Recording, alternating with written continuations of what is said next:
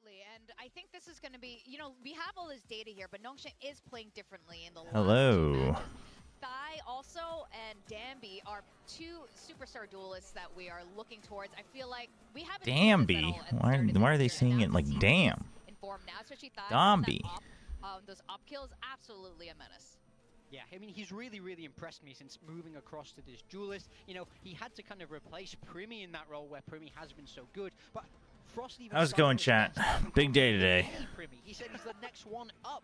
I think it's very clear to see why. Like you said, Whoa, that camera is bright AF. On the other side, who doesn't really use that. So they're very different types of duelists, but just look at how sharp his aim is. He's able to bail TLN out of many bad situations just with his raw Fix that, shall we? It's been a real pleasure to watch him grow into this role. Okay, but a little bit better. Well, I do agree with the op stuff. You know, that's a little bit unfair to my guy Danby on the other side. I mean, look at this. You know, you might not see him on the op, but what about the Bucky kills? All right. What about the short Whoa. kills? Wait, I'm hearing quack on the desk. What the heck? That's all he does. You know, he kind of goes in aggressive. Thai is a little bit more different, but I do think that does give us a pretty unique matchup between the two teams as well. Let's see. If Danby's not able to bypass some of the off lines that Talon might hold against them, that could spell some trouble for them. We should be good. I can turn that off. That's fine. He will run at you with whatever guns he can afford, and he doesn't care if it's technically. You're not in the arena? Not today. And probably not for most of the playoffs. If we're lucky, maybe on the like potential last day for NONGSHIM. The way he used the waylay to go get that spike back and then reverse aces it in this round. Dude, Harabaji Ajashi, that's all foul. That's super foul. Going back on that IGL, like you were saying, the team can part of it's that we would have had to like reapply for playoffs, and I thought about it, but like being there just for today and then potentially have to like reapply every day, and then also because I have the PoE like event stuff, just like the minimal. I'm not far from the arena, but like the travel time there, because if I'm there, like I would, you know, kind of talk with people and catch up with people and things like that. Yeah, I think very much so. We saw run something similar when they had. Yeah, maybe. I mean, if we go to top 3, then like I will do whatever it takes to try to get to Tokyo. And I mean, I can do what it takes to get to Tokyo, but whether I can get in the arena for a booth or not is a different question. But yo, what's up, Liz? Today's a NONGSHIM day. What is this? GVD 10. Red Force charging, hear the roar. We strike fast and strike some more. Like Shenramyeon, bold and hot, serve the win right in the pot. Red Force, spicy. Wait. Why am I singing that like the Wolverhampton song? Red Force, spicy and strong. That's not what it reads like. Red Force, we can't go wrong. Heat it up. We own the fight. Victories are appetite. Ooh, that's good. That's good. What's the percent chance for NONGSHIM to win or lose? What's up, Cookie? Like objectively, I mean, you know, as objective as I can be, chances, I think I would give 60-40 in favor of Talon. I think objectively speaking, I would give 60-40 in favor of Talon. I could very much expect to see a Corrode come out today. I think that would suit the way both these I think that's pretty fair. I think that's pretty fair no matter how you cut it. Because honestly, map pool has looked actually not bad for NONGSHIM. Like some of the lows looked low, like the ice boxes looked low. So I think that kind of takes away from it. But I mean, the numbers we're seeing on the screen right now kind of tell you I'm covering part of it. But Ascent, 2 wins, 0 losses. You've played also, NONGSHIM has played all 7 maps, which I think is huge. I think that's really big. I think that's really big. As well as Icebox. I think NONGSHIM want to avoid Icebox. If it's Zombie Day today and Premi not feeling it 50-50.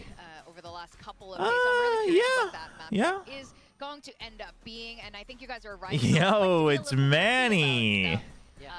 Manny, how's it going? Zeta guy, everybody say hi to Zeta guy. He loves doing stuff like that.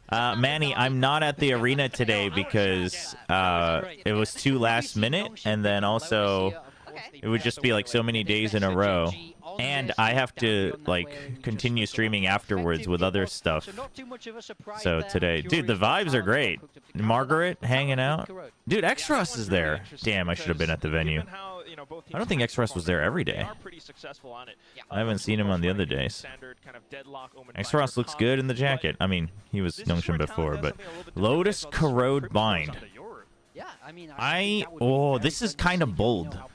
This is kind of bold from NONGSHIM, but I think they'll have extra things cooked up on Lotus. Surely you don't pick it without, you know, without extra plans, because the way you played against Gen G was very Gen G centric. Corrode, I think, is, I mean, I think that's a bit of a gamble from Talon as well. I mean, just thinking about the whole game from last we'll see. I'm honestly, you know, a little bit afraid to mention it because I'm not sure if like Texture was having an off day. But Dambi, if you look at the stats, he actually outperformed Texture. He was taking duels to him 1 to 9. 9 times he killed Texture. And if that happens against, you know, maybe Thai or Primi today, this map could definitely go towards NONGSHIM. It's game time. Yeah, no ice mocks for either team, quite frankly. Dambi was just frying it. I mean, listen, I think all things considered, like NONGSHIM generally should be considered an you know, slight underdog in a lot of these matchups, like an exciting but a slight underdog in most matchups in Pacific. All of that considered, I would say a 40% is a pretty good chance. Listen, I honestly though, chat, like we are in playoffs, we're in Ascension. I just need them to like play their hearts out. You know what I mean? I just need them to not mental block and like start just flopping. What, dude? What is that smile from Seth? What the heck? Things like that. I was really this was my hardest one. Picking between Thai or Jemkin, I think was the biggest struggle here. But Jemkin, I end up rolling for I just want them to play like well. I want them to adapt, etc. I just want bangers, right? Meteor, I actually normally don't put like if they start just like doing the same thing over and over again for like 9 rounds in a row, that's when I would be like, oh no, what's going on? But super awesome ever since the IGL switch, and DH has been the most consistent guy, I think, in Pacific, especially. Nah, Encore, we're staying at home for the next couple days for now. Absolutely fragging. I did watch the Achilles lie detector. That was good. That was good. But who knows? Maybe she'll end up getting those 8 points today. Xpero had a very, very good game. Yeah, I think because Paper Thin's at I think EWC for PUBG. So they're doing a little merry-go-round, I think. Which I mean, it's fine.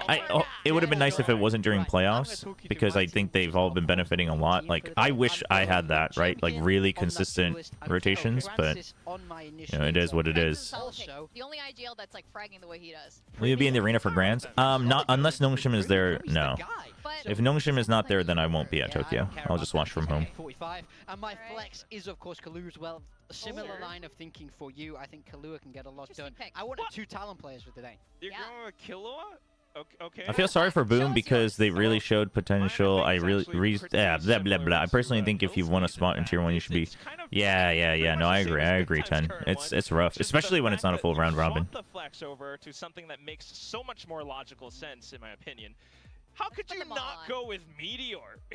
How could you not go with 2-time Smash? What's your opinion on dropping? Well, they haven't dropped Margaret. He's on the bench. He is still part of the. He's still part of the team, chat. He's on reserve. I think it's reasonable. Like, I think he did have some of the better stat lines that he's had in Stage 1, but how many of that was actually impactful is the big question. And I do think Margaret had some. Like, I think unless he was already on a momentum swing, it was hard for him to like be consistent in that confidence, like in getting impact. I think. So. This is so crazy. I think it's reasonable. I mean, I also just think like RB at a certain point, like for anybody on NONGSHIM, quite frankly, like replacing them with RB isn't egregious, right? Like, you could argue, like, well, I don't know, this person seems to have, like, really good value, like, things like that. But, like, Francis would be the only one just because, obviously, the IGLing, etc. is very different. But it's RB. So like the value not only in that he brings individually, but the value he can bring as being like a veteran who can also have that extra X factor and is flexible is just too big. It's just too big. Did pick RB. Interesting pick. Okay, well, RB is not... RRQ versus T1 should also be a banger, chat. Today should honestly be a banger. The first one, on paper, like, from everything we've seen, chat, this match should be, like, a Giga Firepower banger, and then the second one should be pretty interesting. Paper Thin trying to sell me on the fact that he actually fully believes in NONGSHIM. Crazy work. Crazy work. He's gone missing, but most of us went with Dude, 76-24? Have people not been watching the last few games? I mean, I agree that Talon's favored, but... Oh, man. 3-1 is insane. Such a strong discipline team like Talon. I can still kind of see why Paper Thin went with NONGSHIM though. Just so what's up, Void? Took down Gen G, there's still a chance. He took over games though. Yeah, I mean, I think he had a couple of games where he did that, but I think over the course of their entire career, that hasn't always been true. So I don't think this was merely just because of stage 1 performance. There's like a little small fly or something that's flying around. I think it got through the windows earlier. They want a little bit of revenge today. I don't know if today is going to be the day. I ended up picking Talon because you know why? It's win loss. I just think it's sad that they split Francis and Margaret apart. I mean, you know, you still have... Well, unless you're talking about the names. Dombi, Francis, Ivy, the super core. 오늘 농심인데 현장을 안 가신 거였군요. 아, 네. 이게 뭐 좀 새로 신청해야 되는 것도 있었고 또 오늘 끝나고 그 POE 이벤트도 계속 해야 되고 사실 뭐 언제가 마지막이 될지 몰라서 매일 가는 게 좋을 수도 있지만 또 그러다가 갑자기 그냥 안 가게 되거나 막 패자적으로 내려가거나 하면 기분이 이상할 것 같아서. Yeah, so we're gonna stay at home. Obviously, you know, we don't know which match will be the last one. But whichever one might be a potential last one, we'll try to see if we can make it to the booth for one last hurrah. So hopefully we get to just stay at home, chat.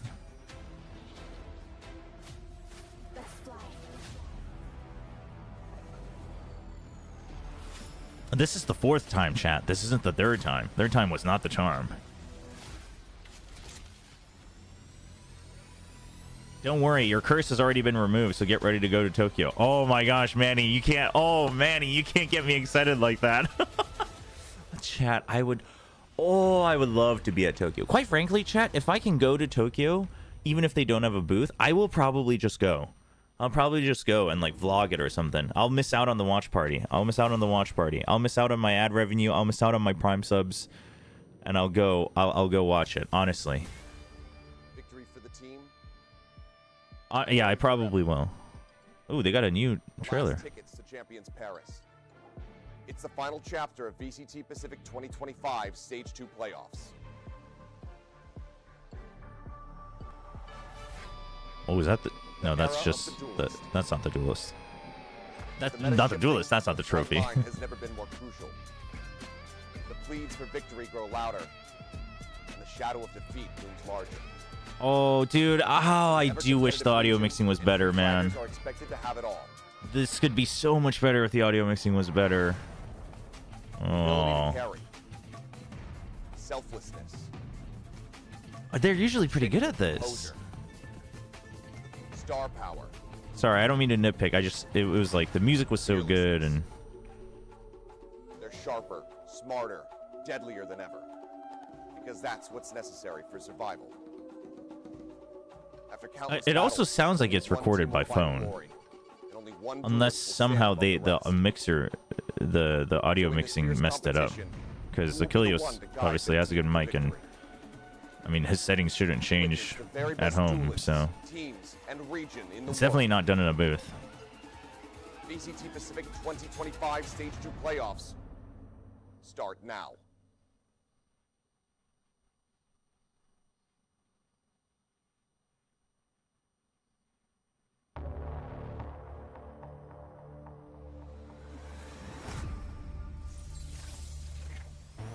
Yeah, that's unfortunate. I mean, it was probably last minute. There was only a 3-day turnaround, so. Oh boy. We are in VCT Chat. Pacific PLAYOFFS Day Fourth time with these guys. Fourth time, chat. NONGSHIM. Now Talon and their full tie squad have finally hit their stride through stage 2, Quack. You've seen that so much. They've been soaring through it all. I mean, now that Thai is on this duelist, being freed up to do a lot more, and at the same time, Primi onto the Sentinel. He's blocking off so much, and you love to see this team continue moving forward. And they're going to be facing off against NONGSHIM. Is Manny watching the full match today here? Oh, yeah, I don't know. With Talon, because all year, all of 2025, I mean, I feel like it's got to be a 2-1 scoreline no matter what, though. I don't think either of these teams wins 2-0. Yeah, NONGSHIM never been able to get the better of this Talon roster, but this is a NONGSHIM that is looking better. I mean, chat, you guys are assuming that the team was only making that one video. Like, you can't, chat, you can't ever consider that. Like, listen, as someone who worked on esports productions, I will never cut people too much slack. But, like, in a vacuum, sure, like 3 days, it's doable. But, chat, that's not how work works. With, and that surprises their opponent. Yeah, I mean, I think they're definitely the underdog. All right, Manny's here. We got Manny here. The NONGSHIM boys look good. I think that's when they're able to play their loosest, you know? We just saw what they Let's did friggin' go. Again in a game where none of us really Wasn't playoffs to be played in Tokyo? Only the finals weekend. Only the lower and grand finals. That was always the case. Like, the initial announcement was like, we're going to Tokyo, but the calendar was just the last 2 days. Things are just so darn competitive. But at the same time, I do think NONGSHIM do have a really good chance to pull off some surprises. Dude, honestly though, bind third map, I'm feeling kind of good, chat. We just gotta win. We just gotta win one of the first two. I'm feeling pretty good. But it's just Talon. I think the thing with Talon, you know why I think the win-loss happens for them is that I think they like, I think they learn from their losses, and then they like forget and they make similar mistakes again, and then they learn from it again, and then they forget. So that's why I do think they're going to be quite scary today. I do think they're going to be quite scary today.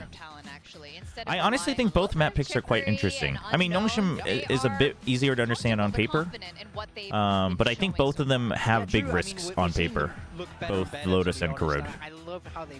But I think this is much more understanding. I mean, quite frankly, the Corrode, like the deadlock, comfort that Primi has, and deadlock comps just being really good against a team like NONGSHIM, that makes sense, right? Even if like a comp changed or whatever, right? The IGLing changed. I think they just think that the map, like if they know how to play that, they are favored. So I get it on Talon's side as well. I do think it's slightly risky for them, but we'll see.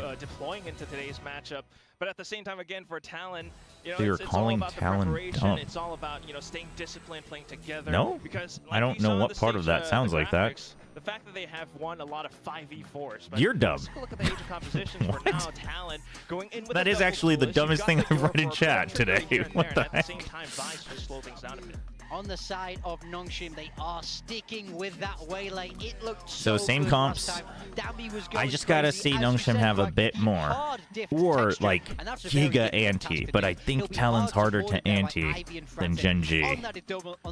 So we'll see. So really playing for Danby's success here. Well, there is one major change that I see today, and that is GG Chobra calling his viewers dumb. Or the Zeta guy screaming. That's true. I'm just. What a nerf. They didn't think this through at all. Yeah, I'm worried for NONGSHIM now. Yeah, okay, guys. Are they going to pull through without the power? Go get your boy. Get him here.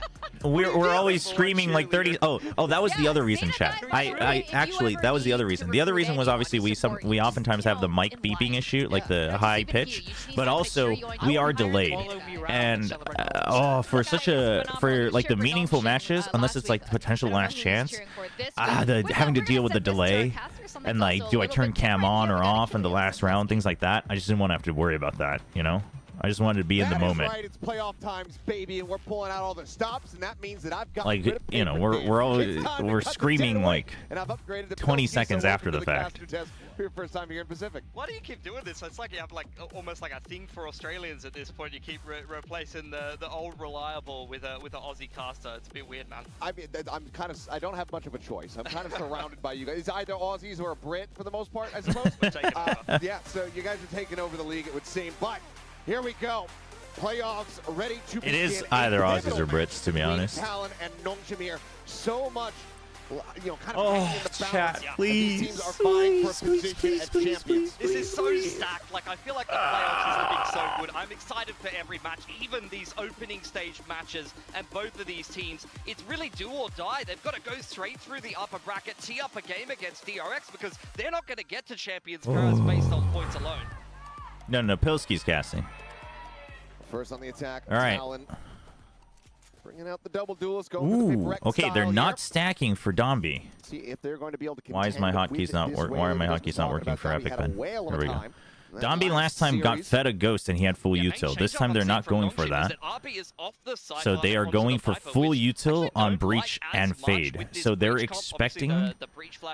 I guess it's also because you're on defense.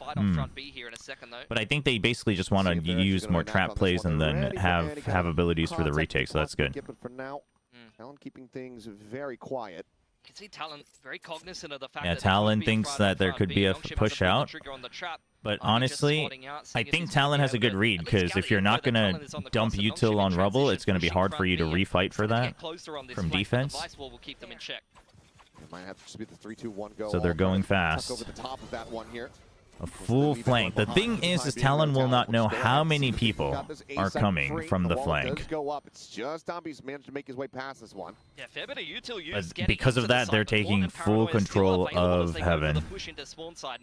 This is scary. Ivy's just going to hide away. Smuts one. Still does a nasty little bit of damage there through the corner of the wall. 3 players. Now Talon should have a pretty good idea, honestly. NONGSHIM's trying to mask it by going only through tree.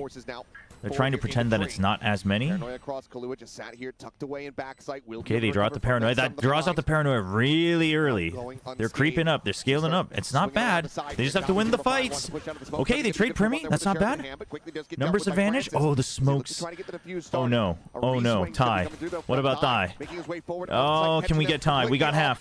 Comes away with 2 kills. Paint shell now to further delay. No. Dombi's going to die. And that is going to be the round. Ooh, no time. This is just not enough time to make it happen. A Red Bull. Oh, we just couldn't clear Ty in time. Honestly, I'm okay with how they played it. Ty played it well. Ty played it really well. Thigh, I guess we're calling him. Thigh played it really well. But honestly, overall, I'm okay with it. It didn't look like they were panicking or losing track of things. It's just Thigh comes in at the perfect time, and Francis just gets the call too late. Guy's timing is just insane work. I mean, at least the half was done, but... What have you done? Sorry. What have you done, guys? Oh my god. This always happens. Not like this. I'm around some recent tournaments as well. Not like this. Worst tech pauses ever. So I'll take this one firmly on square on my shoulders this time around. But yeah, I think, look, NONGSHIM looks like Cruz's monitor they don't pull the trigger or on something. The trap. They are able to come in on the flank, and whenever you are going to go for these trap-based pistols, you are stacked up heavily in towards one side of the map. You do have to have a plan and a follow-up for, if they don't walk into your trap, how are you going to retake in X or Y situation? How are we going to approach retaking the site? And unfortunately, the heavy flank just takes a little bit too long. And Talon as well, although they did. I mean, I'm okay with it. Something that I've been watching a lot lately dude, this is an insane sign. What the heck? Therefore, how much util do they have on the attacking side to use in the post plan? Well, it's been, I'd say, few and far between with the issues here. See, I think everything's been overall pretty good. Dombi, don't look nervous. Relax. Be a quick little hiccup, and then we can get on our merry way and continue. We've just got the barest of tasters here with that first round. Why would they change the comp? Why would who change the comp? Looking at the schedule today, dude, that's Francis throwing Dombi in. This is the Korean meme. First, just throw Dombi in. That's amazing. That's amazing, dude. That's so good. Down there in the lower bracket, man. You lose a game in the upper bracket, you tee up a game with Gen G, I would be bloody terrified. NONGSHIM changing the Cypher to the Viper. Keep those wins going. These teams know that just a couple wins away from potentially. Yeah, that's true. We haven't talked about that. The thing is, I didn't even think about it because I was fine with it. I think that's specifically like a Gen G versus Talon thing. There you go. He's got it all figured out. Because if Talons just comes in explosive, the Cypher is not going to do too much on defense. I believe it with Cruz. So being able to just slow them down and being able to go for other retakes or postmats, I think is probably what they're favoring. It probably also, I think it just goes to show that against Gen G, they were specifically like focusing only on the trap plays, right? Like that's good enough, and then RB just needs to get a couple good flanks. But against Talon, it's not always like that. You have to play a bit more macro. The IGLing duties, they just took down Gen G pretty convincingly. One of the better games I've seen from NONGSHIM in a very long time, to be able to make sure that they maintain that spot in Ascension at a minimum. And now really, I think for both of these teams, they really want to make this. Yeah, I mean, that's the other thing. Cypher trips work great when there's always a clear lurker on the other side. That's a good point as well. But Talon is going to be much more bursty, so like I think on defense, Cypher loses some of that value more. Like there's a lot more on just individually having to frag out, and if that's the case anyway, Viper gives you other options after the fact. So. Put together the roster they've been looking for, and I think the configuration that they've. Okay, wow, big buy from Talon, double Guardian and a Bulldog. All right, well, we are back into the action. So Stinger for Jit Boys as well.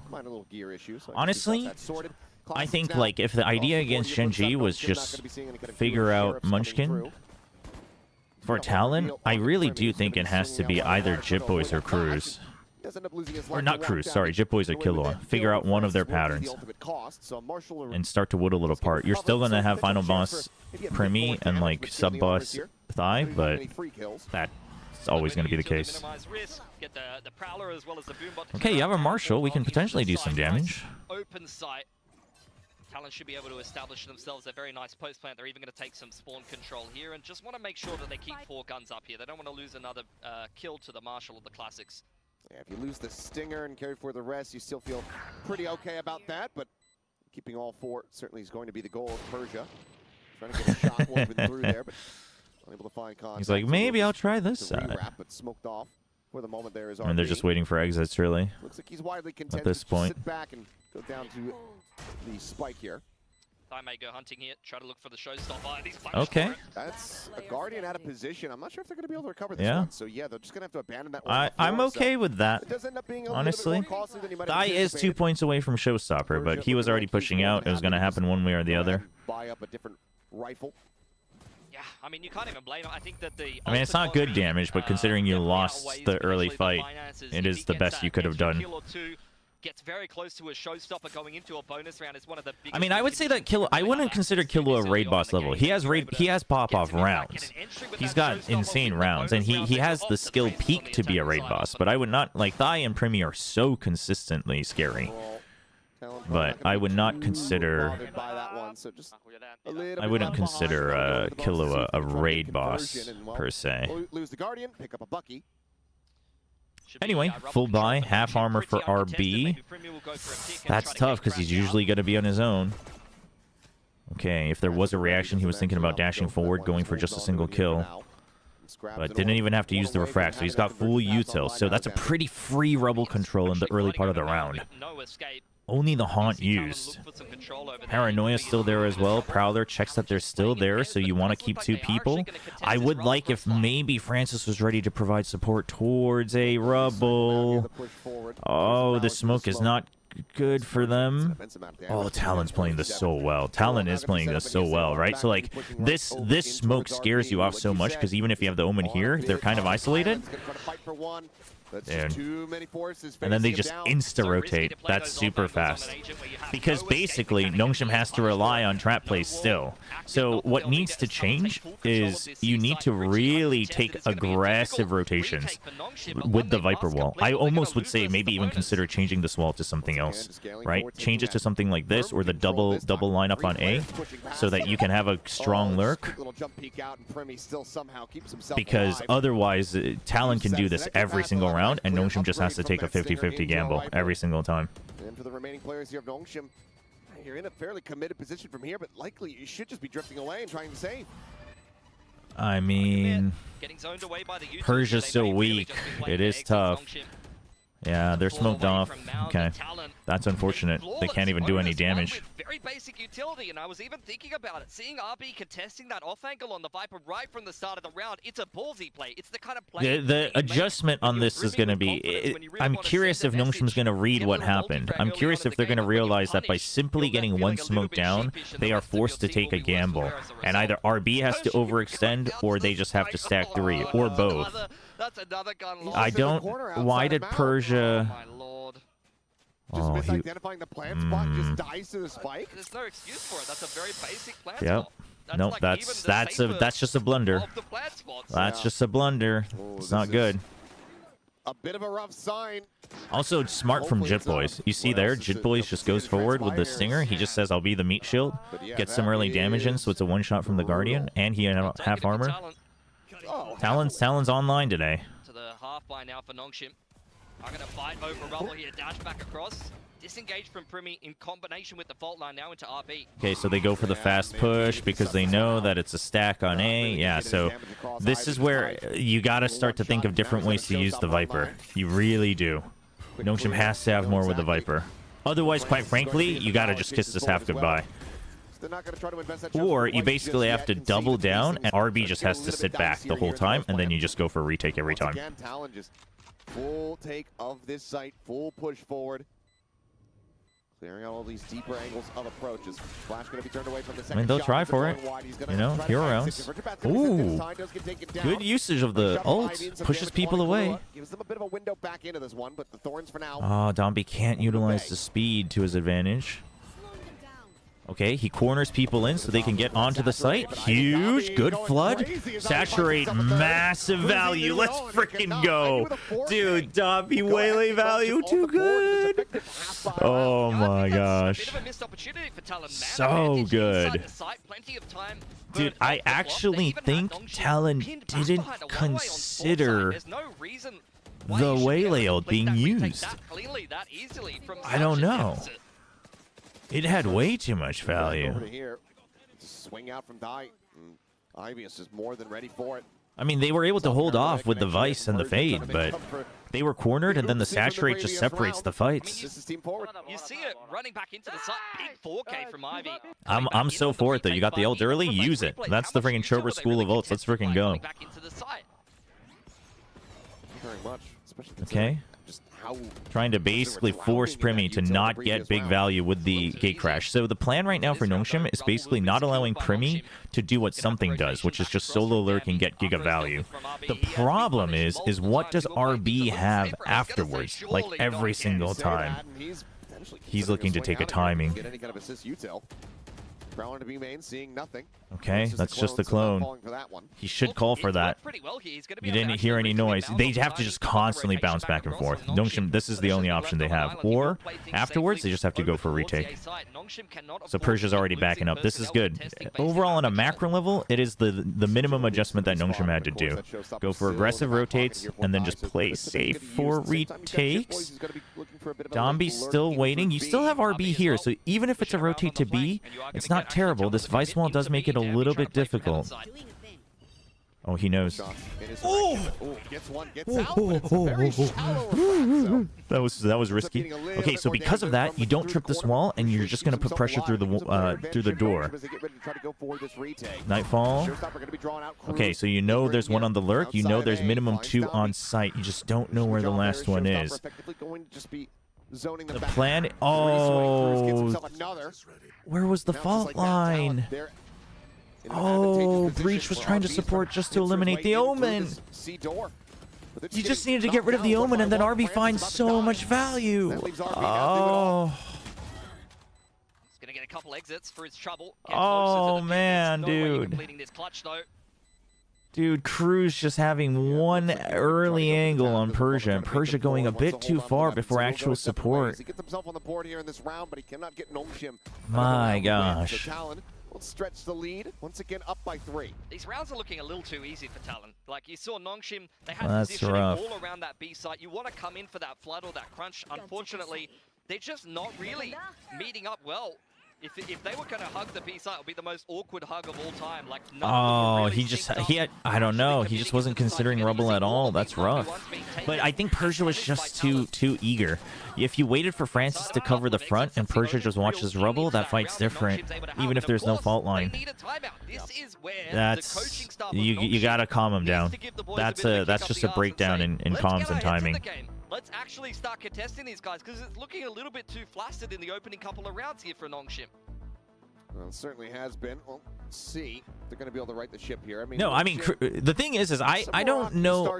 I mean, I get what Pilski's trying to say. It looks easy because I think Cruz is just calling really well, and he understands exactly what the weak point of NONGSHIM's comp is. Right? It's that you have to combo. Like, you have to combo. You don't get too much value on your own. Everything else is widely felt very easy for them. Yeah, and even that Why didn't RB open the door there? Only two were ulted, and then Showstopper was used, so it's really good from Thigh. So as soon as the Nightfall comes out, Thigh ultimate uses Showstopper. You know Thigh was somewhere on the site, but you don't know where he's moving. Only 2 were hit, and right as that was happening, you found Cruz. So you still had a question mark on one more member, and you didn't know where they were. But basically at that point, he's waiting to open the door, because what was meant to happen was that Ivy was going to come here, you were going to eliminate Cruz, and then you put pressure here and here at the same time. So you open the door, and these 3 hit at the same time to try to catch someone off guard. But, you know, because if he opens the door there, they can't support because the Showstopper was used, so... Well, just check forward, and once again, RB for the moment here on a bit of an island, but it looks like Talon's not going to look to poke and prod too hard this time. They had their options open to them, Talon. They pulled that. Okay, so nothing used on Rubble. You just take it with just the Haunt and the Prowler. But Talon should know this. Second Prowler used. He's going to use the smoke again, maybe? Earlier smoke. Okay, now you can stick with this. So now they go for a different default. I like this from NONGSHIM. This allows them to the breach being in B might be better, but maybe that's too much for Francis. Do they both get hit? Oh, they both get hit. Oh, the flash is too good, and Francis goes back in. Oh, man. Why aren't we thinking about the Nightfall? Just folding this site time and time again. Yeah. Right now. Just absolutely cleaning up Talent. No, I think they need to stop trying to hold C, though. Like, I know it sucks, but if you're choosing this comp and you're choosing this wall, you have to. You have to just give up an entire site. And it can't be B. I mean, it kind of can be if you're holding this and this, like, for 100%, but... And this, I guess, but that's, like, so much. Here from Kahlua still has a C's behind this. Quick peek out, Cruz trying to find the timing. Tap on the spike for the defuse, and now Persia, the glass cannon himself, last one alive, and it's just gonna be a one. It was lined up on the side. Nice shot from Jip Boys. Timeout, not finding value. No, and not making any tangible impact on the game either. That was pretty much. No, honestly though, I do think NONGSHIM will do better on attack when they can basically choose to get value off of their combos. But they'll still need at least 4, if not 5, quite frankly. Doesn't hit the Raze, who isn't cleaned up on the entry. Given that it's still a bit of an all-in. With players coming late into the site, scaling in, and a Raze on a annoying little off angle, just harassing you. They're constantly trying to change how they want to choose who's sitting where. Ooh. Easy drift across here to the back Rubble for Primi. Shot does go a little bit wide, so Francis still alive here for the moment. Yeah, and at some point you're starting to get nervous for NONGSHIM. This is their pick, Lotus. Not that either of these picks are a surefire win for either of these teams. Even Corrode has had some success for NONGSHIM. So the series is not over, but this is a shocking defense for a map you should be prepared on here. I mean, Scratch your head a bit and wonder about the pivot here. I am a little disappointed if they didn't consider Cruz just knowing how to call against this comp, but either way, it's just if you're making this change, you can't expect Talon to like over respect, you know? Oh, gets out. That's rough. Another flawless. Okay, they have to. This round, you have to win. This is a must-win round. If you want 4 to 5, I mean, you have to. You have to, because otherwise, after if you consider the econ, it's not happening. that much either, which means they haven't had access to many of these big. 농심 경기마다 경기장 가시던 거 아니었나요? 플레이오프는 일단은 좀 기다려볼 생각입니다. 사실 거기 딜레이가 있는 것도 그렇고.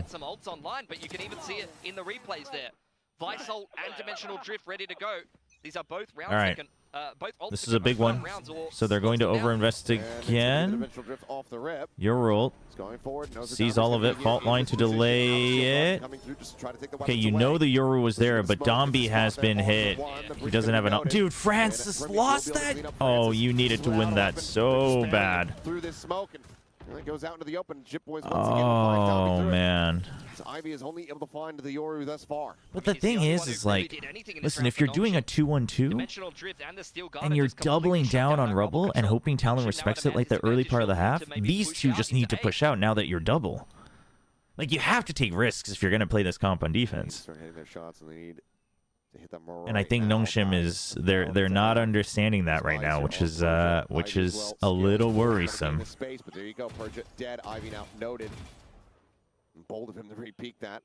It's just great patience from Talon in the 4-on-3, knowing that NONGSHIM have to make a play somewhere, have to make something happen, and they've punished it accordingly.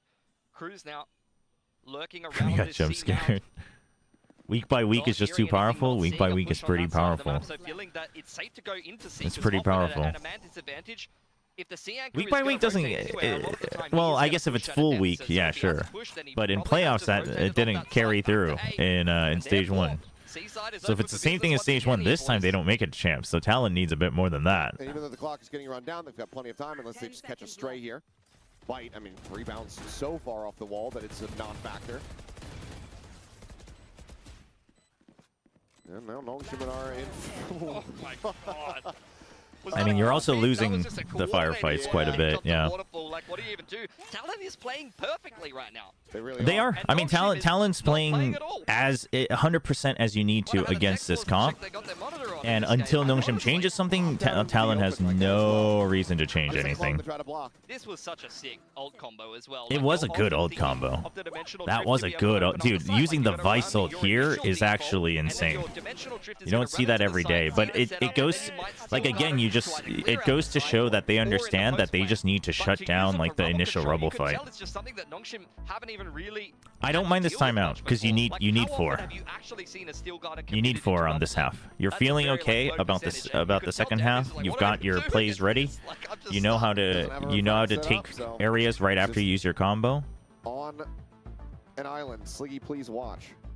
I mean, I think he's always watching. I'm not singing the song. There's a meme going around. I see. You're a bit too old for the TikTok these days, sir. I have literally never had that installed on my phone. And I think I've gone to the website once because somebody sent me something on TikTok. There you go. So what is that? Oh, is that a fidget? It's not my fidget toy. It's a fidget clicker. I've got my own pocket of the internet that I like to just go ahead and melt my brain cells. Gold Spanner, thanks for redeeming a Korean cast. This is a Twitch point redeem. So this round will be casted in Korean. Thanks for using your points. Thanks for hanging out in chat. 자, 농심 여기서는 그냥 남은 거 다 이겨야 돼요. 자, 궁극기는 좋습니다. 총기는 만만치는 않지만 뭐 아무튼 뭔가 할 수 있고요. 자, 큰 문제는 따이 선수가 데미 장식이 또 있어가지고 이게 궁극기가 나오는 순간 데미 장식으로 또 시간을 번다면 또 한번 기다려봐야 되겠죠. 자, 농심이 이제 결심했습니다. 여기를 굳이 싸우지 말자. 자네를 싸우지 말고 얘네가 오면 그때 그냥 정하자. 그러니까 결국에는 한 방 필요할 때만 쓰자. 스킬 하나도 안 쓰고 기다립니다. 자, 이렇게 되면 페이드가 A에 있는 건 알지만 페이드가 저 뒤에서 쓴다는 거는 탈론도 생각했을 때 얘네 어딘가 다른 데 있구나. 지금 탈론도 그래서 탈론이 원하는 거는 여기다 압박을 줘보고 반응이 나오면 A로 가지만 아니면 요 반응을 준 다음에 A 근데 프리미를 잡으면 얘기가 달라져요. 이러면 탈론도 시간이 많지 않아요. 지금 이제 어딘가 정해야 됩니다. A로 가네요. 자, 여기서 계속 시간 끄는 거는 이거 스킬 써라. 지금 계속 베이팅 하는 거거든요. 스킬 써라인데 자, 한 명은 최소 찾았거든요. 자, 이러면 아이비 진짜 정보만 계속 얻어주면서 시간만 끌어줘야 됩니다. 오! 자, 이게 B로 들어오기 전에 선수를 치는데 결국은 들어왔거든요. 들어왔어요. 이거 두 명 어떡합니까? 두 명 결국에 사이트로 들어가나요? 시간 싸움. 아이비는 난 스파만 잡는다. 스파만. 자, 한 명 남았어요. 자, 사이트는 한 명. 오, 잡았고. 자, 깔끔하게 마무리합니다. 농심 여기서부터 다시 역전 가능한 문을 열어둡니다. Dude, played real well. 아, 농심 윈님 안녕하세요. 아, 저희가 트위치에서 가끔 이렇게 트위치 그 시청자 포인트로 한국어 해설 할 수 있게 설정을 해둬서 가끔씩 이렇게 또 해드리겠습니다.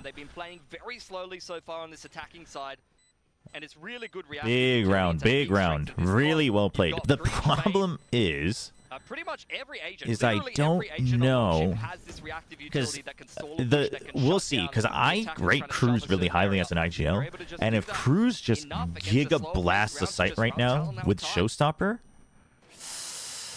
then it'll be tough again for NONGSHIM. I was gonna say more of that, but realistically, just needs the rest of the team to start stepping it up and playing. Yo, this time it's a biased cast for the losing team. Thank you. I mean, we're pretty biased anyway, but once again, another Twitch point redeem. This time a biased cast for NONGSHIM, as they are losing right now. All right, NONGSHIM. I mean, this round you've got 4 ults still, right? You only used 1. You've still got 4 other ones. It should be good. Oh, Dombi, he's just too fast. You know, Premi, he's just scared. He's just scared that he's gonna miss the shot, and he indeed misses it. NONGSHIM, they've got the intimidation back in their pocket. They've got rubble. Oh, and they're starting to think about repositioning. They just want to double check. That's fine, because you have the pit. RB says, I got pit, yo. I'm gonna be okay. I can get at least 1. It's gonna be okay. He gets rid of the gate crash, so we know that they're not coming C. Showstopper used already? Oh, thank you very much. NONGSHIM still has 4 ults. Ooh, the wraparound. But look at RB. He says, yo, what's going on here? Why aren't they planting on B? RB's already out. It's all right. It is going to be a little tough for him to stay alive. He just needs to stay alive. Okay, they know Cruz is already here. This is going to come down big to RB's timing, but that's where RB comes in. That veteran experience. It's going to be huge. Premi's watching for it, but there's so many different angles that he can peek out from. Right?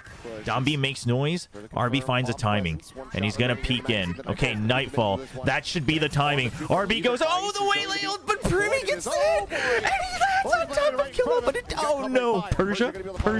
Oh, my. With that Vandal having swapped over. Get the pop flash in, and a quick shot to Persia's face. 8-2, Talon. Oh my god. So damn clean. They're just looking phenomenal.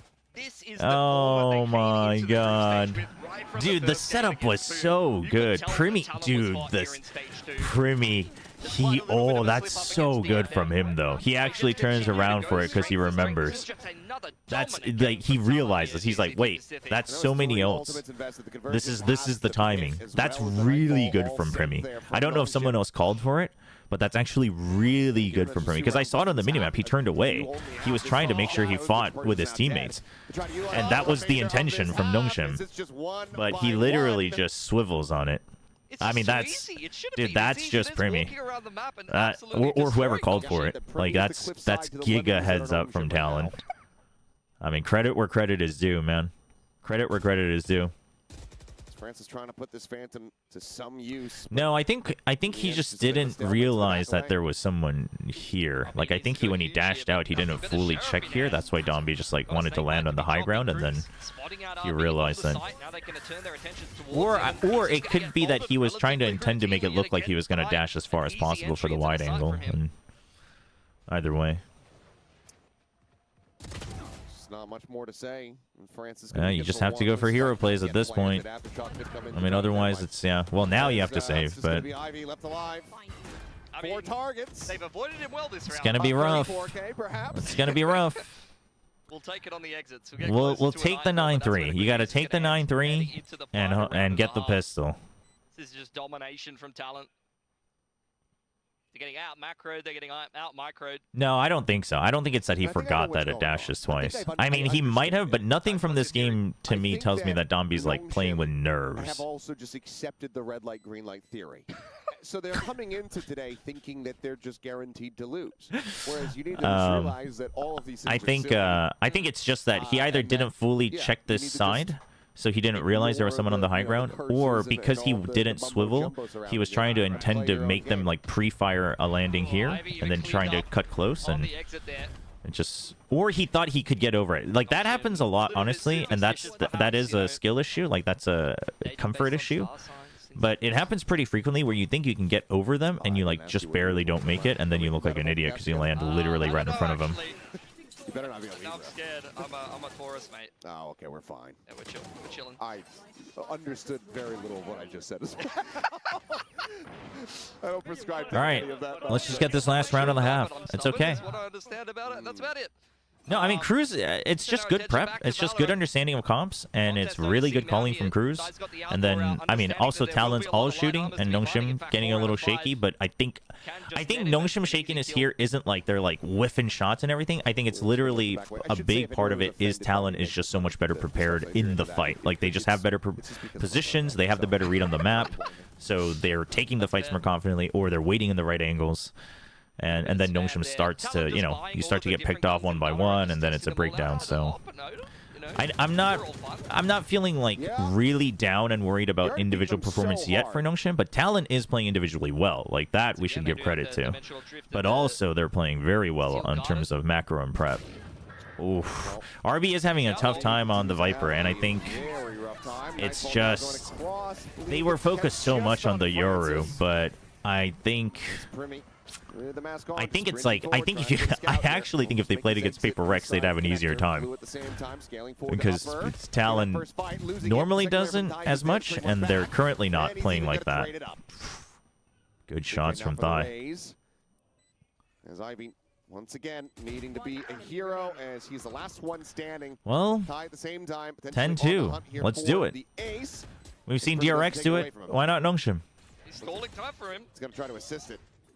If Talon can throw the inconsistent mentality, they can go to champs. If Talon can throw the inconsistent mentality, I would say that Talon is a dark horse at champs. Like, to win. That is... I mean, listen, hey, I respect it. It's last round, you won anyway. You might as well.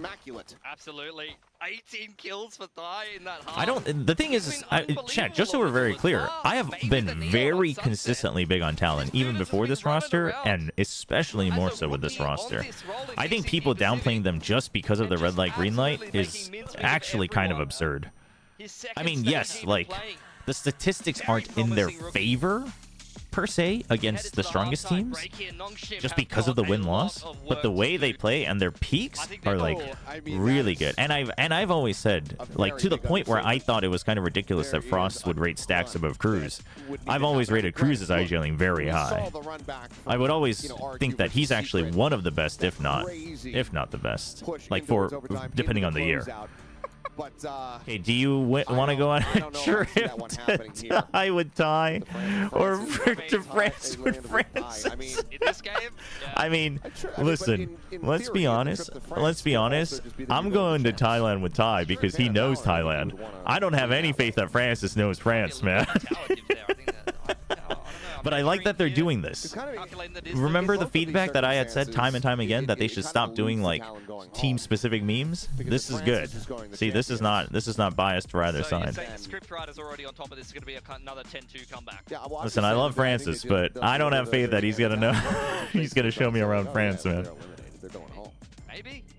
Maybe it's after. I'd love to see it. I would get much more excitement out of that. You might have cursed your own team, Chobra, by picking Talon. That's not how curses work, chat. I don't believe in mysticism, but if you want to believe in it, you can't just literally change it week by week. I mean, you're just dumb if you think that. If they lose, they lose, you know? Like, let's see if they're going to be able to find anything it's here. like, oh, well, you were cursed so much that we all called you the biggest curse ever, but now that you picked the other team, now you might have cursed them again. It's like, that's not how that works. But Chobra, going to France means we go to champs. But I wouldn't be traveling with him. He'd be playing. That'd be too busy. You see, this is... But the problem here is you don't have enough rounds. On attack, you can basically determine how much value you get from your utility. Or like your moves, basically. They don't actually use that much here, but you know, you choose what value you get from your selection. The problem is how many times does that work? Because you're gonna need an adjustment. I mean, here's the thing, chat, is that like, I mean, obviously I'd like NONGSHIM to win, but I'm not, like, we're past the desperation part because we're in Ascension. I literally think so. Anything from here on is a cherry on top. Obviously for Talon, like, you know, we lost 3 times, so it would be nice. But if you're a Talon fan, like, you are feeling really insecure if you think you have to, like, find some way to try to pick on me with my curses or whatever and make up the most nonsensical things. 10 is all they get. Let's go. Let's go. 7 more. Okay. That's the same setups that they've shown against Gen G, but they're just keeping quiet. They didn't use the light speed, so that's why Talon's thinking, like, dude, they might rotate, right? It's not an all-in. You're not hearing too much. They're probably going to death ball. RB only has a sheriff, so he's cool. He just wants to check. Once there's nobody on B, he might just go all the way here. But you feel pretty safe, right? Because there's no pinch. Are they just going to go to B? Really? Oh, I hate B-site, chat. I hate B-site. But the positions are fine, but I hate B-site. I am not a fan. I am not a fan. I cannot stand behind this. I cannot. I cannot. Bleed dry the funds here as well as the ult charge from NONGSHIM and try to deny them everything and just go down to the spike. Talon's just going to go down to the spike, though. Thank you. I appreciate it. I appreciate it. Yeah, they don't want to give any ults. Listen, I'm fine with that because the number of accidents I've seen happen on B site, I'm not cool with that. Oh yeah, they did switch to the KDA display from China. Honestly, I think this is the way to go, like, in the long run. So we'll just go ahead and hold that line, funnel them back out in towards the attacker spawn, and that should set up for everybody on Talon to go down to the spike. Yeah, this is the most sensible... Danby, okay, relax, mate. On B? Wrong way, that's a one-way street. Don't go pulling a Francis now. Yeah, jeez. Francis? Tell me that do you dirty Francis. Bro's catching strays for no reason. My bad, my bad. Damn, your NONGSHIM bias is tempered a lot. I mean, the thing is I think, obviously, at the beginning of the year, you're riding the hype. Like, they had so much hype behind them, etc. But dude, I like Premi's haircut, by the way. I think... Play things very sensibly. The thing is I've had to have a reality check of, like, they are an Ascension team, right? Like, yes, it'd be hype for them to, like, win Pacific or go to Champs or go to Masters, but that shouldn't be the standard, right? And then on top of that, I think, you know, you just see, like, certain things where it's like, okay, RB dies. You see certain things where it's like, okay, there's a couple games where it's like, this is just a class diff. And it's like, okay, well, at that point, you just kind of, you have to accept it. Oh, the pre-fire. Oh, no, we need to do more damage than this, guys. Back to our regularly scheduled programming, unfortunately. Ivy, you got this. One more. Oh, no, the timing. Wow, that was fast.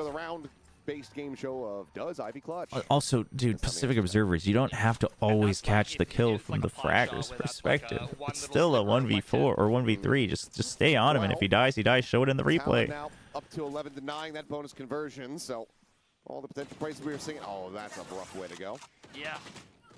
RB is having a rough one on this Viper, but I think it's also Talon just knowing that that's a crucial part, and they know that RB is just going to, especially on a Viper, that he just has to take contact plays, so they're just always leaving, like, one guy watching an angle, and they just have the positioning. Oh! Jeez. They were both TPing. No one else was there to clear the haunt. That was... NONGSHIM will Really at least dangerous. secure control of Rubble. Once again running the 1-4 with RB on the lurk front B. He will go unchecked. And surely Talon are just going to go and look for C mount control of the Arcros. There it is. Okay, ooh, paranoia, so they know he's still in here. Okay, flash. That pushes him away. Okay, you trade. You trade, and then RB needs to win this. RB needs to win this. He knows that they know that he might be on the lurk, so he needs to wait. But that means the team has to go in and plant without him, and they don't know if all four will have rotated. But they're going to wait. Yeah, they're basically waiting to see if RB can get some more value. He's going to trip this so that they get pulled over, and then you start planting. That's huge. Now they have to worry about this potential flank. Jit Boys is thinking about... Oh, whoa. I mean, okay, Primy's back online. Jeez. Francis, that's not a great angle. Francis, you've got no cover. You literally just have to look for a one and done. Whoa. Francis, time. Now you play for time. Now we play for time. Francis. Okay. Surely that's enough time. Okay, snake bite. Yeah, no time. He's gonna come out for kills. No, he's gonna run away. Surely. Oh, he is gonna go for kill. Dude, that's it's good from Killua. They critically do stop Talon from getting up the match point. Can see Talon have the money to recover from that though. So with only one player surviving for each team in the server here, it might be a little more. We take that though. NONGSHIM. You cannot afford to get reset here, or that is potentially going to be the end of the game. Belting shot, as fancy would call it. 전 여기서 탈론이 이겨서 드랙 탈론을 보고 싶네요. 아니, 여러분 그게 왜 그렇게 보고 싶으세요? 한국의 드라마도 그렇게 많은데.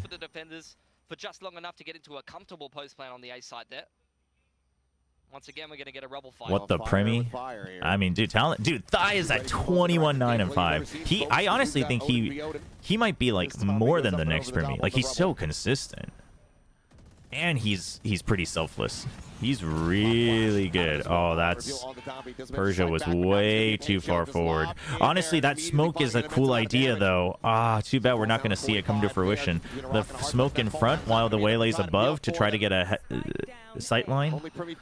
It's a cool idea, but one flash and they're all denied from it. Time to run into an up-down with an Odin.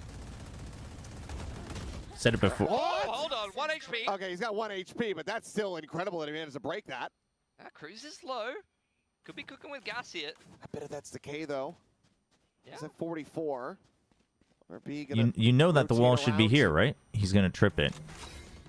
Pops the wall. Okay. Now they just have to pick and choose. Is it B? Like one of them has to watch here. He can try, but if he runs, he knows he's heard.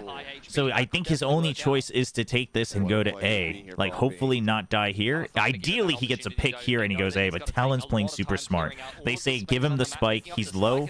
It's 2v1. Dude, you can't run to C. You don't have time. Because he doesn't have the time. And go back to C. RB. He's just gonna have to stick 14 seconds? You don't have time. I think Cruz has got him dead to rights. 10 seconds Even if Cruz wasn't here, I think that he's just not going to be able to get there in time. Yeah. Over. Yeah. We haven't done the maths there, unfortunately. Which is a bit of Dude, at 20 seconds, you cannot walk. At 20 seconds, you have to start running, man. He was too scared of Cruz. No, I think he overcooked it. Dude, that flash just got everybody. It was a neat setup, but I mean, A would have been fine, but he's scared. Basically, he's scared that Cruz is still watching A. What he's scared of, because he's 1 HP, which is like, I get it, but like that's one of those things where he chose to play to not to lose, right? He's scared of someone watching here and someone watching here, and if you have to wait for the door, you don't have enough time, and they find you and they can just fill the site. So he's afraid that he gets like pre-fired or whatever on the way in, and I get that, but holy.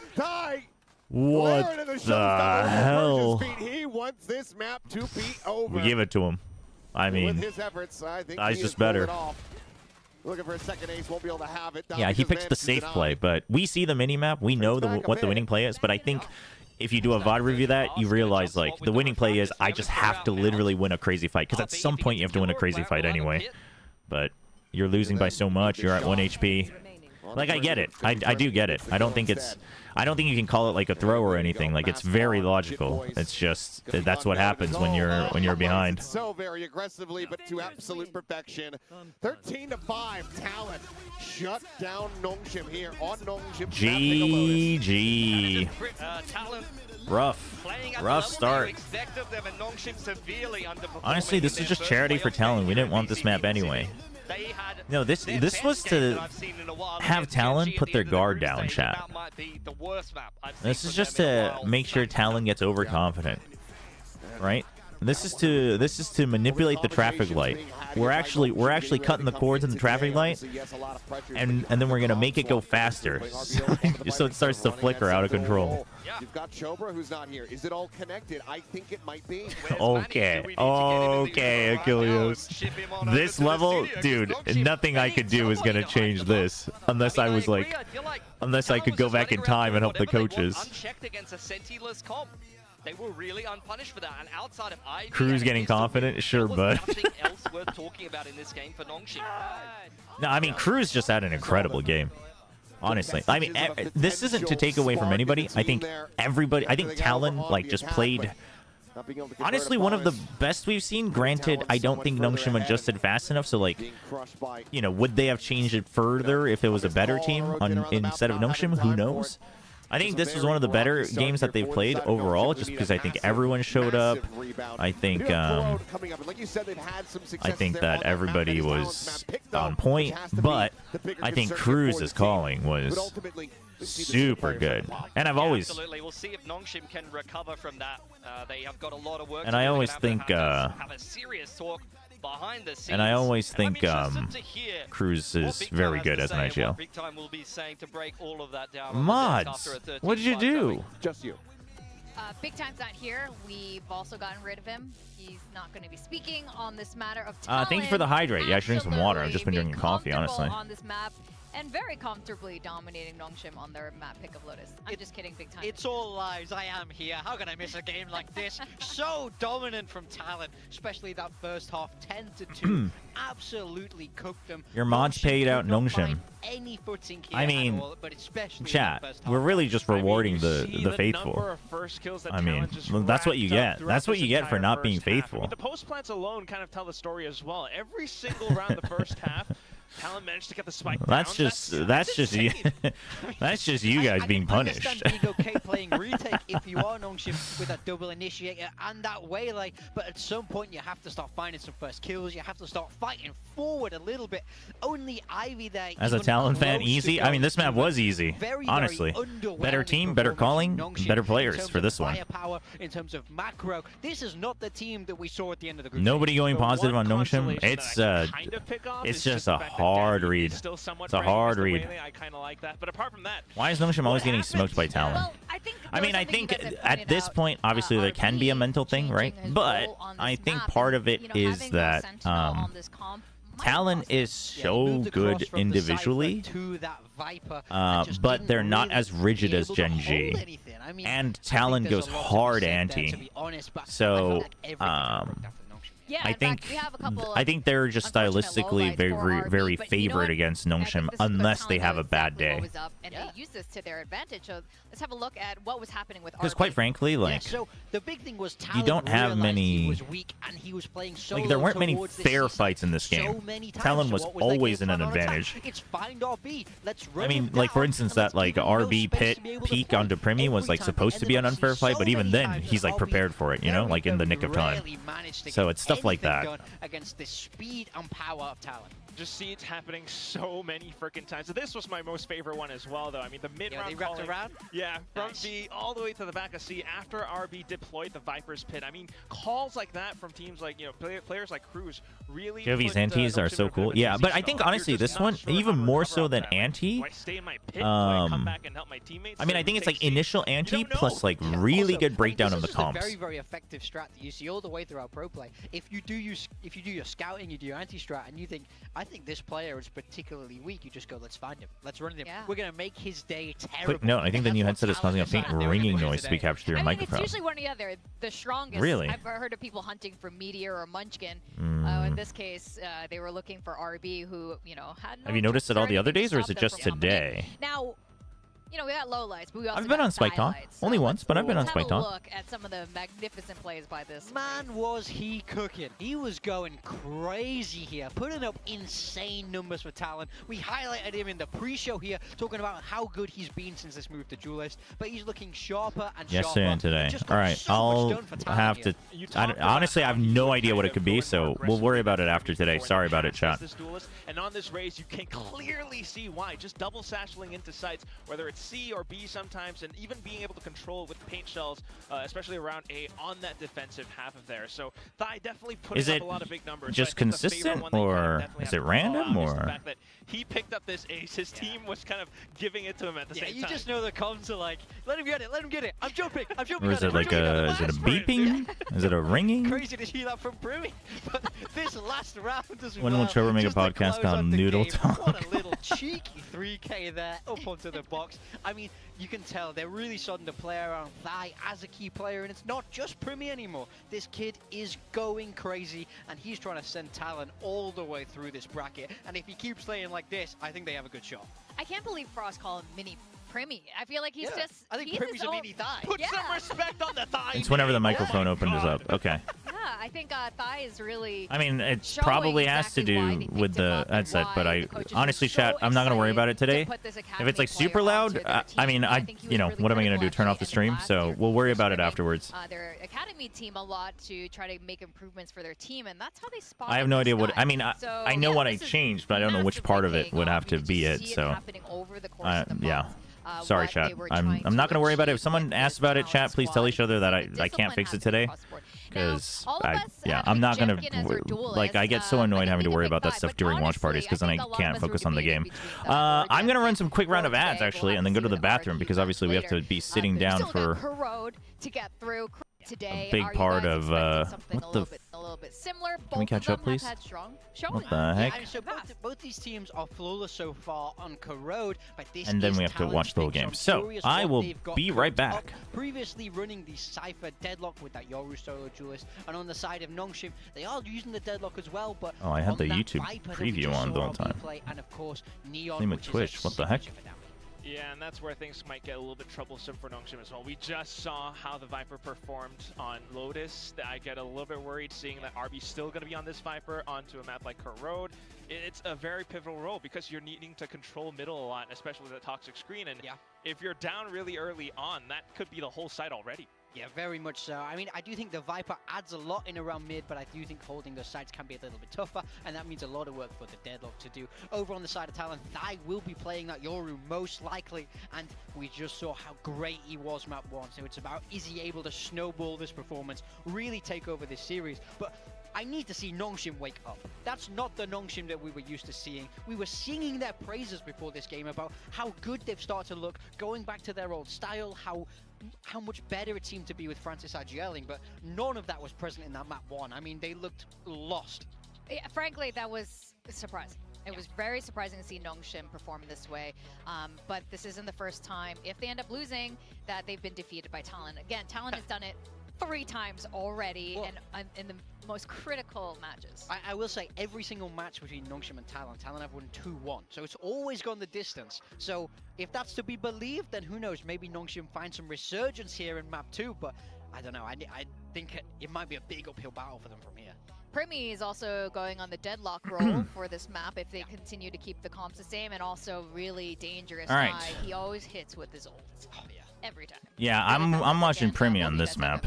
I'm watching Primi on this map. It's Primi. I mean, he's such a historically great fragger. To not pick Primi seems ridiculous. I mean, we saw him warm up a little bit in the second half of that map, but now he's going across onto that Deadlock, and that's where I think he's actually at his best. Yeah, what's up, Fabio? He'll be excited. NONGSHIM's Kryptonite. I mean, honestly, this Talon might just be that team, you know, like Gen G was for RRQ.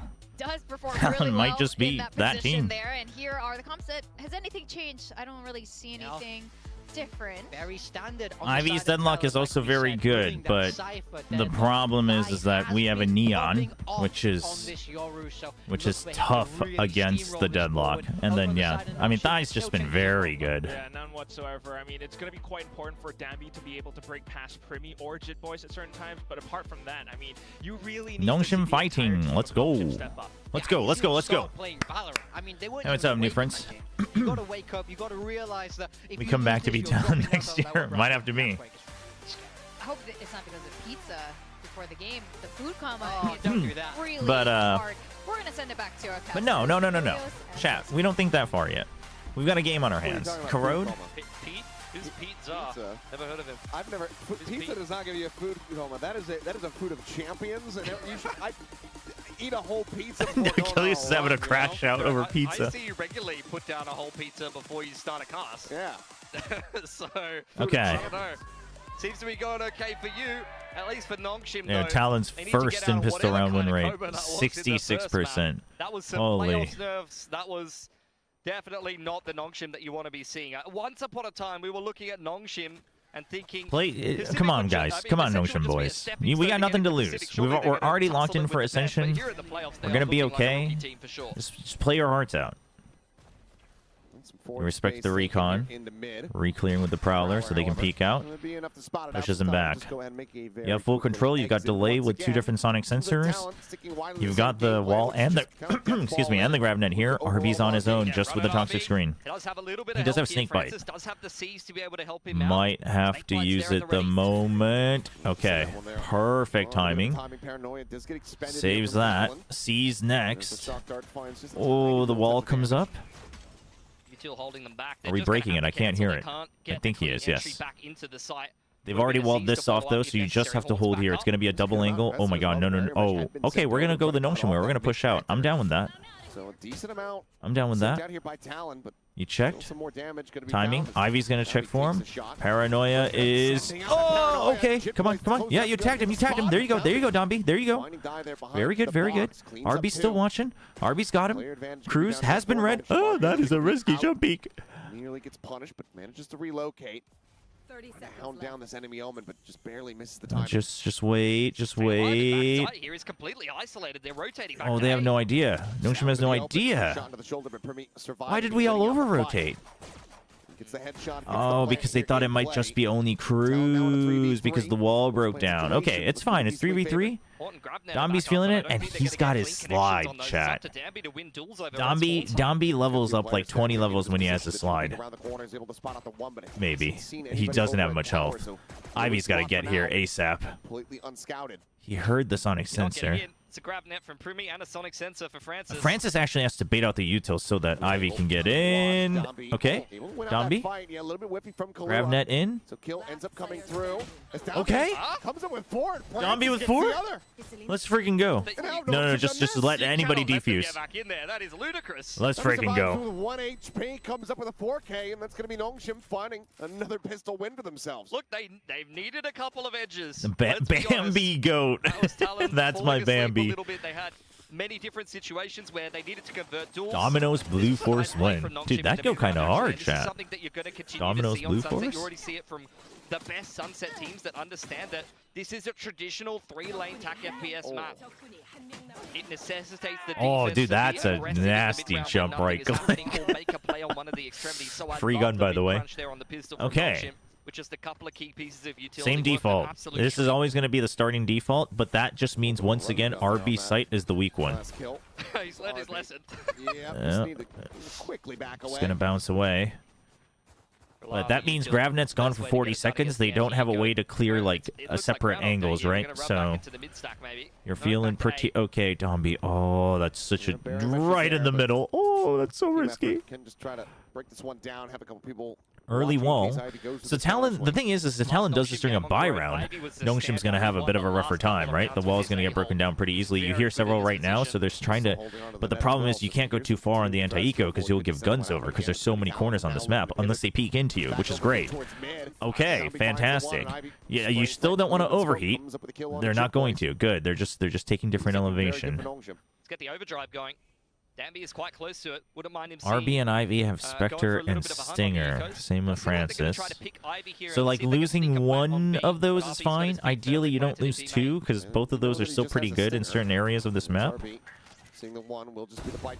Oh, huge! Persia getting all the ult points, not huge, but Persia getting confidence boost, massive. Fire the cannons, mate. Nice. Dunlock ult point. We take those. We take those. Get the annihilation going on early on. Throw a grab there to Persia. Why not? Have some fun. I mean, obviously, the ult charge is good, but me personally, I'd be like, run away from it. He said he was a tank, but he was wrong. He's a goat. Chobra, I know what NONGSHIM needs. NONGSHIM has the tank Dombi for supporting infantry, but now one of those infantrymen need to evolve into a tank destroyer so that Dombi does not have to duel another tank and wreck the other team. That's great, dude. What is this, like friggin' Advance Wars? That's great. That's great, actually. Okay, where's this lineup for the Gravnet? It's gonna be here. Yep, right here. So trying to deny the crossfire, but NONGSHIM wasn't even looking for that because it's your bonus. Instantly walled. So they were waiting for a hard B push and just checking if it's A. If it's not, they're gonna try to start to push in and take those close corners and pressure them. So they have to reset all the map, right? Basically, this is line of vision for TLN. And, I mean, they have a timing here to try to go in, but you know that there's going to be sonic sensors. He's been switching them up every single round. So they have to re-explore all three lanes. So NONGSHIM uses that against them. Recall and a reposition of it. Okay, you know there's at least one more still here, so they hold default. That's not bad. You've got Snakebite ready to go. Cyber Cage comes out. That should give you a timing to reposition. Pretty good. They showed two here. NONGSHIM's almost telling them to go away. And look at this, Sonic Sensor reset over on A as well. Okay, the TP in. They are in. And there's the Deadlock ult. It should catch one. Oh, it dodges. Oh, he dodged it. Oh, Dombi dodged it. Dombi dies, but everybody else is alive, and Francis is popping off. Let's freaking go, dude. Oh my gosh. Let's freaking go. Inside of the B site, man. And Talon, I mean, picked apart the timing. I was saying it just before. They need to get clean. Advance Wars, I haven't played that game in a while. Did I miss Advance Wars? And they just weren't able to do that. Have we not closed the gambit yet? Is it closed now? Let's close it. Let's close it. You had Ivy, RB, and Francis all at the ready. If the team of NONGSHIM were Power Rangers, what color ranger would Dombi be?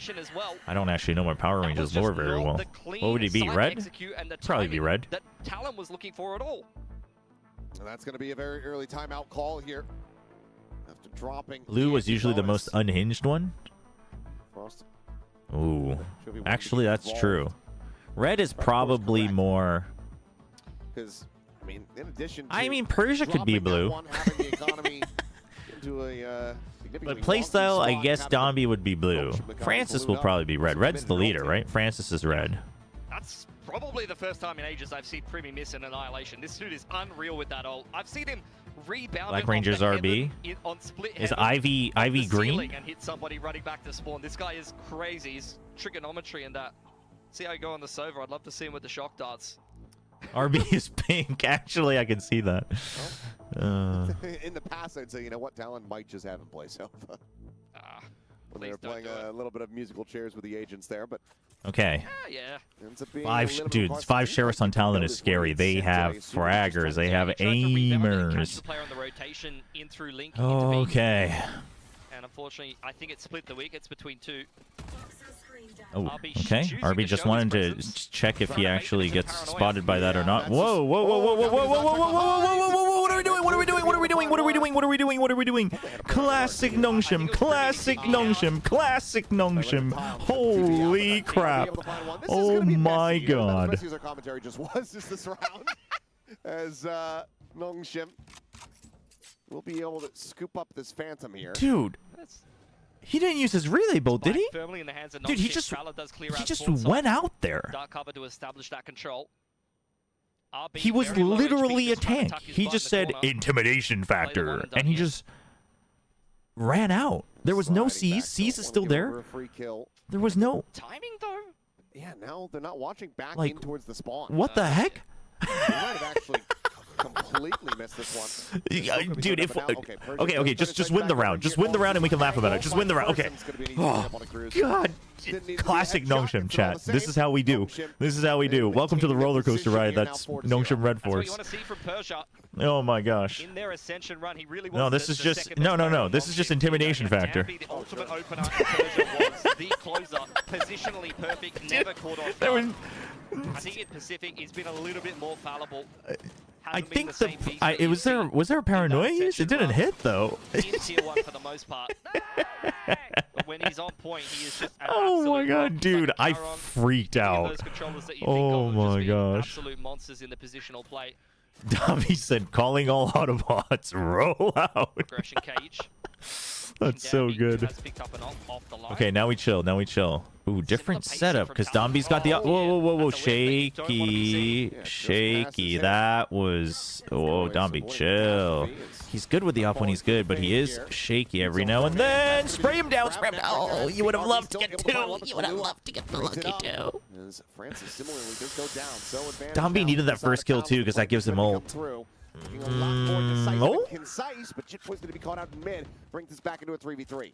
Yep, juggling guns here. Ivy gonna throw the rifle to Dambi for the re-entry back into the site. Sonic Sensor's gonna make NONGSHIM's life incredibly difficult back on Oh it. man, yeah, this Sonic Sensor is nasty. Oh, please. Check, cruise. Okay, paranoia, but the Sonic Sensor, does he hear it? He hears it. He hears it. They broke it.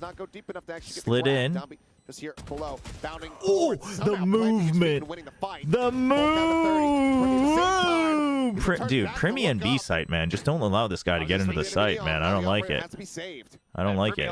Primi's gonna come on the hunt. Primi's gonna hunt. Primi's gonna hunt. Ivy, Primi's gonna hunt. He's gonna hunt. He's gonna hunt. He's gonna hunt. He can hear you. He can hear you. Ivy. Ivy. One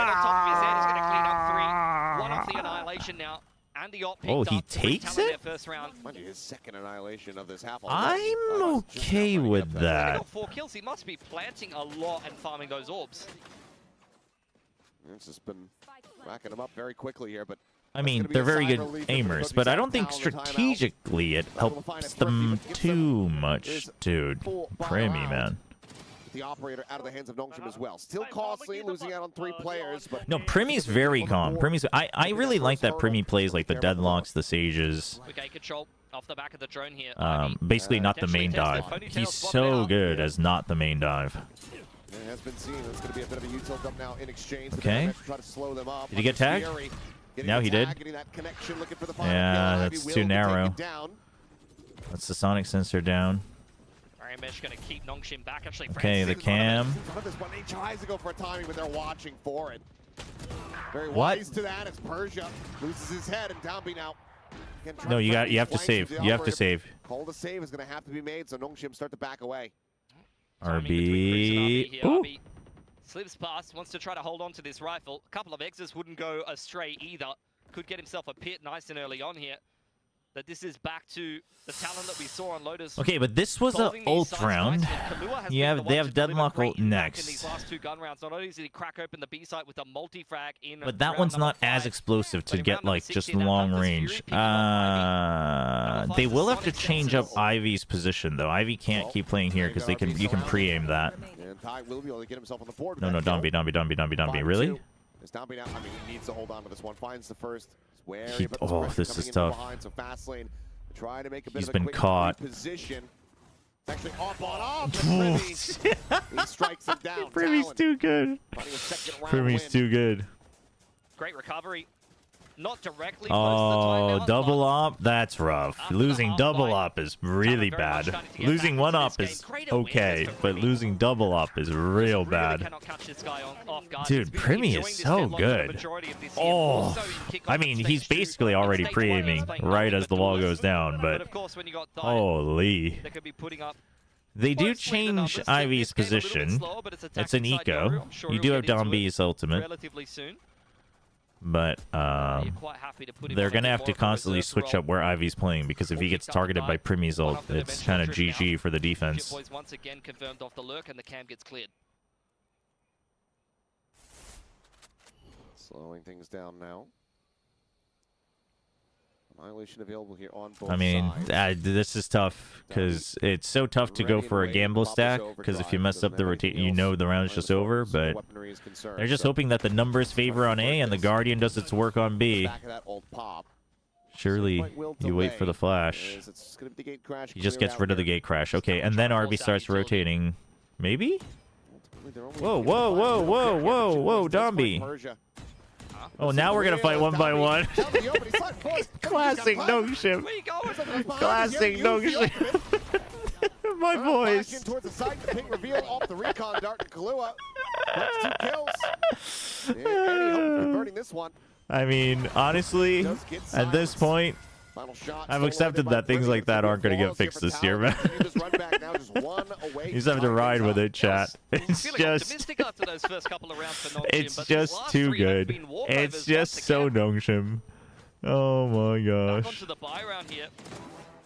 NONGSHIM back-to-back rounds. They've actually invested in the operator, which has really bankrupted Danby. And it really hasn't had very much impact. Oh, fact, wow. I'm pretty sure one of those All right, lock in. Lock in. Delivered to them by NONGSHIM. Lock in. It was just that. No, it's just you miss comm and you think you have a trade angle. Like you're just playing like solo queue.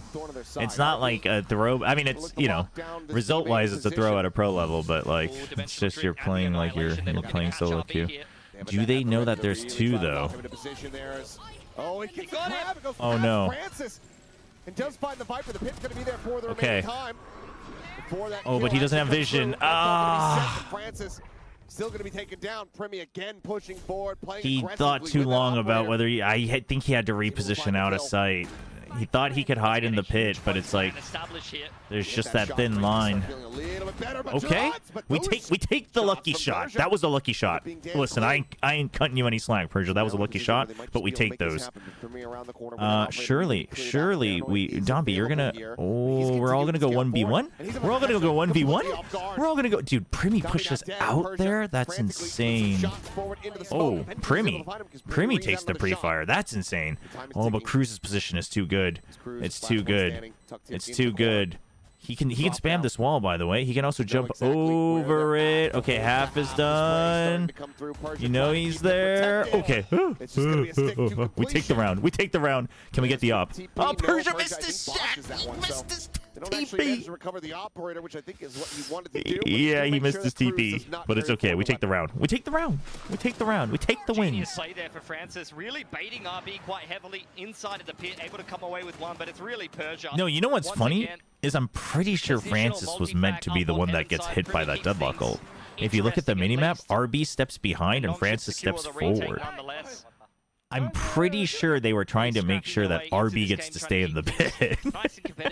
It works out somehow, but we'll take it. The opening part of this round once again for Talon. Big bully in towards A main. TP into spawn from Cruz. Doesn't finish it. Yeah, it's going to be a very quick hit here, it would seem, though. Still thrown into the back corner. And TP forward, and RP is there, primed and waiting. Immediately finds nice. the shutdown there. They're starting to learn how to shut down the B hit, and they're realizing that the A hits, unless it's with the ults, we're not seeing something fast yet. That's good. That's good. Now we chill. Now we chill. Right? I mean, NONGSHIM doesn't chill. NONGSHIM knows no chill. NONGSHIM only knows fire and spice. Domby, where are we going now, man? Domby, where are we going now? They have him lining up. They do not, but either way, they're still able to find the kill here. RB will be brought down on the guys, it's Premi. Let's give respect where respect is due, guys. Guys, let's give respect where respect is due. You managed to overwhelm them there at the end, but for a second, I'm starting to get a little It's freaking Premi, man. It's gonna pull a clutch out, but and NONGSHIM now getting up to 6. Oh my gosh! How did Thai not see Fade in his ult? Oh, you didn't see during that previous round? What happened was, so if this is B entrance and the Viper's pit is like, it's like this, right? And RB was standing here, and like right, it actually was like this. It's diagonal. Francis basically stepped outside, and the Yoru was staring at Viper to be aimed. That's wild. And then they just.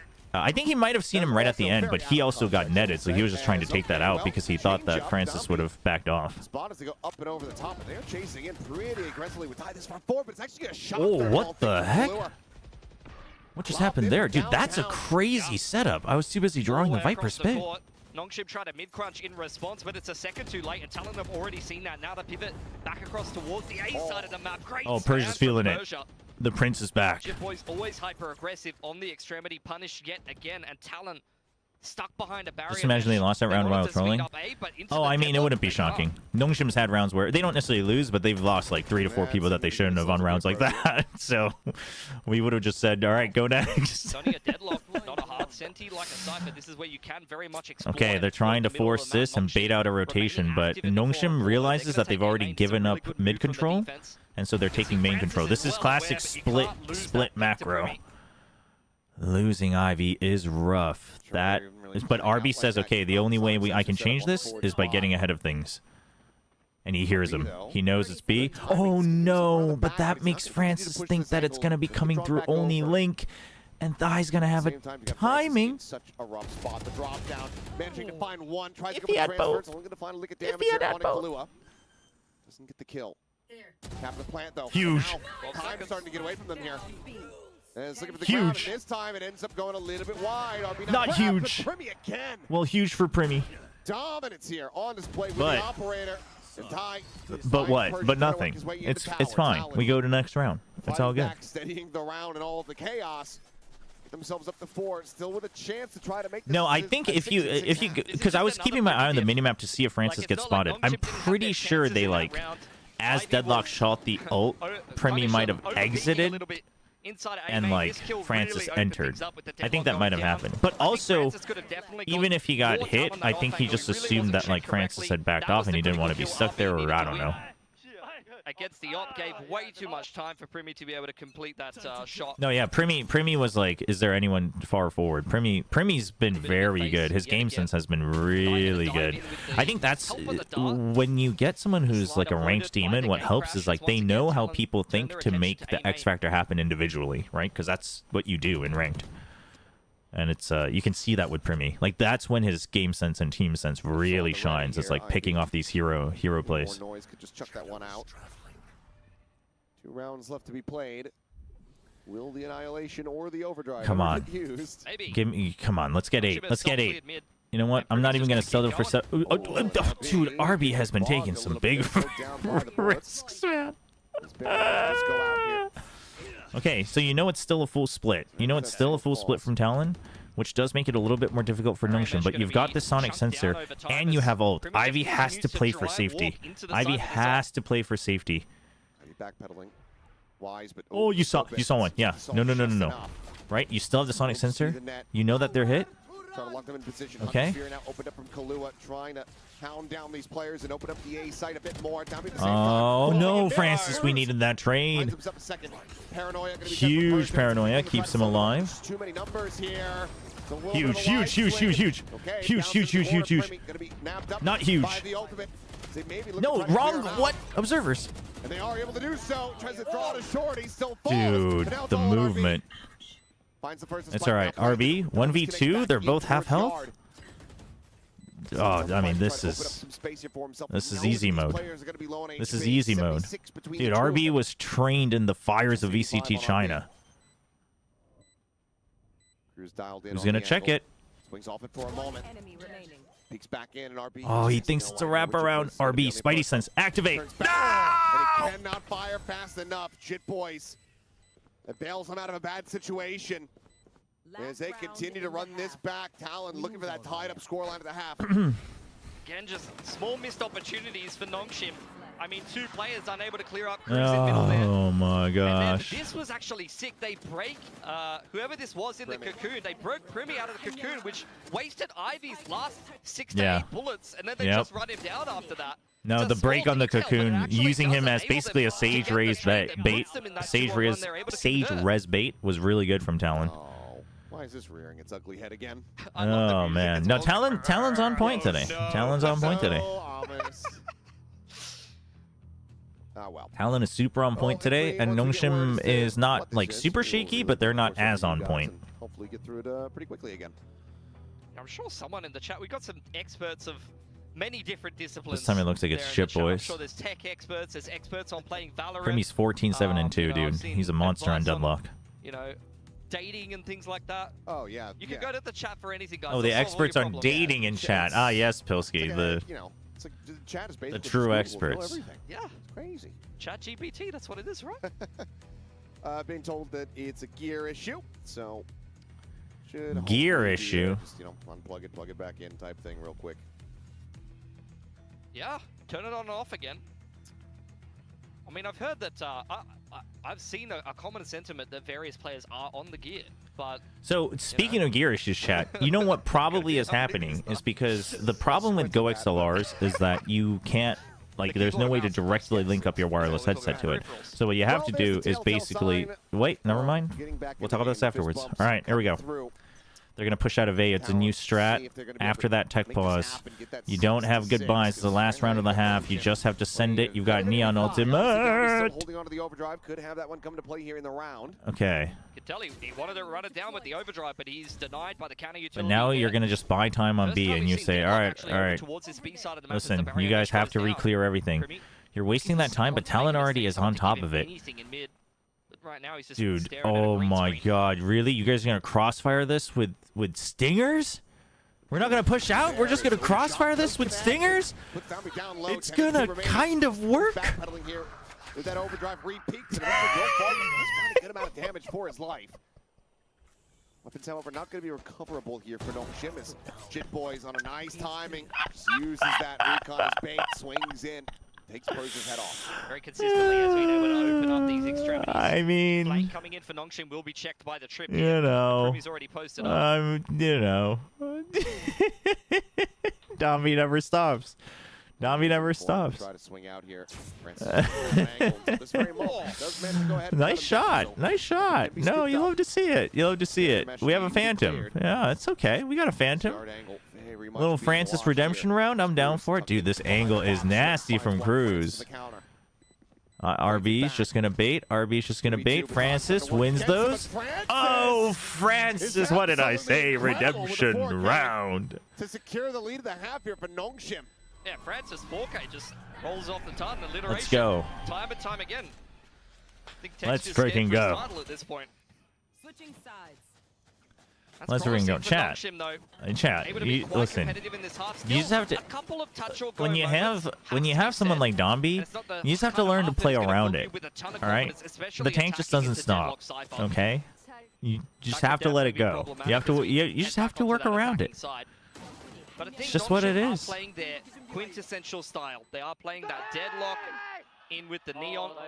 They've been doing this for years, going back to Ascension. Prowler goes on the Let's go, Francis. The shots never miss. That's right. That's right.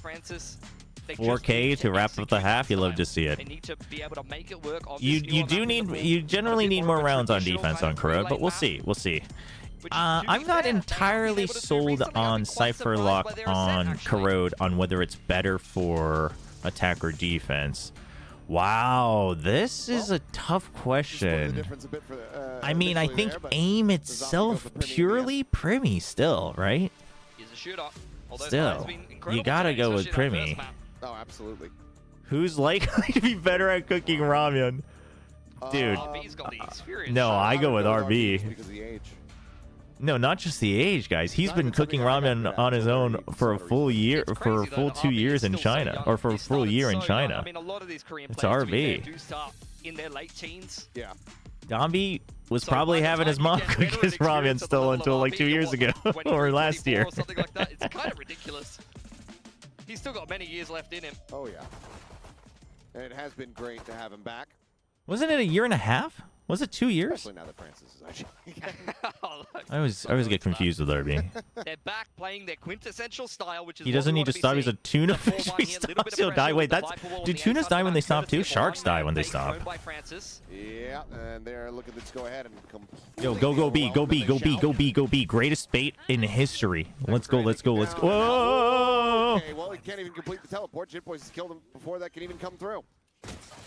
Up to the races here is trying to close the gap and just come up with two there. Domby with that frenzy in hand, but he cannot make it. I mean, I'm happen. just, RB listen, left to his own devices I'm just here for the wild ride, chat. Just the classic. And yeah, we'll just swing out into the open. That's going to be him taking down Talon. taking that first step towards tying things up and gaining a lead for themselves. They're 1-for-1 on pistols here. Wait, Tunas die when they stop too? That's crazy. I didn't know that. I'm new, but I can imagine your RQ to watch party back then. That must have been hilarious. Hey, what's up, Packfell? Welcome, welcome. I have no idea. We don't talk about the dark days. Knowing that Talon is playing retake. Like, you've comped here as Francis, there's at least 2 or 3 people over on that side of the map. You haven't seen it's alright, on the chat. entry into B, but you're still Man, look at all of you calling GG's early. Like, it's just, Man, all of you non-EMEA watchers. That's just gone completely amiss. Alright, judge for Cruz. That is a little diabolical, but you know what? I respect it. As a judge enthusiast, I'm all for it. You're 4-10. You do what you gotta do. Sheriff here in the hands of Dambi. And so much. How did they play with more confidence against Gen G? Oh, that's a simple answer, though. They just straight up had the read on how Gen G calls. And Gen G honestly should be punished a lot more by more teams. They really should.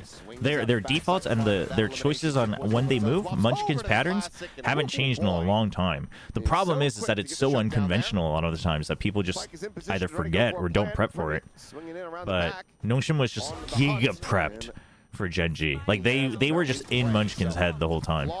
And that's what I was saying earlier. Like, I think Talon's just harder to do that against in general.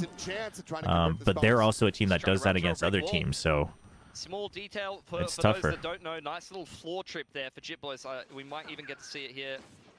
You see, Dambi runs into that trip. And the point of those floor trips is I mean, to I think, avoid the prowlers. When you like, only have the I mean, main so as the also I EA, would say that this year's Gen G, the straight peaks over look top of good, these but floor it's not trips, and anywhere everyone's still gonna close run to into last the year's side Gen and G just yet get in terms of, like, absolutely aura and whatnot, obliterated, intimidation. something like But this is, I think, what you see when you just basically see, like, teams who are super prepped, and if it goes according to plan versus not. Like, let's say you super prepped and the other team pulls out a wild card and you have no idea, then you start to lose confidence, right? Because you're just going to be overconfident when you know that you have the better fight because you prepped against it. Like, you know you can pre-fire, etc., etc. That is a wild angle, but RB... Oh! Almost. Got a bit more damage, if not the kill, but almost. Down to 89 and the kill count equalized. Dude, they've doubled up. They've doubled up the Cypher lock here. Oh yeah. This is gonna. It's all about how quickly NONGSHIM can figure out that this is the double setup. In position. GravNet now going to be lobbed in. Look at the Okay, GravNet for GravNet. I'm okay with that. However, goes for the removal. Oh, Dambi. Dude, that's an insane slide. Oh, guys, we double swing that, surely. Thank you. It's Primmy. Like, can we at least respect Primmy? Now, but NONGSHIM starting to get into dangerous territory. And you've got Ty, I was going to say, who has a Guardian, as well as Cruz with a Phantom. This is still very doable for Talon. Top flash around the corner. Francis able to avoid that TP forward here. He's heard the movement, so he... Wait. Oh. I think he got confused. Dude, I think... And this might be... Talon in the lead, 8-7. 2-on-3 again. I don't know if it's a mistake or if Thai's actually using this for LAN. Thai makes footsteps here at the same time that footsteps happen here, and I think it might just be to either make the audio really confusing or make it seem like the Yoru might still be back there and it's the other guy making footsteps. That's insane, dude. I mean, well played from Thai. Francis got absolutely bamboozled. Because you hear audio on both sides, but you're not sure if the Yoru has actually TP'd or not. The problem is Francis was also just in a one-and-done spot. There was no proper trade available. But being here is actually really dangerous because if you don't have control of here, like, you're open to 3 different angles. So that's rough, but... I know Kalua's in the area as well. NONGSHIM just used to be so good at winning these half buys. You don't see it anymore. Where's the Dambi Bucky? I need to see a handful of sheriffs. Yeah, where's the Bucky, man? I mean, Stinger pretty OP. Stinger, not OP. Stinger balanced, but Stinger very good gun. Every now and then, but you know, has been fewer and further in between. They're starting to They're realizing that. Because here's the thing, here's what you have to realize, and this is the problem that this comp has on Ascent on defense, the Cypher lock, is that if you want information across the map, you have to spread yourself so thin that if they go slow, they just break trap by trap, and they get in. Huge. Teleport the reposition. Okay, but you saw both. You saw both. You saw both.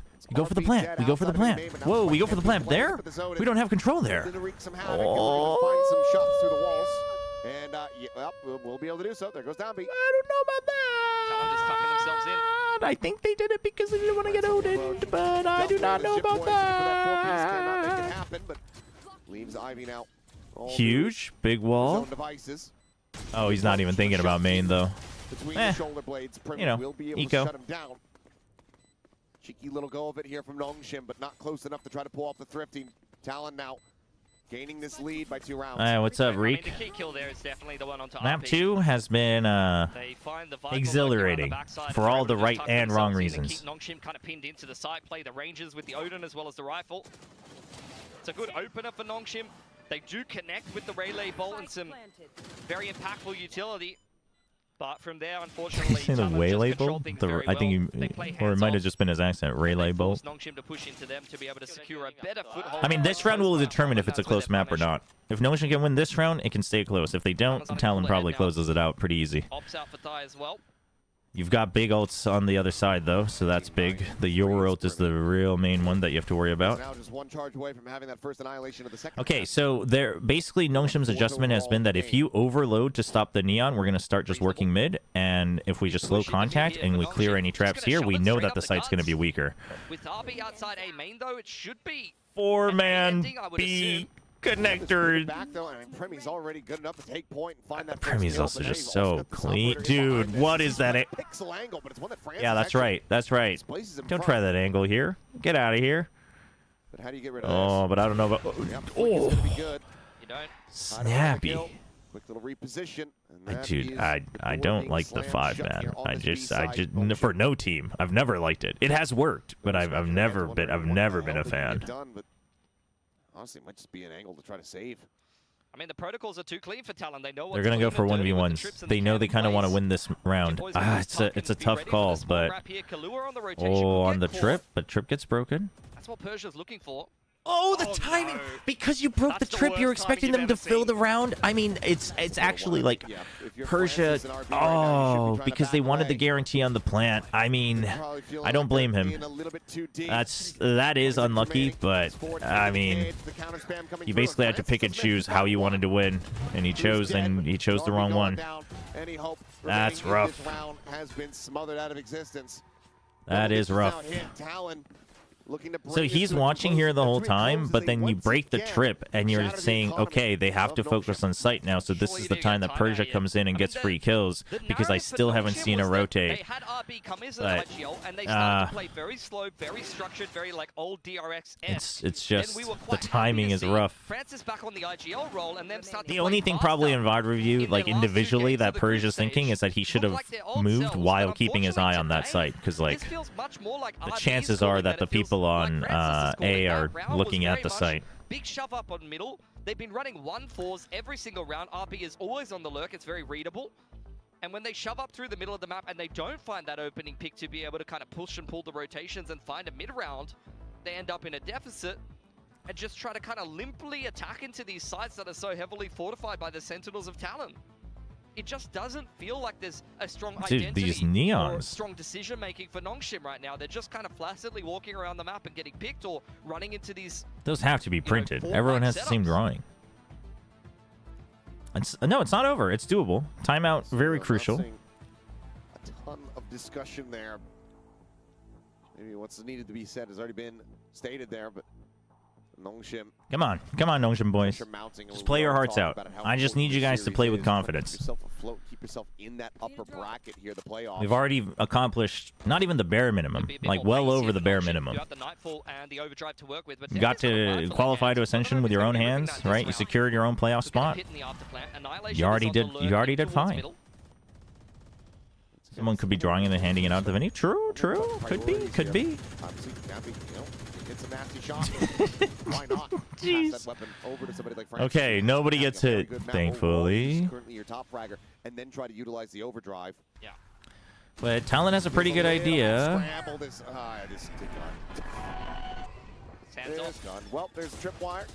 Okay, the slide across for the extra. Okay, you get the trade. That's what's important. You take out the Odin, you slow things down so you can get under the site. You're not lowering numbers. That catches one. Okay, it's a 2v2. Annihilation gets the grab on a Kahlua, so in the end, when the dust settles, it's going to be. He might have heard that. It's land, so we're not quite sure. I might have heard the TP. Dimensional drift and annihilation, so they could Oh, really RB, he's got to check both angles. I don't know when the smoke stops. He's see, he's got to check this, and he was running out of toxins.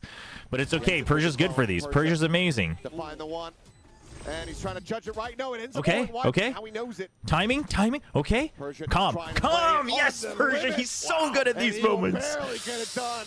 The headshot flying through. Primi dead. It's a Red Bull clutch. Let's freaking go. Let's go. We take those. We take those. It looked dead on. He just sidestepped it. Barely anything between Persia and just getting cocooned there. That's just deadlock ult for you, chat. It just happens. Not really converted as much by the timeout or any real crazy macro. Oh, I wish they did show it. It's not so much a bug, it's just that deadlock ult, the way it functions and the hitbox on it is like really tight until the explosion. But it is bad. I wish they would fix it a bit more, but it probably gets super OP if it's much more reliable. On this map. Viper's been available if they can get into a strong post plant position. RB for now though, solo lurker around A main. I mean, maybe it is a bug. It's just a very consistent bug. It happens very often with deadlock ult. Almost to the point that I'm amazed how many of them hit on the pro level. Oh, okay. No extra intel. Now we just have to watch out. Okay, they push back the op. Not bad, not bad. Now RB can go in. Trip. Guys. We have to speed up here and slow down here. Come on, guys. Okay, you know the Odin's there. Okay, trade one by one. We don't have the numbers, but we have the numbers on site, so it's okay. That's all we need. Okay, the pit there. So Persia and Ivy each take one of these. Surely. It's an op. They might even save, so just don't die. Okay, nice. They're all just taking one and dones. You've got the sonic sensors are overloaded. Ivy is very ignoring this idea, which is crazy. Checks over towards this side of the pit. Finds him on the entry. Oh, how did we get die? Dude, I thought they were gonna save. That's crazy. We take that. We take those. But might still be a bit too risky. We take those. NONGSHIM already closing the gap on that one, and they're going to be closing the gap here on the scoreboard as well. Primi bounced it, I believe, on this, so Persia just like wide steps it, and it just goes right past him. But I agree, it's not reliable. Like it feels like that should have hit. I agree, but also as someone who plays deadlock a lot, it like happens a lot. Jitboys has just honestly been an absolute thorn in the side of Danby. I mean, I feel like Cypher against the Neon is so good, especially when you're running Fade. Just got wrecked. There's just no effective way to clear the 25, dude. You know what? No, normally I'd be all for setting another freaking overtime record, but honestly, it's got to be so tiring for the players, man. I don't want that for NONGSHIM. Well, Talon, coaching staff certainly paying a bit closer attention here to Corrode than they were on Lotus. It was easy breezy for them, this one. Maybe starting to make them sweat a bit. So second timeout call going to be used just to try to maintain this lead. Stop. I mean, what was it? Lotus was map 1, right, with NONGSHIM? You've got fans here in the audience effectively praying for the run back, maybe not realizing. They didn't even know. They were just doing it. That's so funny. That's so funny. Wanting to see these young upstarts stick around a bit longer here. Go a bit deeper in the playoffs, their first playoffs. Dude, come on. Let's at least get to a map 3. Come on, boys. I don't think it's you can do it. You can do it. That's right. Get the fist bumps in. That's right. That's right. It's more been confidence in the mid to late round, which sometimes, from a coaching perspective, can be a little bit more difficult to solve on the What's fly. the switch up here? Talon. Talon's going back to the double stack and then the push out on A. NONGSHIM is still starting with the same thing, but RB is just going to be watching for B. So it's not going to be an instant A pinch. For free there, but with the big shove into middle, this is exactly what you want to see on Corrode. But you know, NONGSHIM, that there's a very good chance of a push out on A because of the util. Wait, no, there was no util. There was no recon. Never mind, I thought they used recon right away. Silence across It was the map just here the for haunt. moment. But they're aware. They're aware of the possibility, right? NONGSHIM trying to get a sense of what Talon have set up. But NONGSHIM isn't going to be planning on going here altogether. Surely not with RB here. Firepower here in their hands. Like Surely not, guys. Anticipating some kind of mid-crunch from Surely Talon, or not, looking to guys. punish some kind of aggression. Surely not, With guys. this A main position, it's an extremely Surely strong not. place to be. Here by RB on the lurk yet again. Yeah, break the wall, and then you know it's easier to get in. Considering this I mean, I split, still once don't. again, Okay. attacking into the Yes, sides yes, with yes. the double 3 and 2, senties. 3 and 2, 3 and 2, 3 and 2. Yes, yes, yes. Better, better, better, better, better, better, better, better, better, better, better, better. Everybody's getting grabbed at it. Paranoia. Okay, okay. That helps. That helps. That helps. Where's the neon slide? Where's the neon slide? There you go. There you go. Well, that's what you love to see. Nice and calm. Okay, chill, chill. Where's our wall? Where's our wall? Ivy, where's the wall? Where's the wall? Where's the wall? Where are we throwing it? Where are we throwing it? Where's the wall going? Oh, the sonic sensor first. I respect it. You almost got picked off. Be Take a careful. long time. Gotta do it He's down trying to here, maximize the time. Okay, okay. I was going to say, let's not go too... Oh, Dombey's back! Let's freaking go. Let's freaking go. Oh my god, he's going for it. Okay, okay. Cruz still here. Okay. Oh, I thought they got traded. Ooh. All right. Let's go. Let's go. No, Zeta guy's here. Zeta guy's here, chat. How's NONGSHIM's Bind? Bind is one of their like best and most confident maps. Just like purely individual comfort and confidence. They haven't played it too much, but it always has been. It always has been one of their best maps. So, like confidence-wise, they should feel good if they can get to Bind, but we'll see. Talon, I think, always has a pretty strong Bind too. So. Enough kind of angles to be able Okay, to kind of crunch into Hunter's the side Fury. and We gotta not watch run out for the into Hunter's front. Fury. All Once the again, sense they're of what looking you to do. slow down. Okay, Talon's finally playing against mid, and NONGSHIM, they've got the read. They say they have to start respecting mid now, so we're just gonna chill. We're just gonna tie him up here. We're gonna start exploring the extremes. They are exploring the very dangerous extreme. Extreme. Oh man, Indiana Jones style. There's so many traps. Okay, Persia's in. He's in. The neon's in too. That's right. The traps can't stop us. Oh, we're going too far. Oh, we're going too far. Oh, we're going too far. Oh, we're going way too far. Oh, we are going way too far. Way too far. Way too far. Way too far. Way too far. Way too far. Oh, Persia? Trade, trade, trade, trade. Persia, double trade, triple trade. Quadruple trade. Tries to lock off access from here, but does he realize how many more players are on Okay. this approach to swing in and Kahlua That's okay. is able to dispatch him. And that Do leaves they have RB now any idea where alone. RB is? RB wants to try to get ahead of it. Yes! Yes! Yes! Yes! Yes! Yes! Yes! Yes! As the recon is in hand. Yes! RB's so good. The timing. How does he know? How does he know? NONGSHIM moving forward. Oh my 2 gosh. rounds to go. What a turnaround from the veteran. Oh. He was a certified liability at the start of Lotus, and now he is Dude. clutching up impact rounds. Dude, for NONGSHIM. certified liability. That's kind of In a vile, game where you could Pilsky. barely split He the difference between was, these two but teams. Another still huge pretty vile. multi-frag from Persia, exactly when it's needed. I mean, you can tell you can tell that they feel good about their reads, right? The way they're taking fights, the way that they're swinging. Like, you can tell that they know that they have the reads. 10th clutch, and it was a hell of a 10th clutch. Granted, chat, he's had a couple on DRX before, right? We got to remember that. Comes back and racks him up. This map win a hell of a lot more than the accolade there. Dude, RB smiling, though? We haven't seen him smile in Korea in a long time, chat. We've already, I mean, NONGSHIM's already completed their mission. They're keeping RB happy. A lot of off angles for NONGSHIM. Love to see it. He gets to eat his Shin Ramyun. He's smiling. He gets his 10th clutch. If they run through the map lackadaisically, re-clearing everything rather than being... Dude, this is a aggressive push out, though. Holy. I don't know if NONGSHIM's going to be ready this far out, especially with this cam. This is a nasty setup on B.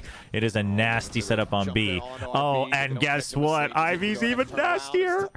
Okay, whoa, whoa, whoa, whoa, whoa. Yeah, just go. Just deathball it. Yeah, that's right. That's right. Dombey, you're just better. You're just better when you're running. Literally, Dombey was just built to run and gun. That's great. Hunting. They are wary. Okay.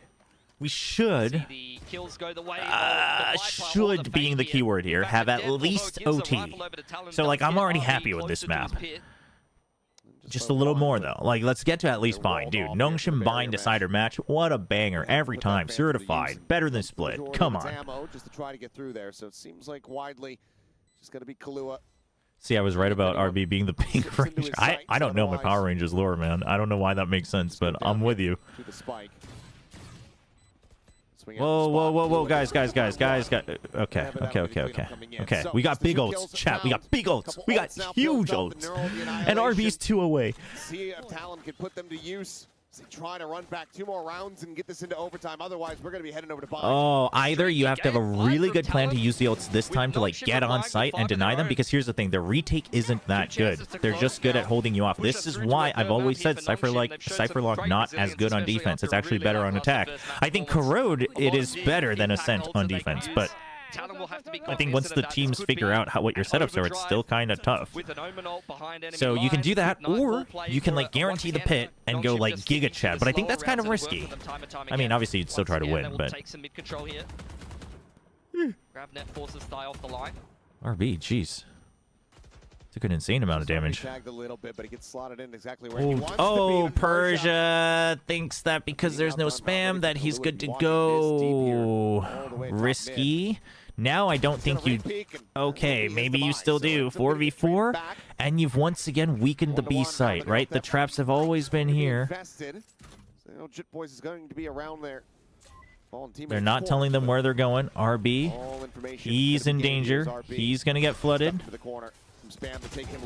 Oof, that's a double push out though. Oh, they're gonna fake him. They're gonna go for the big old fake.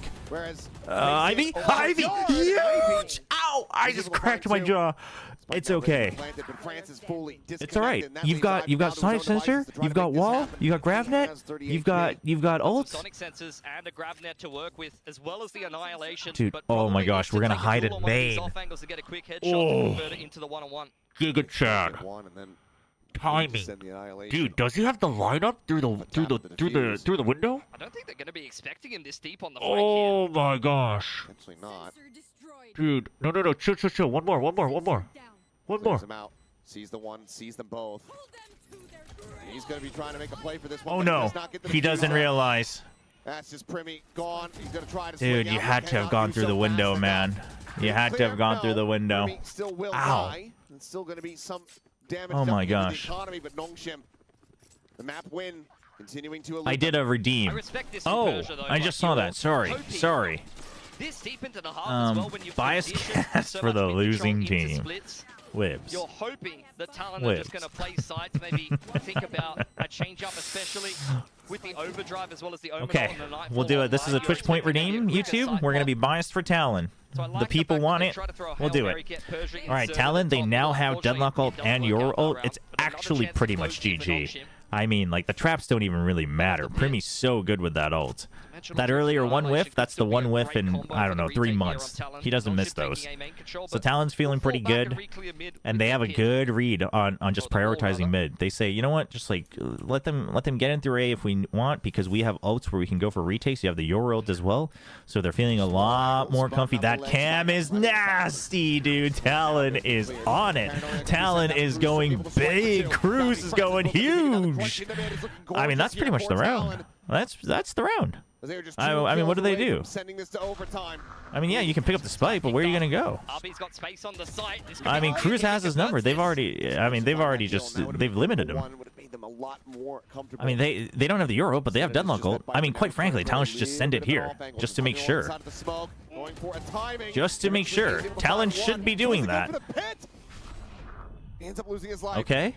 I mean, the numbers advantage is so huge for Talon. They can't possibly lose this. And I was correct. They have strength in numbers. Cruz with a 4K. Honestly, though, Giga Chad Cam. Giga Chad Cam. The trap play was actually insane. The camera was actually insane. I mean, this, like, the round really should have just straight up ended here. It's been 1-4s. The Viper lurking A main with the slow walk up that was a nasty setup. Last round they punished Persia on the top mid peak. This round, I mean, I saw a world where Persia won it. But I think the GravNet and everything threw him off a little bit. Oh, all right. Nice little stretch going into OT. Where's the hype, casters? It's OT. Get excited. These guys, man. I love this guys. Oof. Barriers ready to drop. Yeah, I gotta set up UI so everyone can see that there's a Twitch point redeem. People probably freak out I'm wearing a NONGSHIM jersey. Top mid here. Trying to counteract potentially some of the spam coming through here from Francis and Downbeat, but Okay, still mid setup. I mean, it's still the same default from NONGSHIM. The question is going to be, what's the adjustment? The wall gets thrown really early. 120. That's rough. But if you do that, I mean, I think at this point you like help send the fade and take control of B main or something. I think it's because otherwise you're just going to be spread thin. So the fade's going to check at the very least. They're not going to actually take full control. No, RB is going to push out. See, I was right. Dude, you've been pinged. Okay. Paranoia just to save him. Persia through the paranoia. Mind's Eye activated. The Prince reigns supreme. Mid denied. RB quick on the rotate. If you give B, you have numbers advantage. Still got an extra sonic sensor. I can't talk. Oh, that's rough. Ooh, Persia goes into a smoke. Oh, hero play when you have the numbers? With the shorty? Hero play?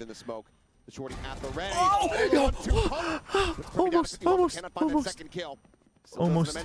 Oh, Francis! Oh, baits him in for the double. Chat, I might... you know what? It's freaking 7 p.m. Listen, if the World Cup was going on, everyone would be this loud. So I'm totally fine. We'll be super quiet during T1 RRQ anyway, because I'll be dead tired.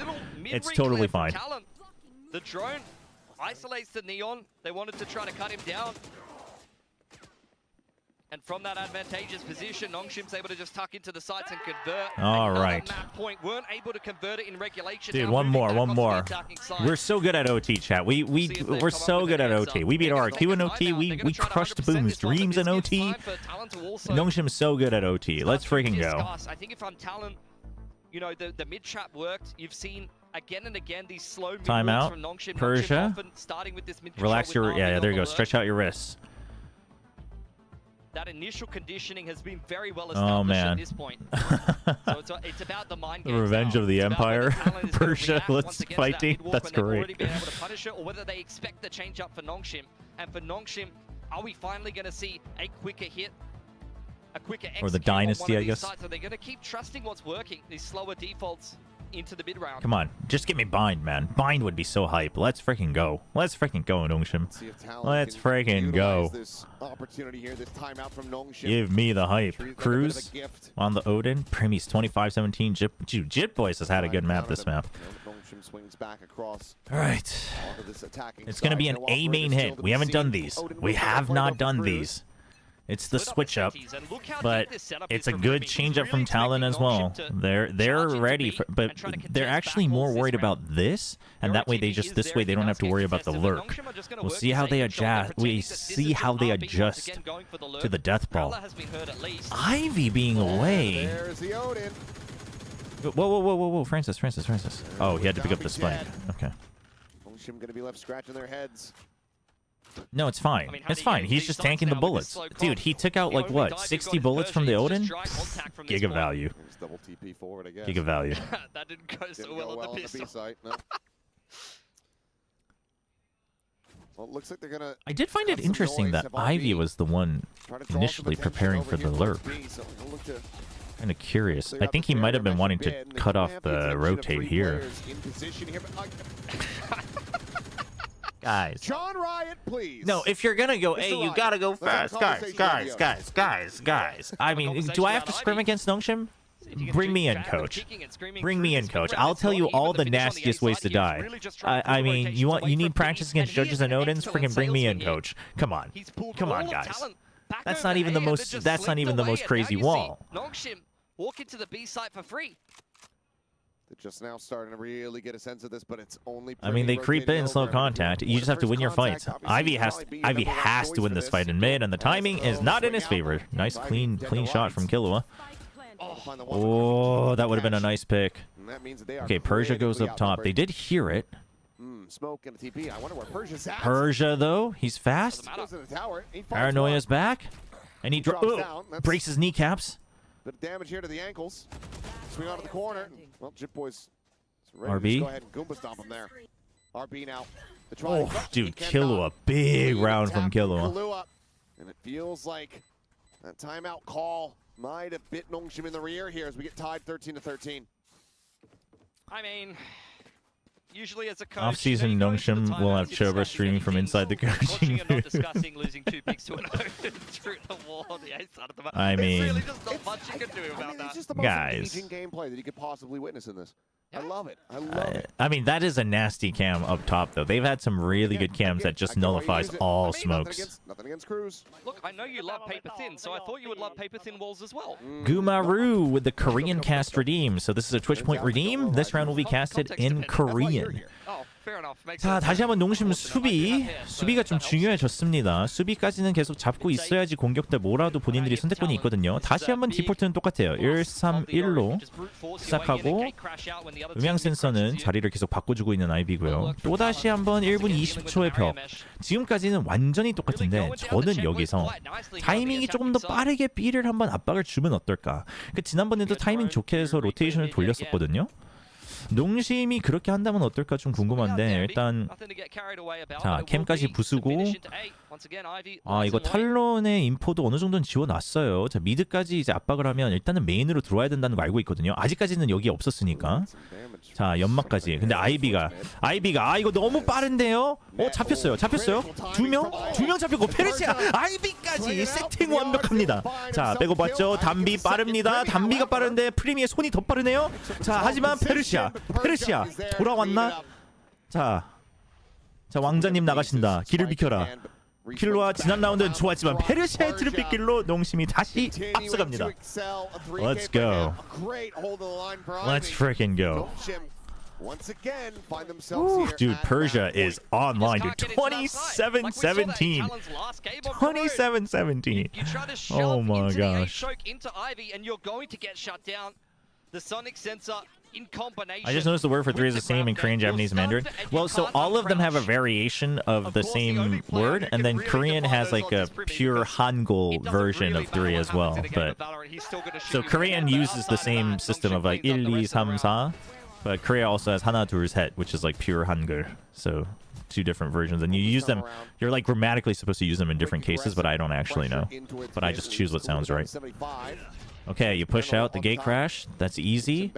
And they're picking up the speed. You love to see it. You love to see it. This should be illegal! Arrest this man! Cruz, man. That's just not cool. Oh, Khalil with a quick little peek. Tap the plan. That's just not cool. Cruz looking for a third, and yeah, of course he's gonna get it. He's got the garden hose out. Sprays everybody down. He gets the 4K! It's a reset! It's a flawless! Why? Overtime. Oh no. Oh, it's gonna be so frustrating. So last attacking round, we've lost 2 to the Odin on the A side. Yeah. What should we do? Should we go A? No, but guys, like, use the neon against the Odin. Literally use the neon against the Odin. Stun this man. Time out for talent here. I think this is Ross maybe disciplining Cruz a little bit for his bad behavior.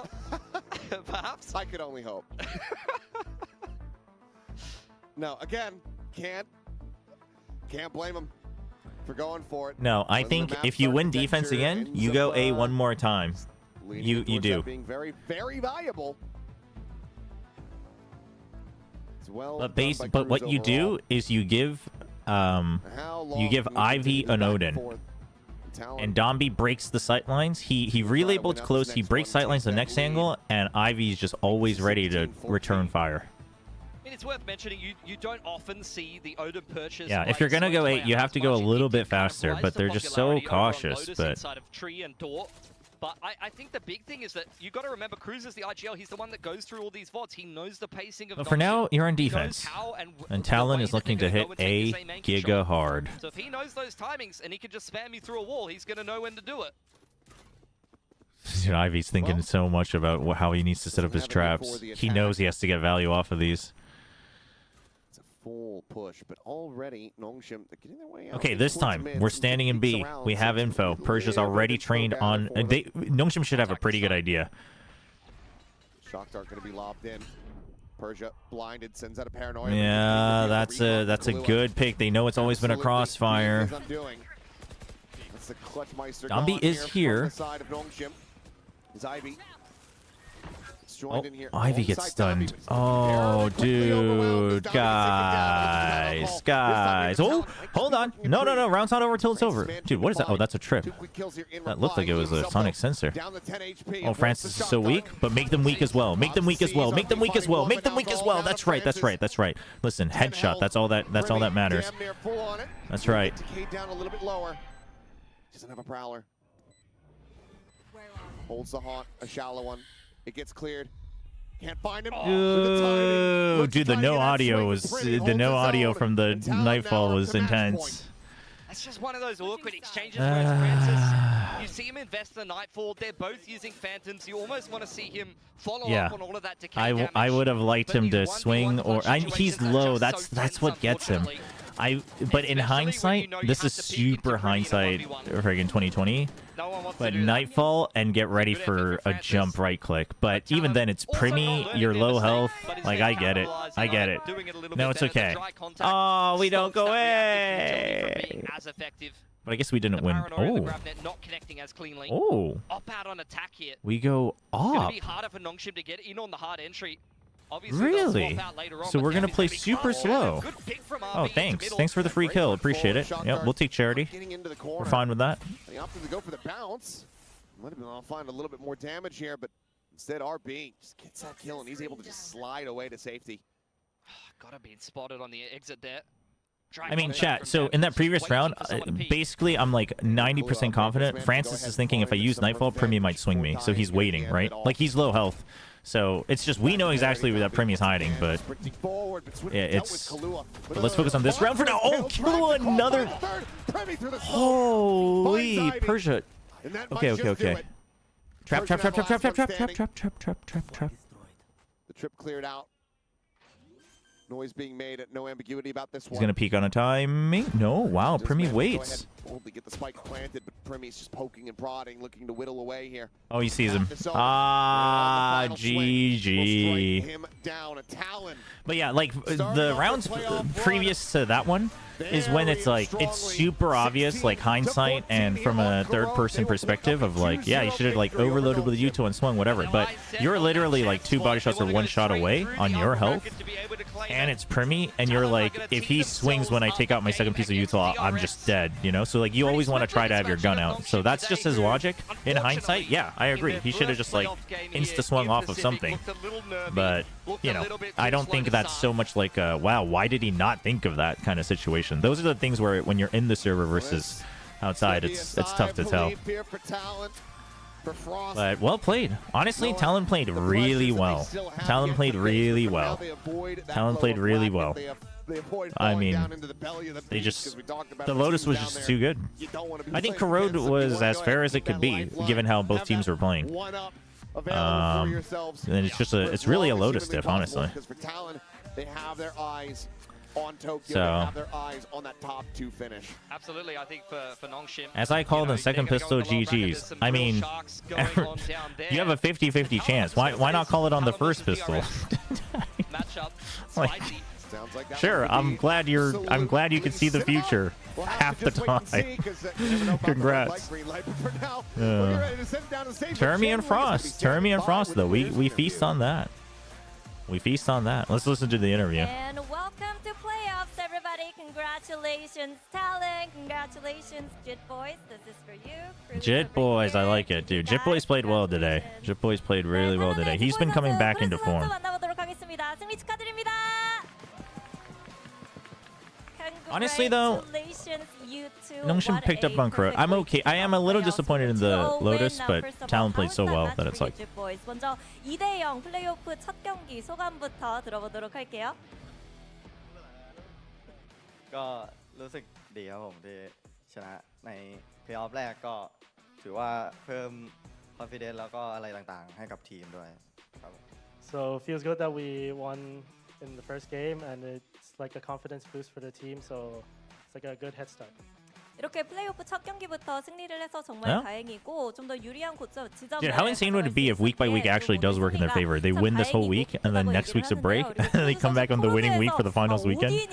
That would be crazy. 좀 물어보고 싶네요. And Cruz, you and your Odin on Corrode. What the heck was that? I came late because of traffic, so I didn't warm up. So Really? that's why I buy the Odin. But it's like you knew where I mean, everyone honestly, was. dude, I respect it. I But mean, it's the like judge you and knew the where Odin, everyone was coming from. Everyone was, you know, use what you have you to. just predicted everything. I just pray to from God. the future. Oh, okay. No, I respect it. I mean, I don't think that's the only thing. I mean, dude, the setups with the dude, hunt that raccoon is nasty.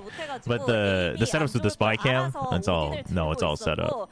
But he was leaning heavily into Judge and Odin today. I think I do believe that he might have been late because I think you could tell that he believed he needed to go for the cheap kills. Because like Buzz did that in the Bangkok finals, right? He started using Judge because he wasn't hitting shots. 어떤 이유에서인지도 물어보고 싶네요. You two have been with the org for the longest time. True. And in order for Talon to make it to champions this time around, you guys need to make it to top 2. How confident are you two? มั่นใจนิดนึง ก็มั่นใจแหละ Confident a little.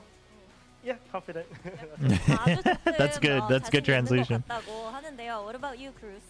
I think we have a really good chance. I feel like our team has improved a lot, and I totally agree. not to prove it to everyone now, then when. So. Dude, they honestly deserve more credit. I know they've been getting more credit this year, but I think they're still underrated. I really do. And I'm not saying that just because they won. I said that in my pick'ems as well. This is terrible. Which one should I cheer for next? Hey, Manny, it's all right. I said it. I think Talon is more favored. Honestly, we played a good game on Corrode. A little bit of hitting the wall, a little bit of, too much respect sometimes, and not enough respect to Premia other times. Next game, it's up to you. I don't know if I guess I'm rooting for, I'm not really rooting for either team. I think I root for them equally, RRQ and T1. But I predict T1. Wanted to see that matchup happen, anything you want to say to them, or what are your expectations? Dude, I want him to say trust the process. That'd be so funny. It's not even DRX. It's a good game. You? I just hope that we get to actually show what we are actually capable of. Last time it was not the best, and hopefully this time the things change. Yeah, honestly though, I agree. Like, I want them to play their game against the top teams, no matter what happens. Like, Talon's kind of in the same boat. When they lose, they suddenly just don't play their game, Kind of like NONGSHIM. Although today I would say it's not so much NONGSHIM not playing their game at all. Like, there were rounds, but I credit Talon a lot in this match, chat. No, which do I cheer for, NONGSHIM or DFM? Oh, I mean, you gotta cheer for DFM, Manny. This is DFM's chance to play at Tokyo. You have to. I mean, listen, I'll be cheering for NONGSHIM, but you have to. And honestly, Manny, I would be fine if DFM, won. I would be. Honestly, for me, I just needed NONGSHIM to get into playoffs. And I'm happy with that. And I'm... Obviously, we all have hope. But when I talked to the org before that as well, the org was also like, I mean, listen, these guys are good enough, so if they can just get into minimum ascension, that's where we're setting our goals. Anything higher is, bigger goals. But so Manny should get VIP. You're right. I don't know how to do that, but we'll figure it out. Dude, how do I do that? We love the Odin here, you definitely have to love it, but I think at the same time it's also partially due in fact to the fact that NONGSHIM did try to go into that A side twice, but at the DRX Talon, Map Veto could be a bloodbath. The entire team of Talon were beginning to read 농심 우승 못하면 한국팀 우승은 안 된다네요. 네, 이해했습니다. 제가요? 그런 말을 한 적은 없는데. 그냥 DFM이 도쿄로만 갔으면 좋겠다. That's true. We've all been there. Yeah. And of No, the problem is, chat, is that in mod view, like, I only get whenever I click on someone, I can't mod. Like, I just see timeout options. But yeah, a great game from them. NONGSHIM Oh, I can mod really did people. Put up a good fight here, but it's too little, too late for this team. Yeah, I mean, I feel like RRQ's weak maps are when Cushy is off roll. Oh, for sure. When Cushy's playing Sentinel. They actually have a terrible win rate when Cushy's playing Sentinel, actually. Did I already beat you? I mean, no, because I had Talon moving up in my official pick'em. I'm gonna go eat dinner, everyone. Have a good time. Hey, thanks for dropping by, Manny. Thanks for dropping by. Thanks for cheering for NONGSHIM with us. We appreciate it. Really do. Hope you have a good dinner. They know it as well, and that's why they're going to be able to run this all the way through. You know, you've got all the pieces on the board. I mean, pretty soon we're going to be able to see the stats, and I think it kind of speaks to the game plan that they're kind of holding on to as well, at least for this map. You've got the double Sentinel. All right, there we go. I did it. A big obstacle in front of players like Danby or even the entire team as a whole. And then apart from that, now... Well, yeah, I know how to do it that way, new friends, but that I have to, like, open up that window. I just wasn't sure how to do it in the chat. Doesn't mean Manny is cheering against NONGSHIM. He will be. He will be. It'll be rough. It'll be rough. Dude, 30 kills from Primi. Persia played his heart out. Honestly, though, I keep saying honestly. I know that sounds like cope, but I'm actually not as sad. Like, when I was devastated when they lost to RRQ. But I think it's because I literally firmly believe that Talon was favored. To contrast that is how NONGSHIM's stats are. Throughout all of this corrode, their Yeah. stats have been pretty even. And they also just, I mean, yeah. You Giga lost the Lotus, and this was a triple overtime. Yeah, and the playoffs are stacked. Yeah, I mean, seriously, dude. In Pacific, just in general, I think for any team that's not like the known top 4 or top 3, making playoffs is like anything after that, you should just consider cherry on top. You just never know who's going to show up when. GG's, chat. I'm glad Talon looks good. I just hope they look as good in the next game. I will be pissed. I think the reason I would be pissed if they like play like garbage against DRX. I would be pissed if that happened, because that happened every time before. So even if they lose, as long as they like play some banger Valorant against DRX, I'm fine with it. I respect it. 5 teams look like a champs here with 3 dark horses. Which one's the third dark horse? Is Talon the dark horse? It's crazy, man. I think Talon looks like a champs team. I would almost say that current T1 looks like a dark horse, unless you also agree. We know that DRX got the better of Talon last time they played. Of course, they're going to be looking. But either way, stacked playoffs. All right, chat. I'll bring up the desk volume a little bit. I'm gonna go grab some food as well, figure something out, and we'll run some ads, and then we'll be right back. I gotta move my taskbar. But you could see, I think, on Ivy's face at the end of the match, just the fact that it was pretty close, but the fact that he's thinking about, okay, crap, I gotta go up against, or Danby has to go up against May at the same time, and that's not gonna be an easy matchup. For sure. Oh, definitely not. Now, while it's NONGSHIM and DFM facing off, if it was like a best of 5 1v1 Primi May. Primi takes everyone. Yeah? I love May. May's top of the charts, but we talk pure mechanics. Primi's the guy. Yeah? Do you agree with that, Quack? No, I don't think so. I think May has a chance. Come on. If it's just 1v1, best of 5, no, May's pretty snappy. Right. You're sleeping on the goat. All right, well, I don't know on that one. I might have to go with Primi on that as well.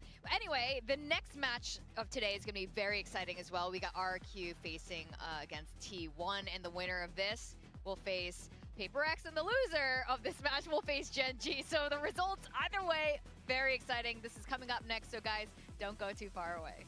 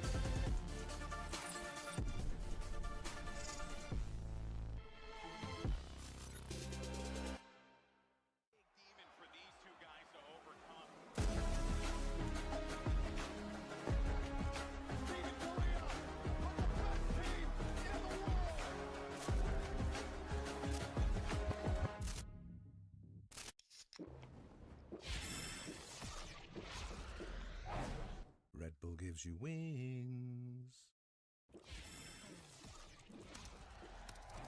Red Bull gives you wings.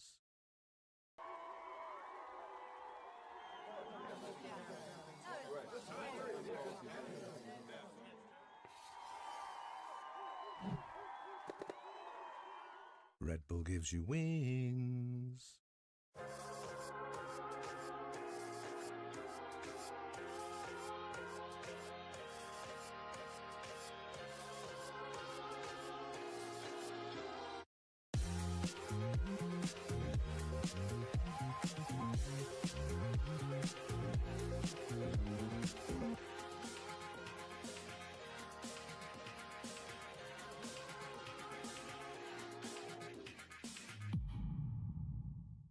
Game changers. We're making history. It means so much to us.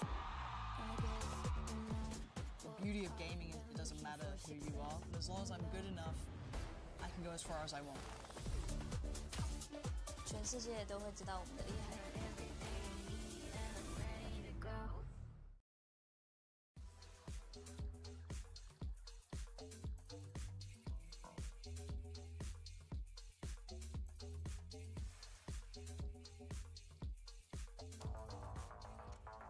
Welcome back to VCT Pacific Stage 2. This is Victoria joined by Big Time and Quack, and it's day 1 of playoffs.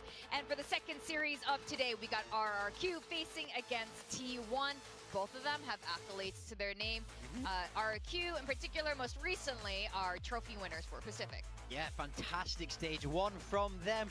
In stage 2, things look a little bit trickier. You know, we weren't even sure if they were going to be able to make it out the group, getting out last second with that win over Team Secret. But this is a team that has shown so much potential this year. We talk about Jemkin so much, but now Monyet playing that kind of secondary duelist. Across the board, this team is stacked, and they're going to want to replicate the success they had earlier on in the year.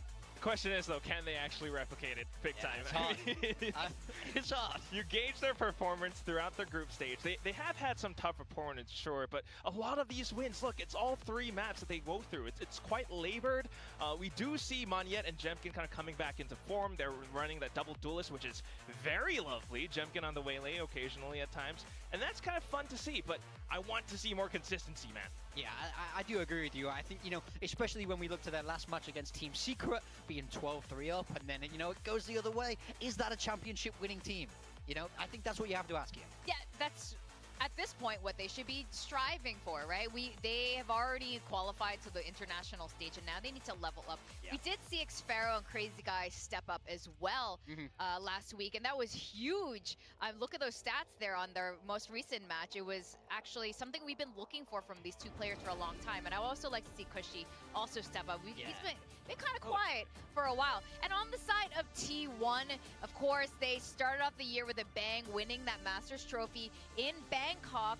They've added in DH ever since then, and I think that's been a fantastic addition, but it seems like they're still figuring out a couple things. Yeah, I mean, I think with this T1 team, we're never really sure where we stand from them. We know that they can play great Valorant. We know that they can be so aggressive with this double duelist, but it's all about, for them, it's consistency as well, I would say. Now, they did look good in their matchup against the FM to close out this group stage, but again, we looked just before that, it was the loss to Talon. I think it's about trying to find consistency, and we spoke about this a lot. This rookie of DH has been probably their most consistent, most steady player, which probably shouldn't happen on a stacked team full of veterans. Oh, that is quite the point to make, Big Time. I mean, we hear, well, at least I hear it on the desk from the casters desk all the time, is that you guys often mention that this is a team that needs that individual brilliance, right? Yeah. You've got all these big names, big players.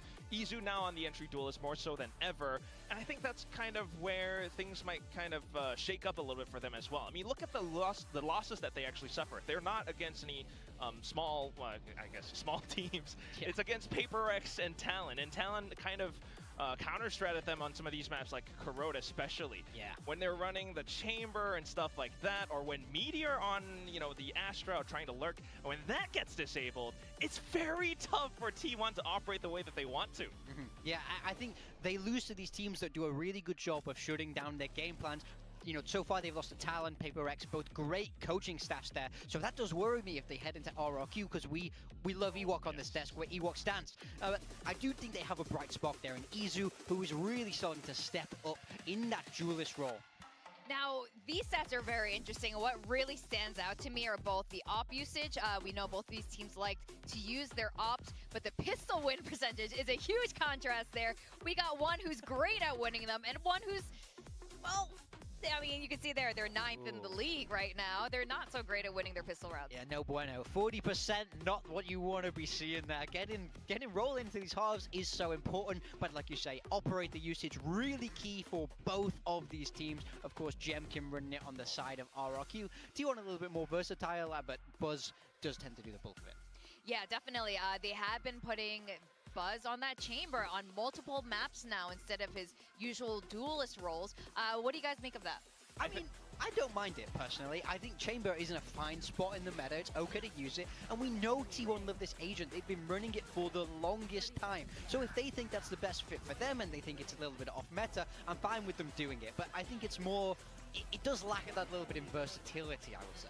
And Quack, both of these teams like Get Chobra out of here. Now, or at least they have a second duelist that kind of flexes either into that chamber. You have Monyet here, who also plays the smokes. And now we're looking at both Jemkin and Monyet now, and I think this has been successful for RRQ for the most part. Quite successful, in fact. I mean, you got the occasionally. Monyet on the Neon is still just going to be able to honestly, across the entire map. And that's, I think, the strength. Listen, if this map one isn't a banger, I think this I might just switch to the PoE race after the first map. You know, when you got players like Buzz playing the operator, or maybe even sometimes Jemkin playing the operator, that's going to possibly translate into a first pick, and that could translate into a round win as well. Yeah, and on the other side, we've got Buzz and Izu here. The stream got worse all of a sudden? I mean, yeah, it makes sense. Imperial Kit Kat played a ranked game. Everything gets worse when you play a ranked game.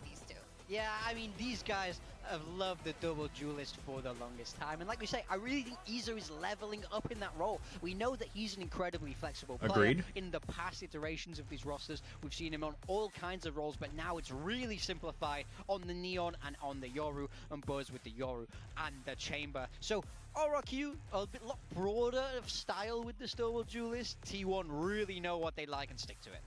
Yeah, and I'm sure this really I think it's 100 ping force tank. That sounds miserable. Roster there, and I think that helps solidify the roles a bit more. Meteor as well. I don't really see teleporting. Playing on any that doesn't sound like it's just a ping issue. Which has helped her build picks quite a bit. And in terms of the map pool, might be like a lag switch or something. This is a little bit interesting. I think Sunset is almost a certainty given what we've seen. Again, this is only from this group stage, from stage 2 so far, and the winner of this match plays Paper X. The loser plays Gen G. Yeah, I mean, WTF is that choice, dude? This side of the bracket is miserable. Naturally, for that to come out, honestly, I'm not too sure which way this veto is going to go, because you know, my ping's gotten worse ever since the UE5 update. They've shown potential to pick lots of different things. I want to see their binding to anything that's not Korea, the Asian servers. Like, I can only play Tokyo now. If I play Singapore or Hong Kong, it's like super laggy, or it's like I'm just like super delayed. Little weaknesses here and there, so there might be some maps that they want to avoid. Yeah, RQ banning that Lotus, and we're going straight into Bind. I think this is going to be very exciting to see how that's going to play. Okay, so this is a T1 pick of Bind, which is interesting. So we haven't seen T1 play Bind since Masters Bangkok. So the T1 bind is back, chat. I think knowing the type of comp that RRQ are going to want to run. And this is either about to be a giga banger or the biggest disappointment. They picked it into DFM last Uh-oh, week. we see their Viper wall. They're going to play Viper, chat. On that sunset. I mean, this is a very fun veto. Slide flipper for sure. I don't think they moved servers, but it might just be how the information is like transferred from UE5. I don't know, but it's just you can feel the ping so much harder than you used to. It is T1 with that win against DFM last week. Yeah, my prediction is T1. I'm very, very surprised. That's before the map draft. Honestly, them picking Bind, might as well double down on it. Of a perfect anti-strat. To me, it screams that they watched that DRX game and found an obvious weakness. Otherwise, I can't see why else you would deviate from the maps where you are so naturally strong. Well, with Just that, so we're what are clear, your predictions? I know T1's Mine gets memed on, but Mine used to be one of their best maps. It's just, it's the same thing as 100 Thieves. It used to be one of the best, and then they just never switched it. They never adjusted. But T1 was also one of the pioneers of the zoo comp. Like with the Harbor as well. They played it very well. Okay. And Quack, make the case for T1. I hear what big time, Supreme Coach has to say, but are you telling me watching RRQ flop the 12-3 lead, that's championship form? Are you serious? Are you kidding me? But you look at the 2 maps after that, it was 13-4, 13-3. Sorry, yeah, 13-4, 13-3. They slapped them, and they should have slapped them map 1. It's but just that little bit cleaner, and then they're fine. You don't see T1 doing that, though. You know what I'm saying? I don't think. Yeah, T1 just loses. T1 just loses when they lose. They kind of make the wrong call sometimes. Well, I've gone for T1, and you guys might remember this. Who's the best team in Korea now? Yeah, they are the best team in Korea, and that's stats. That's amazing. Yeah, so this is going to be given out to the audience members when we kind of do those little polls. That's so amazing. You're gonna get one of these down in the audience, and we're going to watch T1 Wait, I have to get back to the RRQ, arena. That's sick. Former best team in Korea versus the actual best team in Pacific. 오늘 T1 so 5종목 출전한다. 와, 진짜요? T1 대단하다. Yeah, that's pretty sick.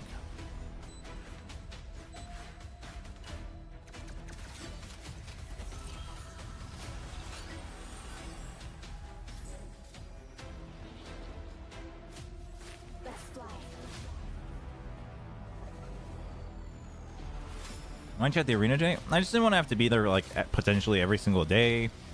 I didn't want to have to deal with the delay during like big matches and exciting matches, or the headset issues. Well, obviously, apparently we now have a little bit of an audio issue here, but that's a separate issue. And then I also have to like switch to PoE like immediately as the games are ending because I don't have enough time to grind for the event. So, if I'm gonna take part in it as one of the streamers, then I should at least do my due diligence. So, just a bunch of reasons. Probably will try to be there for Friday though, since it'll potentially be the last match.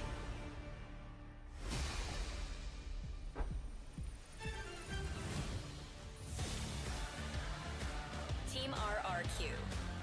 What a way to start playoffs between the VCT Pacific Stage 1 champs versus the Masters Bangkok champs. And not only that, whoever wins today, they face PaperX, and whoever is defeated has to face Gen G in the lowers. That the other 2 Masters winners. And Quack, when you have this many trophies in the region, I mean, what do you do? That's true. The Masters matchup, the Stage 1 champions RRQ. Managed to get into this playoff spot in the first place. It just started, new friends. It's a week-long event. It's kind of like the Gauntlet. It's not like a race, but it's... I don't know if that's how... I think Gauntlet is also just like if you reach certain things, but... Remember when they were dominating the start of this year? There's a couple bounties that are races, but... Star-studded roster, and now they are coming back into form. Damn, chat's out to get us all. I've been showstoppered today. Mons have been getting showstoppered. Yeah, it's been a little bit turbulent, but we do know at their best, they're able to beat anybody in the world. And with the addition of DH, I think they're going from strength to strength. Why is Buzz so happy? Fantastic form at the start of the year. Here in Don't we want Buzz to be angry? Now it's a tough opponent in RRQ, but they really need to get the ball rolling. As you say, fall into Gen G in that lower bracket is not we got Happy Buzz. No, you think lowers like, yeah, they'll be the weaker teams, but Gen G is there and waiting. And these 2 coaches, Coach Ewok and Coach Autumn, have been here since the beginning of Pacific franchise. They're very familiar with each other and each other's styles. Argue between the Masters winner.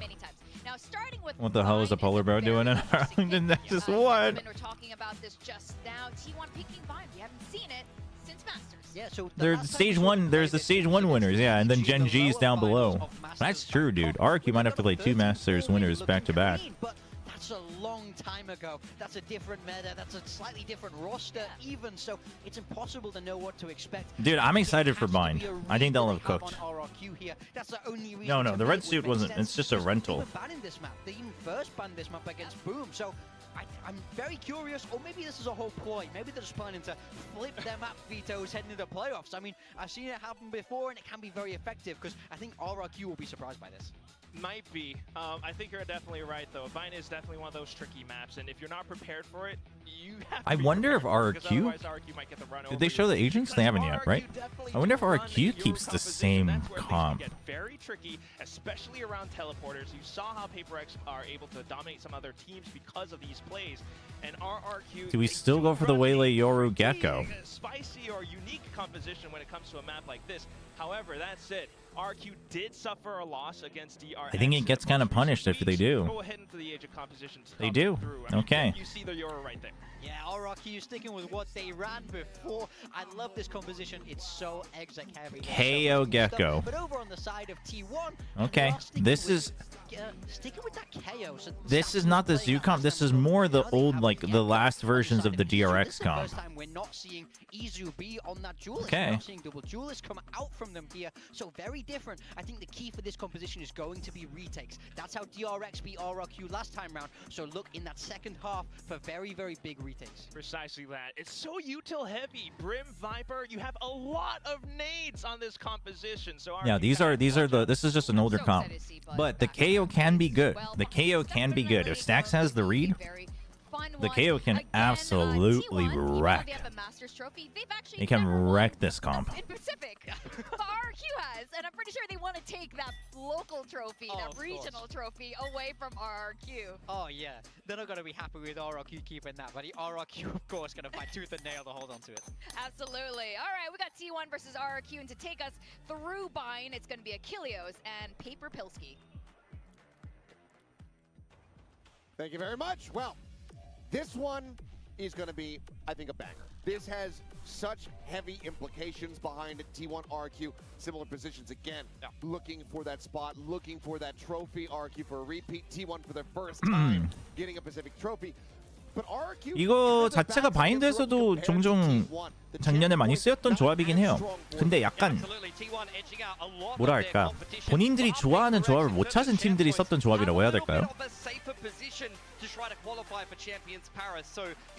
Lock in T1. We'll see. I'm not particularly cheering for either team, but I did predict T1, chat. And you eliminate one of those teams that could potentially take that opportunity away from you.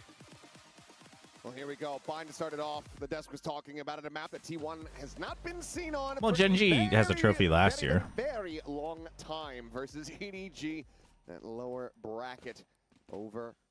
All right, here we go. Several actually. This was a map that I think true, had true. a lot of polarity to it, let's say, for T1 previously. Absolutely, gonna get a massive. T1's gonna be on the attack first. Ooh. Down. A couple shots gonna go flying out here, and a little bit of damage is gonna be found onto Izu. I mean, if T1 gets a lot of rounds on this half, they're kind of golden. As long as Stacks just lands like, you know, 4 good 0 points in the second half. As the gate crash elapses, they opt to abandon the setup, play behind the wall of T1 as they walk up short. Checking for it. Dodges back in, but the burst is too good. Raise Gecko itself, the combo is still very strong. Cut off there by the Viper walls. Wingman at the same time is able to get the plan. My eyes are on Izu, not on Duelist. How comfy are we looking? To get on that defuse here. Probably see the grab net into U-Haul here. Looking for the timing because she was about to go out. Oh man, it's clean. Meteor's timing. Huge. Will fall, but now he is all alone. See if he can turn into the Terminator. Nice and early. That is a hell of a shot. Okay. Tagged up now. No time now. Here, Surely. no Tries to get ahead of it. It's nice. Oh, dude, DH. That movement. Just realize, let's say Waylay activates their TP. Teleport with the bind teleport from B to A, and then activates the TP. Since they take the long way to TP, can they see the enemies? No, Waylay can never see the enemies. Whenever you press refract, you just go into like a neon green light, and you don't see, but people can see you going by as like a light form. But you go super fast. I do that every now and then when I play Bind, but Waylay's refract has a timer, like how fast. It has a minimum time it has to take to go back and a maximum time. So if you go like across the map on the TP, you just like literally zoom and then you're just back. But you don't see anything, but the opponents see you going by. The Viper wall and just explode, which is what you're going to see a lot from T1 this game. It's going to be a lot of slower contact, using util as you walk through the map, and then these explosive executes with the KO flashes and the Dizzy. Meteor with the Marshall. It's been a little while since we've seen that. It was a little low. Not going to overstay, though. Just looking for the crouch.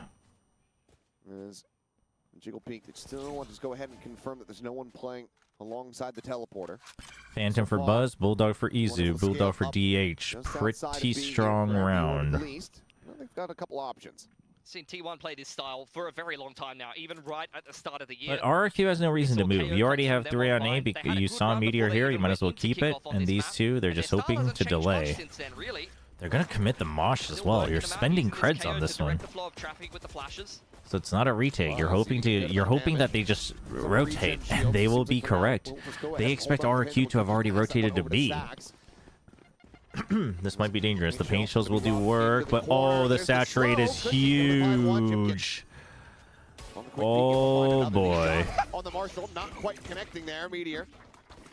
Egg on his face as well. That, Dizzy, and now oh no. Just like that. Oh no. This round is at risk of being stolen away as the wingman will fall. Oh no. To tie it up. Dude, bad assumption, T1. Meteor didn't have any info afterwards. He had gone back here. They are playing a comp, guys, with Come so on. much utility that is effective in the chokes. The saturate is so underrated. I mean, the saturate was dope. Astra Stars gives you a little It's bit more super waylay value. Yeah, they have so much delay, chat. They really do. They really do. I talked about it when they played it last time. You will be punished. And we see that straight away on an eco in round 2. That is going to be a momentum stopper for T1. They're going to be looking to just go ahead and pull off very much the same thing. Damn near full sheriffs here. Aside from DH, who does just hold on to that classic, but it's a rough way to go ahead and kick things off as well. Jemkin and Monyet firing down the same. Oh, whoa, crazy guy. Going to be noted outside of B main. Well, that's the KO gun. You're not really worried about anything if you're RRQ. Sometimes it'll work out. Well, that has Chad, I've already lost interest. That anti-eco or that anti-eco. I've already lost interest, Chad. What do? I'm thinking about my friggin' hardcore run on PoE. Nothing really to do here as he's hindered, just staying sat here within this nebula. What time is it? I don't know how Meteor's made it past the barrier. 7:45. How many people do you think have cleared Act 1 by now? But now he's cleared out.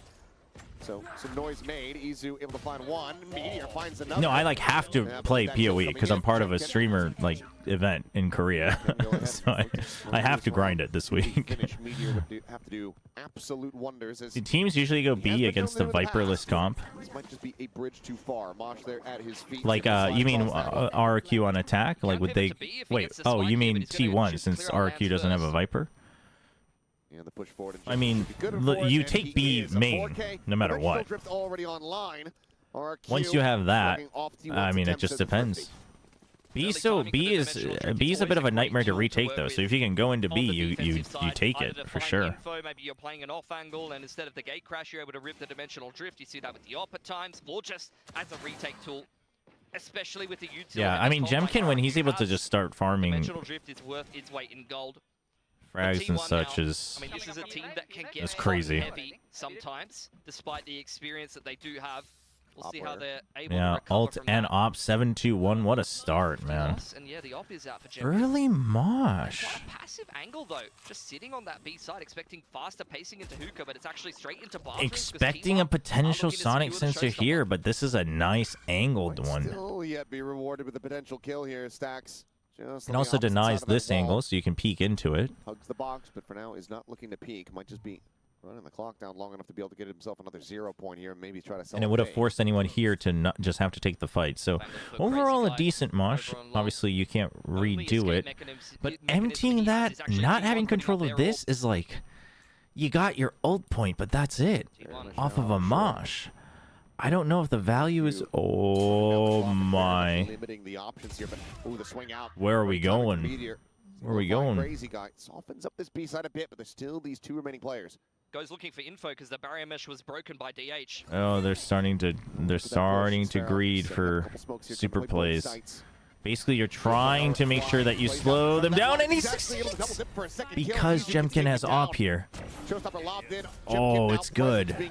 Now your retake is okay because you have hookah. I love that they had the op in hookah. Oh, they're both on site. Easy peasy. Oh, he's caught. The saturate as well. Buzz stuck into the corner, turns the flash. Okay, you heard him. Double swing. Oh, dude, the angle. Dude, Buzz. Dude, Buzz tried his darndest there to make sure it's 2-1v1s. Holy. Flashes bounce a little weirdly, and Cushy gets full blinded by Jemkin's flash. I mean, that would have been a tilting moment for RRQ if you get flashed by your No, he is pushing out because of no info, but it was a disjointed. But they were also trying to re-explore showers. Their comp lacks the info, but like pushing out from both sides. What happens if you both get picked off?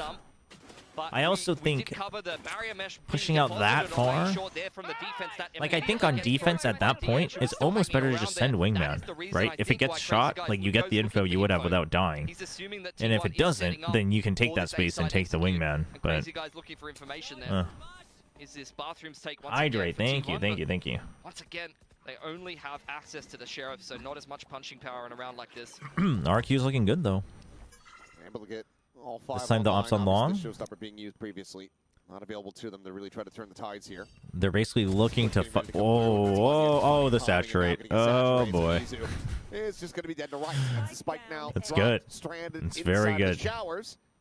T1. But again, defense has been quite figured out. I think defense waylays are generally quite good now. Everyone knows the value. Honestly, Xfero has been my favorite RRQ player. Xfero has been high on my list for a long time, like throughout all the different rosters of RRQ. Xfero's quite good. I respect it. I like the choice. You've got the dive, very similar. There's the wall. Oh. There would have been a hell of a flick there, but Meteor does manage to go ahead and put down Jemkin. Took the op. Monyet, however, they're coming back for it. Crazy guy's coming back for it. Okay, throws it out. Yeah, there you go. I was about to say. Footsteps are going to be heard. Rotating back around Crazy Guy. Does he just take it? Surely you I mean, Monyet has his ult, so. Monyet not going to be getting an ace here, at least not in this round.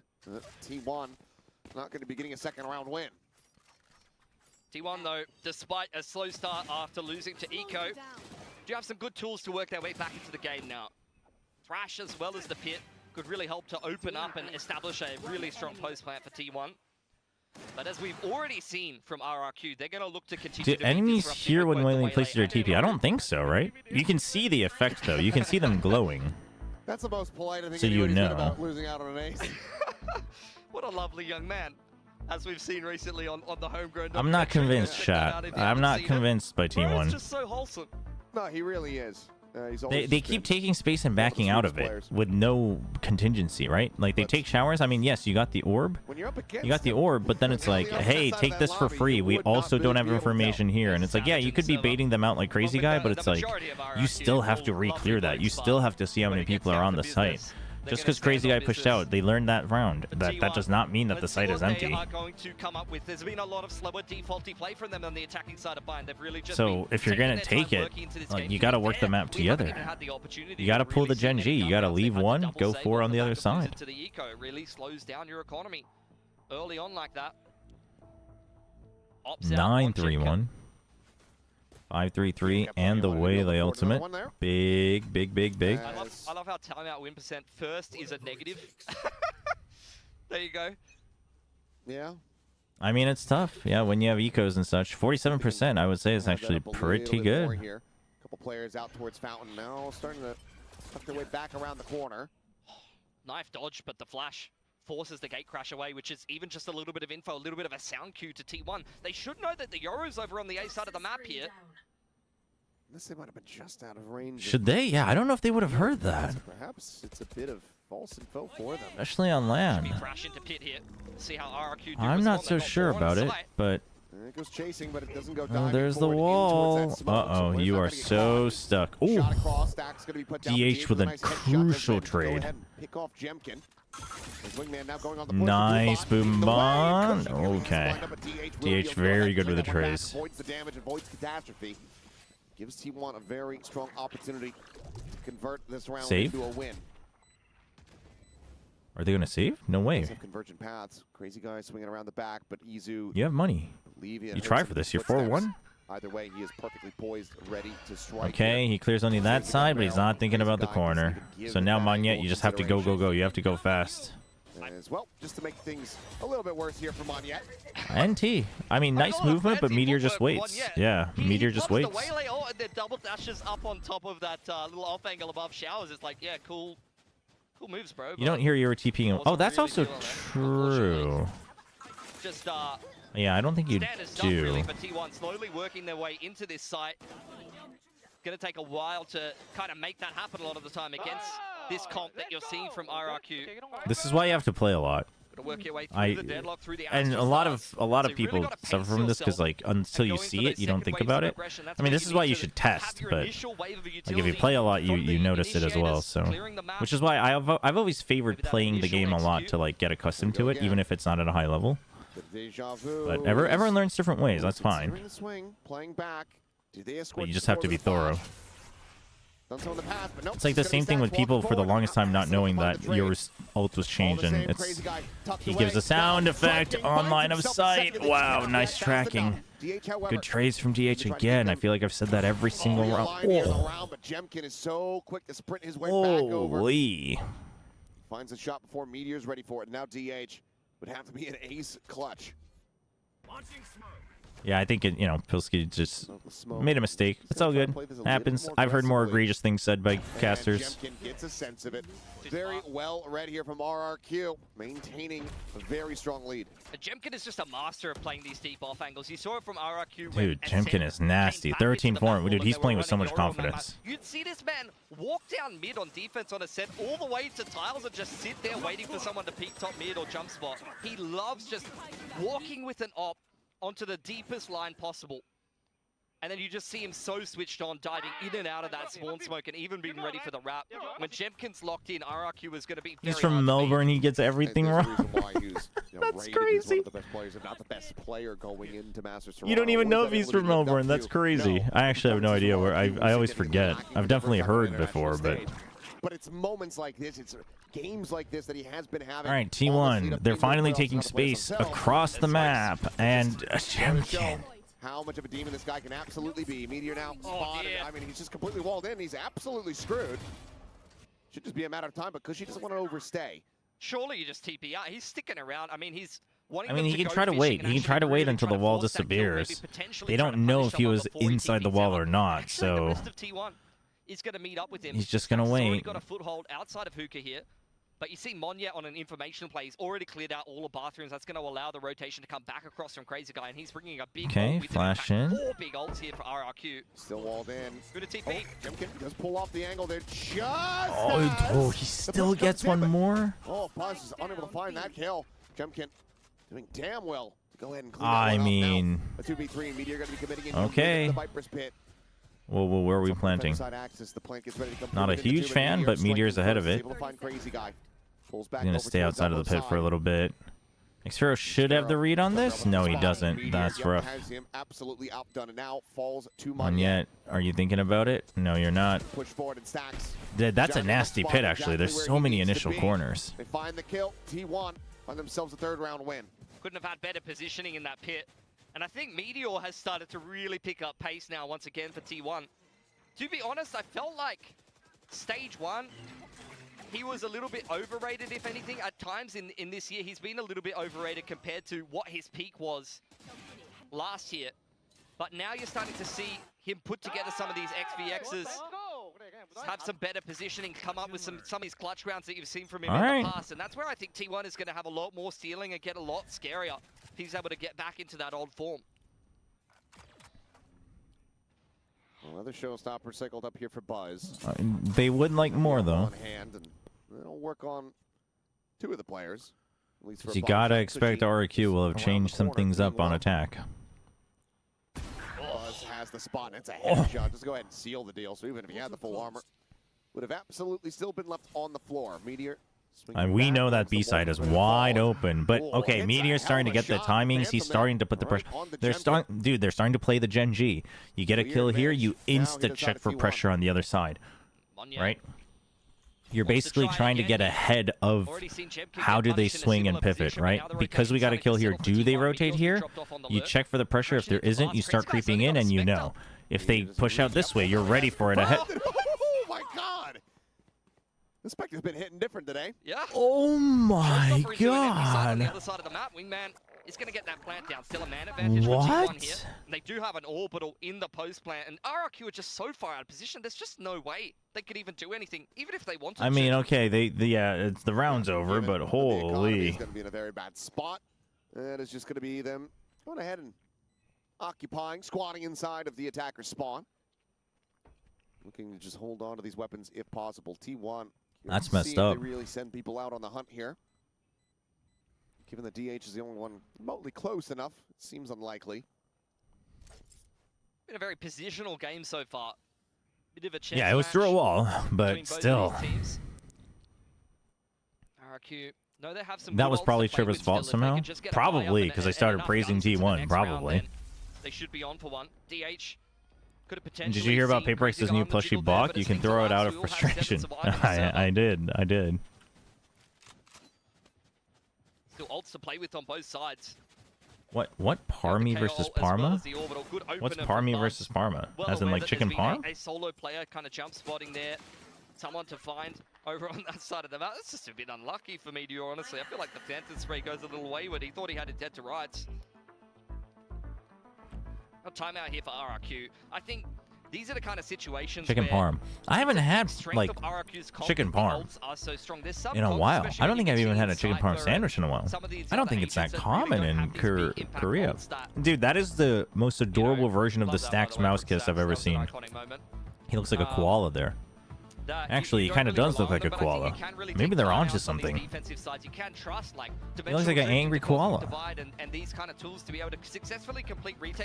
Some states in Australia call it Parma and Parmy, and everyone hates each other. That's crazy.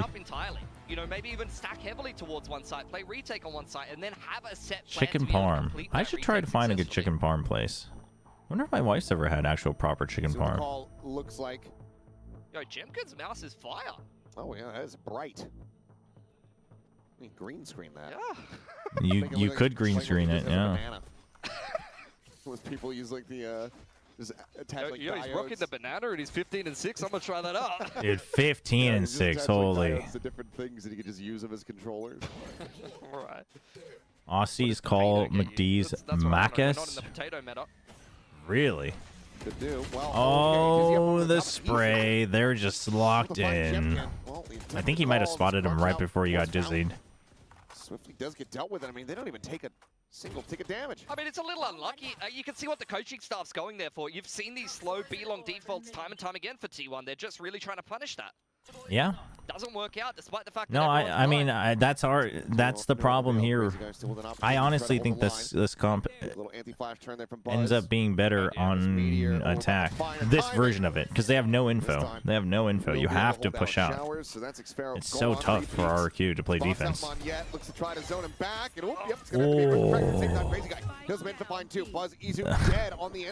Very quick. That's gonna force the teleport coming through.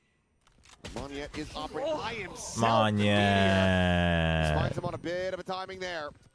Slow up off the sonic sensor, but still plenty of time to go ahead and get the spike in play. Off angle from DH, checked by Cushy. He's very switched on to that. Crazy guy needing, it felt like, to find that one. Annihilation at the ready. Oh, really? And choose wisely. It does not. Missed. Towards defenders with Meteor. Not sure if he meant that. Maybe he did, but is now looking to just go ahead and play ring around the Rosie. He's on one.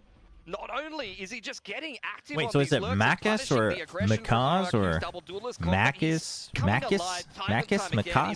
Macas? This is exactly what you want to be seeing from Meteor. Been a while since I've seen a game like this from him. Yeah, feels like it has been quite some time. Wait, I don't know how to read my phonetics. In prime form. Mac ass. Climbing the Really? standings. Mac ass. Mac ass. Mac ass. Kill away from tying things up Macus. alongside Jemkin, who is off to an absolute Go for a little heater. Macus. Okay. Yeah. All right. Now I can go survive in Australia. And they got so much economy and ults behind that. So the fact that T1's been able to work their way back into this game is honestly very impressive. Really speaks to just how solid their attacking side is on this map, really. Apparently that's what Australians call McDonald's. Triple stack here. Macas. Macas? Is it softer? Macas? Not Mac ass? Okay. Meteor. Oof. Just quick clearing here on the showers. There's the jumping. Ooh. Oh, dude. I honestly, Monyet could have had that. Monyet could have had that. Oh. His wings had already been clipped. I think it's pretty well established that we should Macas. Oh yeah, you gotta kind of like you gotta mush your words for Australian. Macas. Macas. Macas. Yeah, I think there we go. Playing the runaway strategy might be the call. What is happening in this game? RRQ is losing the plot because they have zero info chat. Quite frankly, quite frankly, they have 5. I think they should be okay with it. Everyone says Waylay's like so much better on defense, and Waylay individually might be. I don't necessarily agree that she's so much better. I just don't think her attack potential is unlocked. But this comp specifically, you have zero info. You're looking to just break into the site. The problem is if that's the only thing you can do on attack, you have a limited number you can get. So they need to have more macro. That's where the Waylay should be coming in, but we'll see. Nothing spotted out of the Dizzy. Izu with a very nice shot. Hey, Gotcha. The NONGSHIM match, the second map was really good. The second map was fun. NONGSHIM lost, but the second map was fun. It was very intense. First map was just a cruise master. It was just a TLN masterclass. Thrash and Orbital could really help one of these side executes. Back in a flash. How long has Jemkin been holding onto this dimensional drift? I feel like I have barely seen him use them very effectively. Wait, has he not used it at all? We used the one. Oh no, he used the one. Okay. It's hard to say. Ops back out for him. I almost would prefer them to throw that to Monya and then have some more setups designed around the Yoru flash. But not going to be the case this time. Yeah, but the Yoru can just hold so many more free angles. Try to guide it forward. That's him making his quick little exit, and that allows for Meteor to scale. Gecko for Gecko. Oh, dude, they've just been dodging ults after ults. Where are we going, Cushy? Where are we going? I mean, I'm pretty sure he could have hid in this corner, but I just don't think he had thought about it. Buzz, just keeping him busy, baiting him in. Look at Meteor's position. Diabolical, man. Buzz distracts him. Meteor just stands right here, doesn't get spotted. Oh, man. Fragment has him zoned back. It's the last round of the half, Meteor. You could just throw the pit in his face if you really want to. Jemkin just throwing the kitchen sink at them, but he's running into such a huge crossfire. T1. What a recovery! They get ecoed in the second round. I was like, oh, we're going to go on tilt here. We're going to get a little bit worried for T1, especially in an opening playoff bracket game like this. They are showing their class. They are showing their experience. If RRQ has figured out how to use Waylay on attack, they should be okay with 5. Ideally, you would like 6, but they should be okay with 5. 7 or 8 rounds and a half. Really did not feel very close at all. I mean, T1 also, they should have had more points on this half. They played the first couple of rounds really poorly. Playing this double dive, you're about to shift over onto the attacking side. They had been cooking. The last time I saw this comp, Meteor 118 to 7. 100 bomb in one map. How many overtimes do you think you have to get to drop 100 bomb? What does the score have to be? I mean, what are like good players are dropping 50 to 55 on 3 maps? How to beat that, because DRX did a very good job of just playing hands off, playing very high percentage positions, and just letting RRQ throw everything into the site. And then RRQ winning stage 1, T1 winning Bangkok. I mean, T1 winning Bangkok for sure. That's not even a T1 fan thing. They might have been seeded dead last in most people's expectations, or one of the lower teams for sure going into that event. Yeah, I think that it's hard to contend with that. So I feel like this is a stacked hand against RRQ. To be fair, I was very surprised like 80 rounds. RRQ did win from the lower bracket against Gen G of all teams. Yeah, I guess so. Yeah, I guess you just have to do kills per round. Smart Belly Button. You know what, Belly Button? A team that has pretty smart. In past had problems, even presently, to be fair, had problems dealing with pressure. At one point, Jemkin. From what I can Three remember, ghosts, triple ghost versus triple ghost shot. 16 and 9, There we T1 go. removing Half armor for red, Cushy. will drop, nullifying Just him the wall. from the attacker So side. this is See if they're gonna still be RRQ. able What to we do saw that they were doing with this comp was Now from the basically defense. go for like early pressure on one of these lanes with the dizzy and initial util with the net, and then you just burst in, right? Coming in. There's looking at the It's not as easy on the pistol. Gets it saturated, And but Izu gets the headshot. wow. Jemkin now trying to play himself in, and Izu. Oh, he is just an immovable wall. Okay, all right. Just a cosmetic stun yet again. And that's 3 charges. What do you call already. McDee's in South Korea? McDonald's? Or just Megnar? I mean, They shorten it, trying to so rely and bank on getting another thrifty McDonald's, win. so Megnar. It's not decent odds on that. But the full word is just McDonald's. Crazy guy. They're giving him absolutely nothing here. Flank comes in on short. Meteor's going to clean it up. Oh, flawless pistol. T1 off to the races here on this second half. See if they avoid back-to-back catastrophes. I mean, this is just incredible from Izu. It's like watching an action movie. He gets I've heard saturated, but he's some just running Koreans through call the it rain, Mekdo. one-tapping everyone no matter Those what. Koreans are weird. I've never heard people beautiful. shortening it The push to go Mekdo. forward there. But the No, shots it's taken Megnar from for Izu. sure. That is just a Megnar. position where really both of them are one That's and crazy. done. Explain why If 3 they people don't are taking hit fights in nothing but Jemkin and heads, Gecko that aren't part round's of the over. 3. But T1 is just so Power in sharp. numbers. Power in numbers. Well, as per usual. I mean, I don't think they were trying to take the fight. T1 just brought it to him. T1 was pushed up pretty far, you know? You're anticipating this pressure, and as the pop flash Yeah, goes that's through, it's gonna that's be a closer fight to there it, on no the void. floor. That's how I've heard it, but maybe it's a regional thing. Maybe people in like Busan call it Mekdo, but I haven't heard that. Refract back.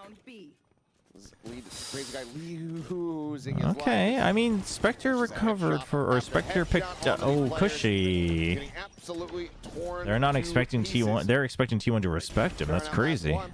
DH quickly deals with him, and it's damn near flawless. Mekdo Psycho. Okay, we have people on YouTube saying that you must be a psycho to shorten as Mekdo. So I don't know who your friends are. I don't know who you've heard, Lazy Daisy, but they might be psycho. He's feeling himself. He was not letting anyone into hookah there. Drops the orb with the snake bite behind it, and then opts to go forward and fight them in the choke. Either you've got to come through me into the B site, or I'm about to have a pit in the first gun round. I think they might be going. Well, it was pre-COVID. COVID has changed the way that Koreans. No, I mean, there's always Koreans shorten everything, so like some people might have just shortened it on their own without ever heard it from other people. Uh-oh. Right up into the smoke. Crazy guy with a Yeah, nice but turn it's the back. Go ahead bonus. and But shut oh, it down. Isu kind of needed to get that first kill clean if T1 wanted to guarantee this round. It's still a 3v3. RRQ this time around. And now they're just going to check. But the thing is these Sonic sensors aren't actually doing you much good. This one could give you a good fight on a peak, but if you're not staying here, you're not taking this fight. This Sonic sensor isn't doing anybody any good. And now Buzz is going all the way through. He knows that the rotate's not happening. Hello, DH? I just told you that you know that the rotate's not happening. Hello? Hello, Buzz? Can we make the call, please? The rotate's not happening. Thank you. Stacks. Bit of damage going to be found. Fragment Okay, now gonna be playing locked in. for time. Looks to be good for a little bit more, but no. Oh, a little bit of a fast one because they think they're going to commit the molly. Cushy able to strafe across that one. Keeps himself alive. Oh, Very that's nice shot. unfortunate. Takes down DH, and that allows for the wingman plant to come through. Two of these players are one-shottable. My favorite McDonald's fact is the people in France call it McChicken, but then Quebec and Canada call it McPoulin because of French language laws. Really? That is an interesting fact. That's a fun fact. That is a fun fact. Do I have any fun facts for McDonald's? No. I do not. Tucks along the wall. Peak getting ready to come through is trying to find that shot. Nope. Little bit wide. Little rocky. But a clean one from Xfero. RRQ deny a bonus conversion. All right. Losing out on 2 players. Got a little bit touch and go there, but clean enough from RRQ. That key trades here. This really could have gone horribly wrong. If Meteor goes unchecked in the smoke there, the I mean, off angle from also Izu, those Cushy could have definitely been surviving. clean Cushy multi-frag. That's the surviving key here kill is for me. so big. Xvero punishing that backside swing as the high HP player. That is the key kill. Secures around for RRQ. I mean, I think Xvero's kill is the one that puts the nail in the coffin. Personally, I would also put Cushy's, like, getting through the molly. It was a big turning moment.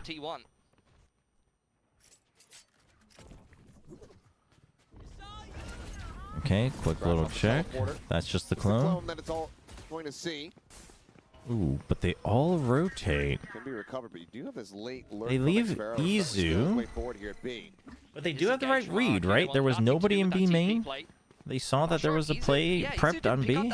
You can see RRQ are just camping it. They do not want to let T1 have access to that. Yep, that is rough. The play has been completely denied from RRQ. But I don't know why Izu's not the one that TP'd there. Minute remaining. It seems like this A site's still going to be the intended resting place of the spike. Starting to push their way forward. Monyet. Meteor again with the timings. He gets through. Into the smoke. Fragment from his teammate. That's his own fragment. Eating that damage. Oh! It's giving up the game. He doesn't die. 3 HP remaining. Oh my gosh, dude. That's crazy that he just tanks all of that 3 HP. And they have the read. Oh, and they can go for a quick TP if Stax wants it. Xvero's through again. This might be the difference maker, but that is a big dizzy.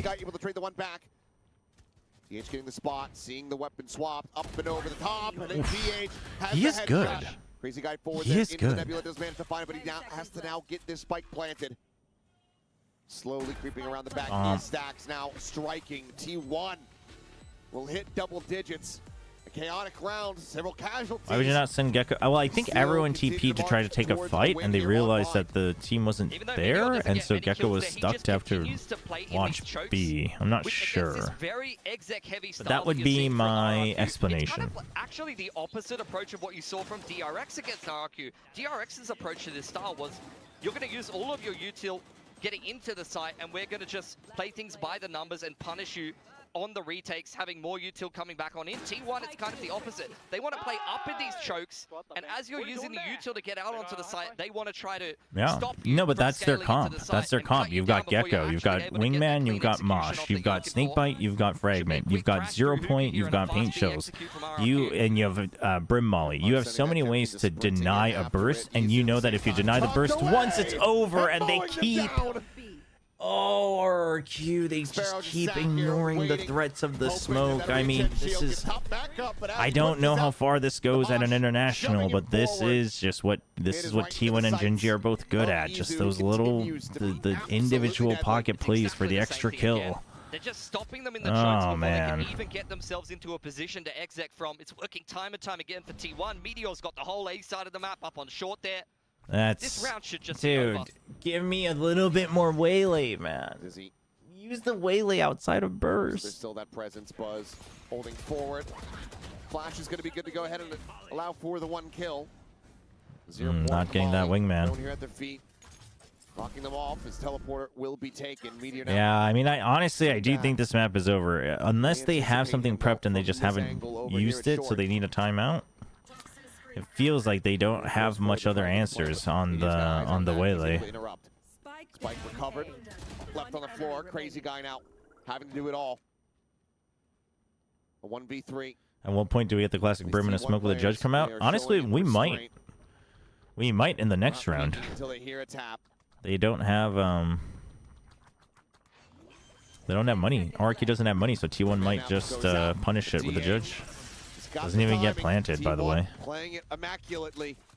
Continue to lock RQ out. Remember to talk to each other out there. There's absolutely nothing to do there for Crazy Guy. To be fair, he's been one of the more reliable players for RRQ so far this game. He's been very good at getting these trades. Been one of the better fraggers as well, where usually at times he can be one of the more statistically I mean, we haven't seen RRQ do a single cool execute because T1 has so many ways to deny it or break it apart. Australia, I think, was one of the weaker fraggers when he was IGLing them, and naturally playing those E-net roles, but... All right, there it is. Let's see. Let's see if they can pull something out of the strat book. It's very clear what their approach is. They've already seen all of Is the RRQ's perm ban Lotus because it's going to be bad for them if mine. They seem to be wanting to retool Lotus, so I don't know if it'll stay as a perma ban, but. And this is where T1, people question the game planning, people question the coaching staff at times. This is a perfect example of them. This guy is going abroad in 9 days, and so he said his best choice was to book 3 days of tickets here before leaving. Don't know where he's going. Not sure if it's studies or work or whatnot. T1 faithful at the moment being very well rewarded.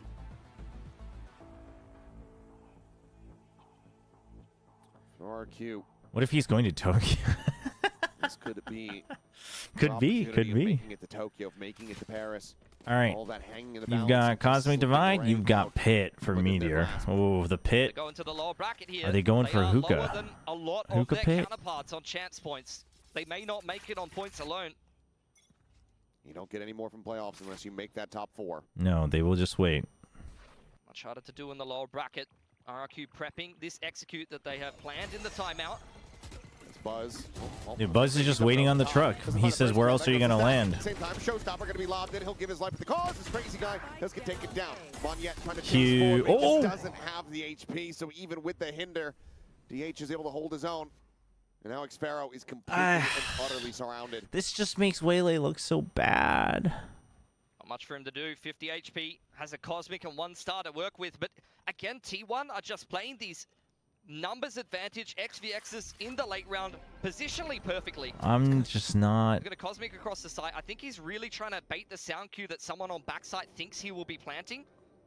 Wants to make them think he's tapping. But they're on both sides. sides. But no one's given him anything. Oh, man. He's right here in short. They know that he's not. They know that he's not. Have a good one, Novoid. DH can just continue to watch this line. Oh, hold on. He Wait. has that kill. There's a chance. Gonna be a rotation, He doesn't hear the but Teleport does TP. get taken. The Cosmic wasn't down there. He might not have heard that, but he's going to pivot anyway. He's going to smoke off Hookah. He Like, might look be at this. reading T1's so one well, smart. but Meteor They doesn't respect it at don't all. He just TP jumps straight out both. Hookah. And Izu will plant his feet firmly in short. And Izu still has full util. He can get a mosh here to the back of the truck. Oh no, it's going to be a little bit too late for that. So can't try to run down the clock here. Oh boy. Izu, dude, if Izu dies here, it's okay. If Izu dies there, it was there was a chance it was over. But unfortunately, it does not lead to a round win. The Cosmic Divide now no longer in hand. Where did RQ go? 경기가 너무 일방적이어서 오늘 업데이트한 스타일 스토리를 보다가 오겠습니다. 아, 오늘 업데이트 나왔군요. 그것도 다시 해야 되는데 재밌었는데. Completely disrupts the execute. It's a classic one. The off angle from Bart punishing the Yoru TP, but it's more so the top truck position. Just tucking in at top truck. It's a Taylor's oldest time on this map against the But it's also really good against the Waylay. It's so good against the Waylay. Because that's a prime spot for you to drop on or go past. Not to mention the fact that position gets even better when you're playing against a comp without a Viper on the attacking side. Because there's no wall to obstruct that vision. It's just free for the taking, really. Well, map point. Double stack setup, staring into Hookah. DH playing point, looking for the concuss, but he's able to. Dude, they like gave up on the B mini execute so early. But I think it's because they realized they need 2 lanes of attack against T1's comp. They're just not able to get it. And now they're pulling on T1. They try to fight here and they don't keep it. They say, okay, well, we give up there. Let's try B long. And it's like, dude. With an ultimate or as well, but Flash from Stacks could be good on the reclear here. You can see T1 very much looking to do that. Waiting for it. He's going to backpedal and Will just go ahead, make his exit, joins in perfectly with the rest of the squad. Meteor for the moment is alone. Does have the pit, but he hasn't let it rip quite just yet. Gemcom bite down. Off the dimensional drift here. They're on the site. Okay, that's big. Immediately sends it just to go ahead and try to clear out the remainder of this site. And Xpharaoh doing well with the 1-tap to take down Izu. Seems like RRQ still yet a bit more fight left in them. Ooh, 3 on 5. T1, they're going to try to make a go of this. That tries to, flush the money back out. Oh, Stacks tanks it. They don't expect it. Waits, pulls the trigger. Monyet does get struck down. But you still have the Annihilation. Yep, there you go. Get the Annihilation out. That should be one captured, and that's the round. It's going to be a direct hit. So DH, nothing more to do other than to try to run away. Gentlemate's time. Survivor here, but RRQ We'll see. keep their heads above the water for the time being. If there was a team in this playoffs that I think could pull a Gentlemates, it would be T1, honestly. I mean, dude, I feel so bad that it's called the Gentlemates, but it does work. Especially when you've got this much of a lead. Could definitely find a cleaner round to be able to make that happen. That is an example of Meteor who really hasn't made a mistake this whole game, trying to play with confidence and being punished for it.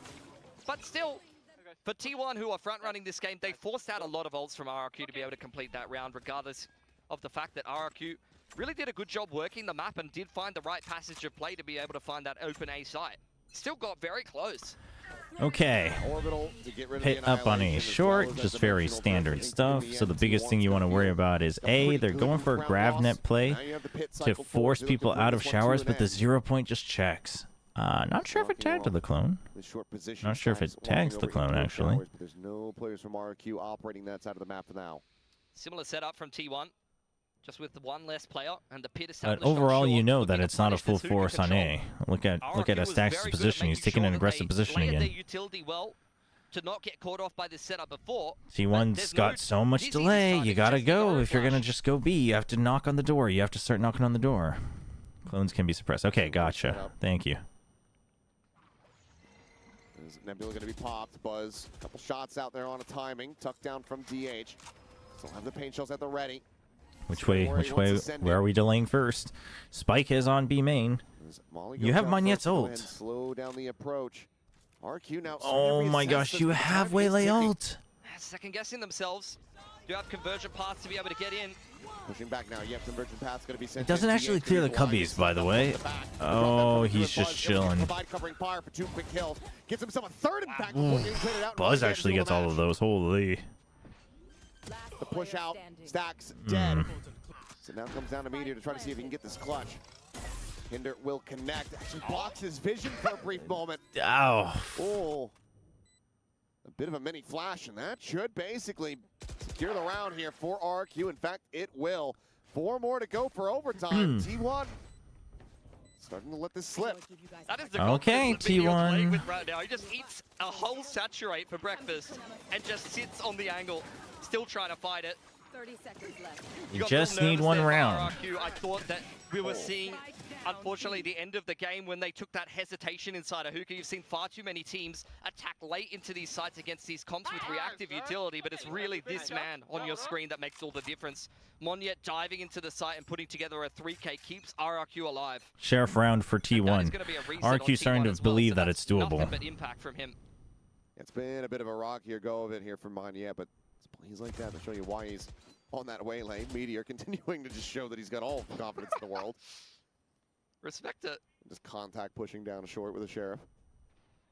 Jemkin, however, the instant headshot into the spray down. That's Buzz gone.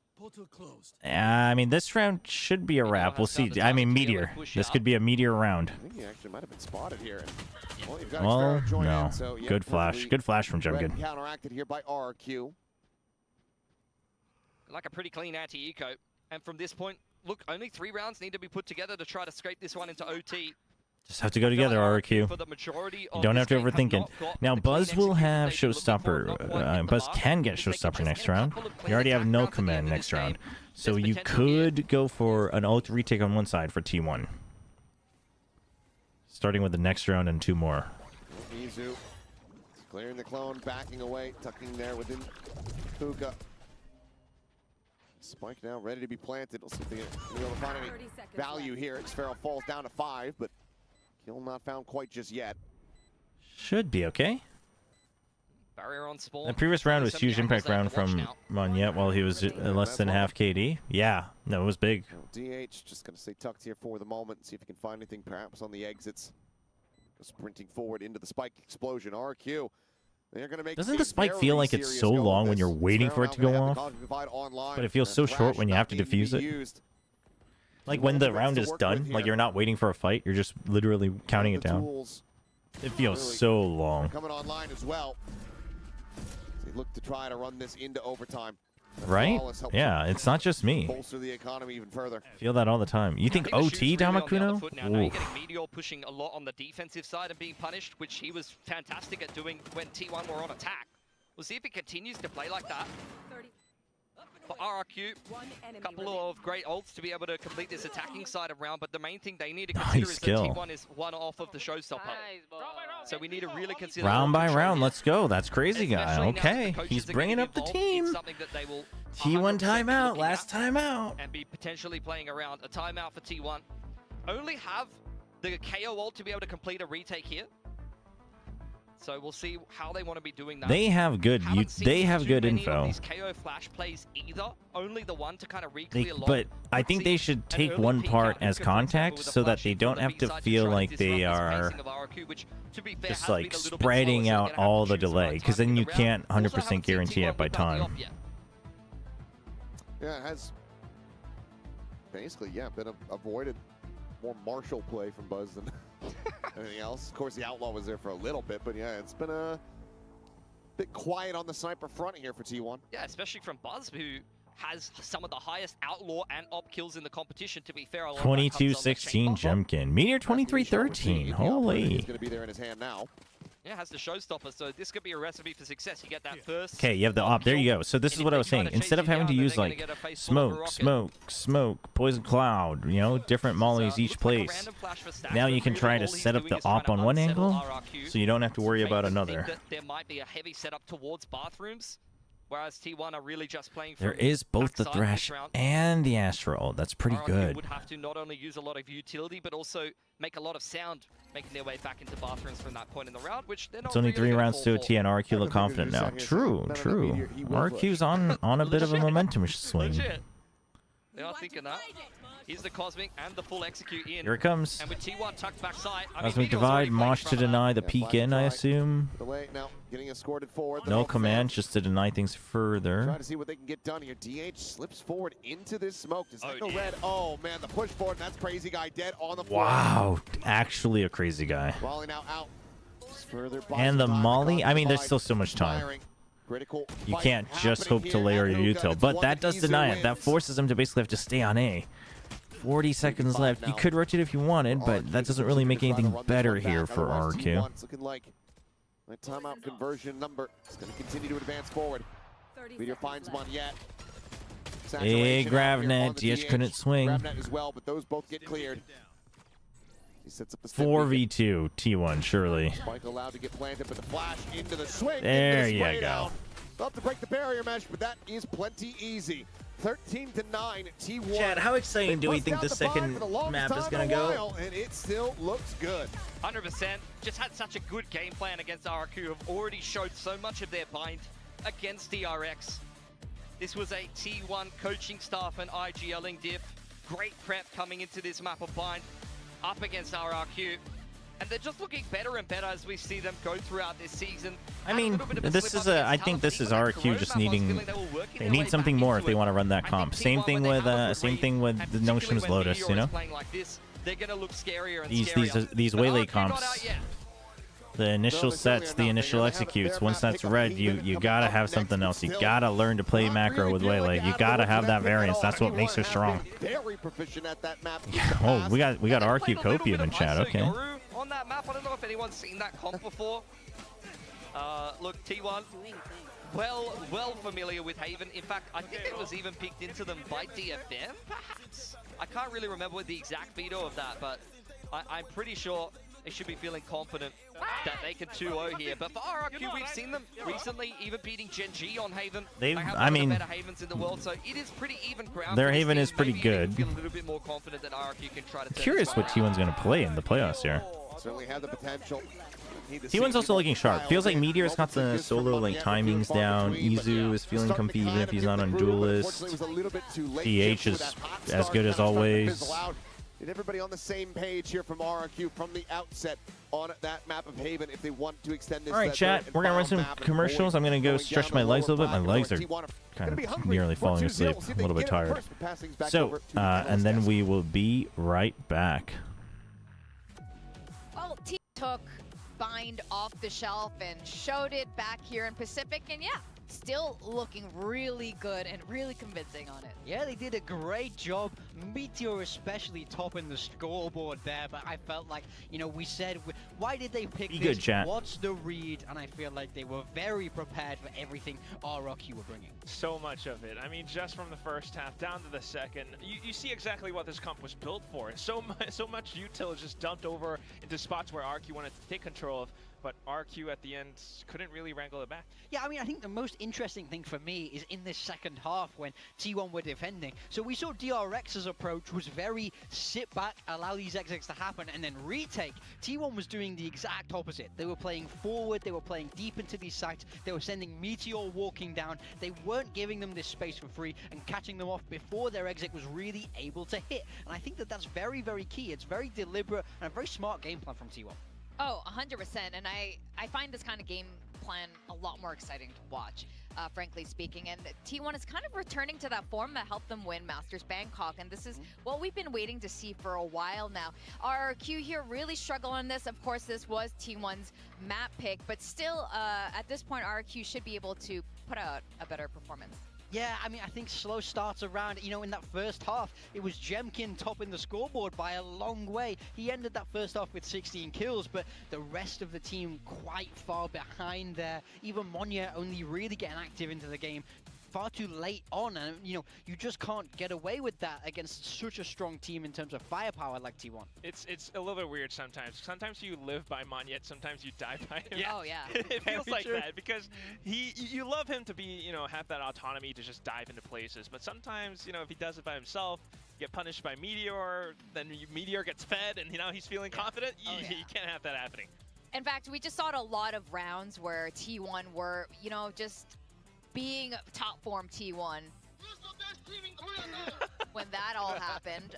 Yeah, in fact, let's look at some of the highlights big time with T1 just being unstoppable. I mean, I think this is the thing for T1 is they routinely have a habit of kind of winning these duels they shouldn't win, winning these fights that don't really make any sense. Here, Meteor takes a random swing and owns Jemkin. This fight, you know, RRQ had a great read after a timeout, go punish this B pick, both flashed up, but bang, it doesn't matter, they sit them down anyway. And then this pistol round, RRQ are ready for this pushdown. They're holding, waiting for it, but RRQ just all die anyway. It doesn't matter. That's the thing about T1 is they have a habit of continually winning these rounds they shouldn't win because they are so sharp individually. And all the util in the world coming at Buzz and he's entirely unfazed, just stands there like a turret and takes him down. I mean, look at that. That's a lot of experience and also just confidence in how they want to play and take these fights. You saw that little blast pack, the paint shells, and also the reads that they have against RRQ. I mean, this could be a bit of prep, but this is also just them reacting to everything. Even off of the Dizzy Flash, for example, T1 have what it takes to just hunker down and spray where they need to. And it's things like that that really make it tough for RRQ sometimes, because this is, you know, a very exec heavy thing, whereas for T1, like what Pilsky was mentioning during the cast, sometimes it's a little bit reactive, but at the same time, you know, they're just getting information off of like Meteor pushing, and then Buzz is already sitting somewhere behind alongside DH, tossing nades and mollies, preventing RRQ from doing what they want. Yeah, I mean, I think we speak so much about this team's individuals, right? And I think this was the perfect map to show it. We just closed out by seeing a bunch of Meteor highlights there. Yep. He is, of course, the map MVP.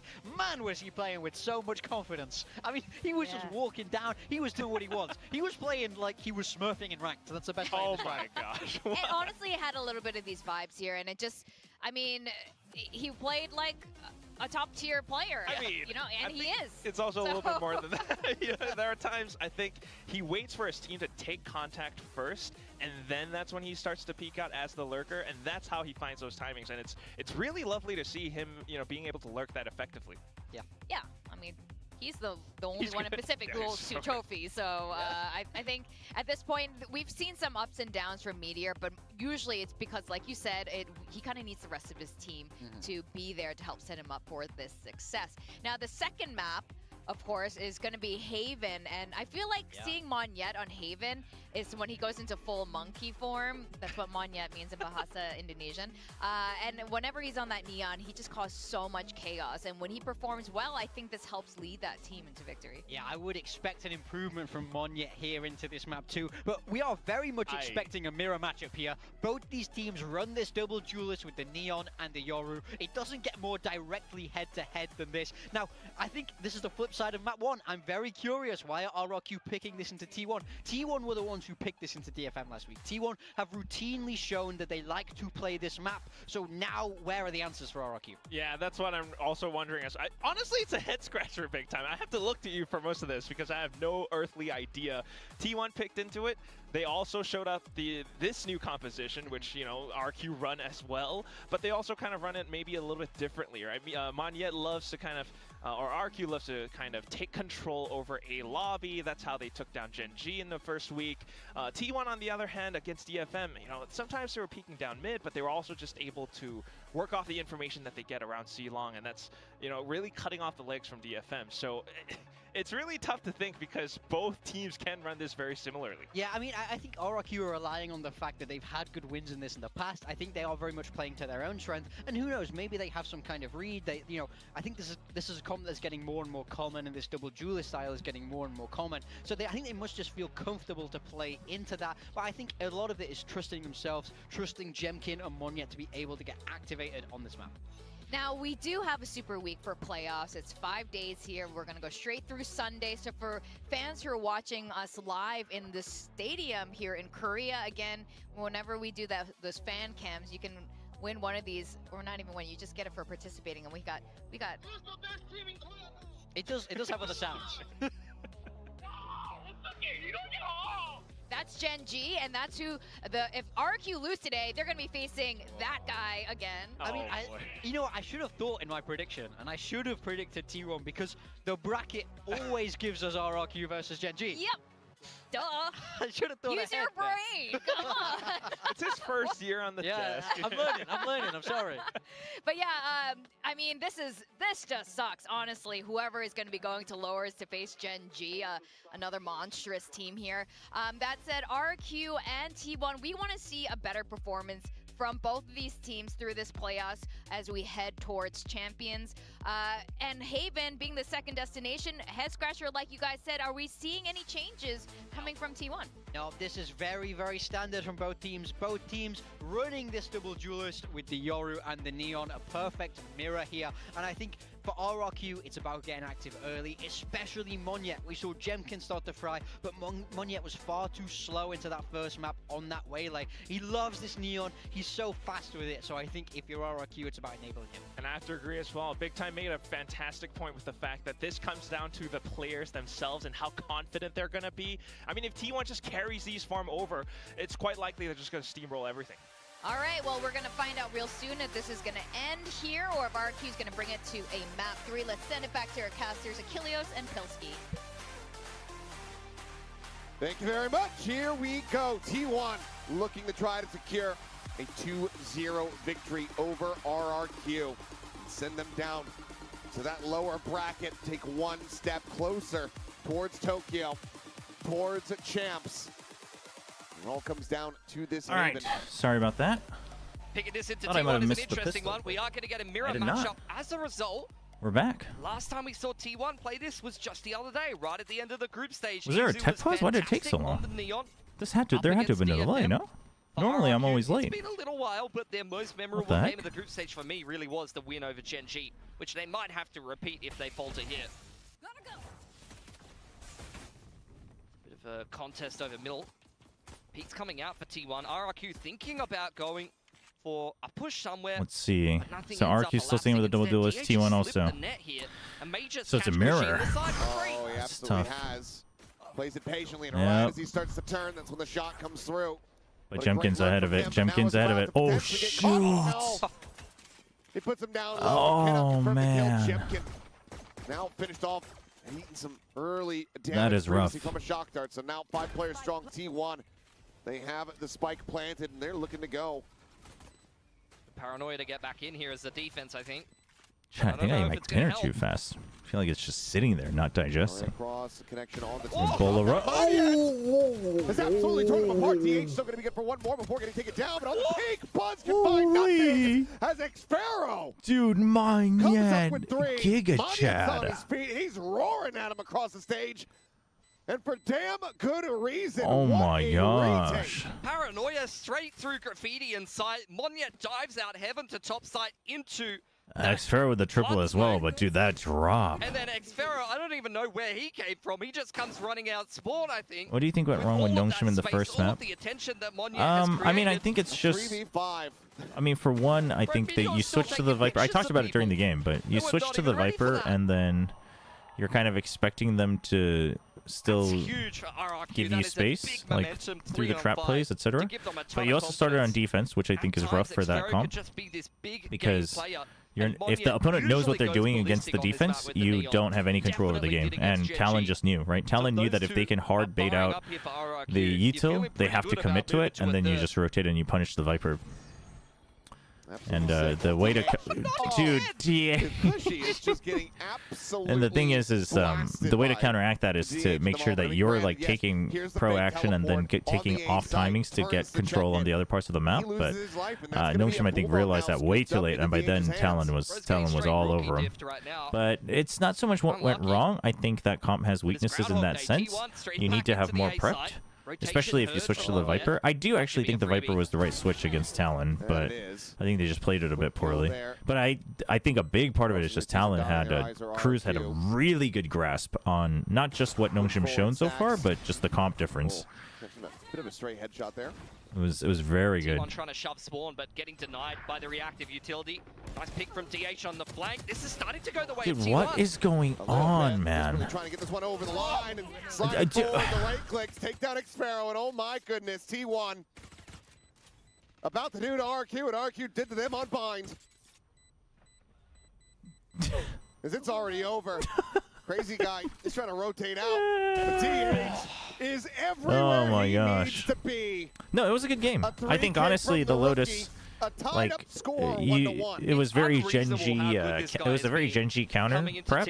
They tried to change things up, and I think it was the right direction for Talon on paper, but they weren't as comfy on it. And Talon just had a really good grasp of the meta or the comp difference. And Cruz called it perfectly. They were all shooting. Yeah, but yeah, map 2 wasn't like that. So honestly, I'm not that sad. If both maps were like Lotus, I would have been like, ugh. But yeah, it's not too bad. I just always get tired after an NONGSHIM game because I like spend so much emotional energy. It's got to be a damn good feeling. And it's all good because Monette and Tibbles were insane. Yeah, on the first round. Picked up there by Buzz. Nice pick from Izu to start things off. The thing is like I like Sylvan, right? And you know whatever, you know all the memes about the documentary, whatever. But there is just no. You just cannot deny that DH is cracked. DH is cracked. Outside of garage. He might be like. Scaling, spotting. He might be on the top side of this roster in terms of pure individuals, honestly. Seeing the Cypher there doesn't really tell you much. He's just too fresh, is all. Looking to crunch grass, but too late to catch Meteor, and in the meantime, T1 will walk straight into the C site. Completely dry contact, not a single 아니 버즈가 오늘 컨디션이 너무 좋아요. 그러니까 기분이 너무 좋아 보여요. 무슨 일이 있는지 모르겠네. Yeah, and Buzz just looks so happy to be here today. It's crazy. Takes him down, Izu. Dispatches Moniette. I mean, I love to see it, but I've like never seen him this joyous. Trip still securing the flank here. Xpharaoh just waiting for someone to get a bit lax there. No, the jump. No, he's not built like that. Okay. I don't know if I've ever seen anybody actually pull it off. Look, Xpharaoh is one of those players. He's always leaned into the monitor. I don't think he's got the moves like that. I'm not gonna lie. He's like straight nerd necking it out here. Jeez. Pilsky. Could just look to try to play for an exit. There's Meteor. Oh, I was gonna say potentially at risk. And yeah, Will could take it down. It's a messy game. We are in for a messy game, chat. I mean, you have double neon, so that's a bad start. I think no, Pilsky's just generally savage though. That's just Pilsky. Might have I think anticipated he's all just the skills there more. at the very end. He's even more filterless because he's like, I'm stepping in anyway. We're going on. A free opener there for Izu. DH, these early multi-frags have given him access to from the shadows. Not really the kind of impact ult that will help you play around by yourself, dude, but I there are want some to tune set plays you into. can do with it. Either just TPing into spawn. Dude, the invisibility things that someone Yuzaki, I think, from YouTube chat was telling us about on Discord. Apparently, I'm just seeing a post show up on Valorant Reddit as well. Big. Huge. Now you can just reset. There's really nothing T1 can do here. I mean, you have Yoru, so that's like your best bet, but activate in the mid-round. Meteor trying to catch a timing. Straight no on C-long, smokes, Buzz on front B here. no neon. Doesn't force his way in, but forces Okay, Jemkin back. YouTube. Come on. Now going to be spotted here from Meteor. Just trying to Oh. duck underneath that one, but Xfero I like that trip though. goes ahead and gets the ping reveal. Big fan. The neural theft. Xfero's got some dirty trips, man. Yeah, I like it. I love these trips. Look, what is that? That's sick. That trip is sick. Well, it's going to be taken down now. It is all down to Stacks to see if he can do anything at all here. Otherwise, RQ in flawless fashion will tie things up at 2-2. I mean, it's Cypher ult. That's exactly what they You know, guarantee that you're not Especially losing any after more the slip weapons. up I'm versus okay with Eco. it. Sack seeing if anyone's going to give him anything at all, try to keep things a little costly. See if but we look can at catch back the up. Phantom here and doesn't feed an extra ult orb. That's totally fine. T1 will just run it back in round number 5. Well, and it's exactly what he's going to try to do, as we have 20 more seconds to go ahead and wait out. But yeah, Put that trip in your books, boys. That one's disgusting. I was watching Xfero run around in freestyle before this game started. He's got all kinds of little filthy trips, man, that I've never even seen before. well, sometimes you Chat, I just saw a headline that says that PayPal is no longer a payment option for Steam. Is that run true? around with a trip in your hand and see what the hell you can stick it to. Yeah, look. Some people don't believe in that. That does make it a bit more difficult for me to... I don't know if I want to do server time. What if Oh, I actually, no. I pay with everything with my Korean card now on Steam. Never mind. We're good. Not going to learn everything from that. Really good first shot from Moniette. Yeah, that win in lobby is really going to settle things for RRQ. I think they would have been feeling a little bit thrown off balance by those early couple of rounds, but winning in a straightforward round where you're both fighting for A lobby like that really restores the confidence. They're going to do it again. All right. Big round here for both. Try to regain some momentum. We'll run a 3-1-1 looking for a pick. It was a triple peek onto Stacks the has a side. Guardian. Trying to grab themselves the orb yet again. That will be Dude, Buzz getting his RQ is dimensional hard drift, but RRQ denying taking A. lobby in the meanwhile. They are hard denying A. Dude, I like that. I'm a big fan of this trip. It's not as easy to break if you're clearing for the other ones, the regular ones. You can't hear it from, you know, just outside of the site. It's good. Against an actual execute, that's pretty solid. Gets him a good amount of information, but Jemkin playing forward here behind the box, able to find one, and he gets out. Just teleports right back down into sewers. This looks like we might be going to Sunset. Sunset between the two teams. I didn't realize map 3 was Sunset. Could be interesting. Crazy guy holding the paranoia, expecting the pivot into B. Who's next? But instead it's going to be the dimensional drift straight through garage. Looking for something, anything, but it's just Xfero tucked in the back of the site. That's all he's going to find. Already got Crazy Guy, quick on the rotate. Paranoia going to be sent out. Buzz now exiting, but somehow... Did he not spot Xfero? Yeah, I don't know. He just bobbed and weaved. Ends up falling to him. Moniette cleans up. Seen a couple of those today. Oh. NT from DH. It gives them a fighting chance. It's just tough for Stacks. Does pick up a weapon, does pick up the spike. Just have to just stick it. Womp womp. Here comes the full swing. Yep. So diffuse coming through. Moniette's looking over, man. He's like, yeah, Stacks looking at me. Here on Haven. Nice little retake, just playing that one by the numbers. I was just so surprised that you saw T1 with 3 players shove top C there. Xfero sees the neon, and no one budges an inch from RRQ. They just trust this lobby setup. Must have had a read, must have had a game plan, knowing that T1 likes to go for that reclear after they open with a 1-1-3 and try to look for that C pick, get the orb, especially securing the dimensional drift. respect to them. They don't panic. They don't over-rotate. They trust Xfero to hold down the site on his own and punish T1 when they try to make their way back to lobby. All right, T1. See if they can bring it back here. This has been my big issue for T1 in Pacific, really, is just how inconsistent their attacking sides are. Since When you have they're 5 on, up, anyone else and we have even been saw them having on FPS versus issues? DFM on the attacking side of this map. I When haven't. they're running around full But I mean, I confidence also in their upgraded my game plan is graphics working, card they at the look same time, but amazing on attack. I But played a couple when games they're playing before I these installed my new chamber comps, or they graphics play a card, little and slower, or they don't I quite didn't have have the right any read, their notable attacks don't issues. look But good at I think all. it's And just, I think your mileage unfortunately, varies. I think the it also start of probably Maven is more, outside of that eco, outside of DH it just catching depends a on the couple of times has CPU. looked more like the I think latter than probably the former. variance is from the CPU and other factors. But I don't think it's a straight up like everyone's having better or worse. Like some people are having way better experiences with frame rate. Other people aren't. Coaching staff was likely just breathing a sigh of They'll relief just and have to saying, iron "Okay, it we out. should be It'll good take to some time." streak This one, but nope.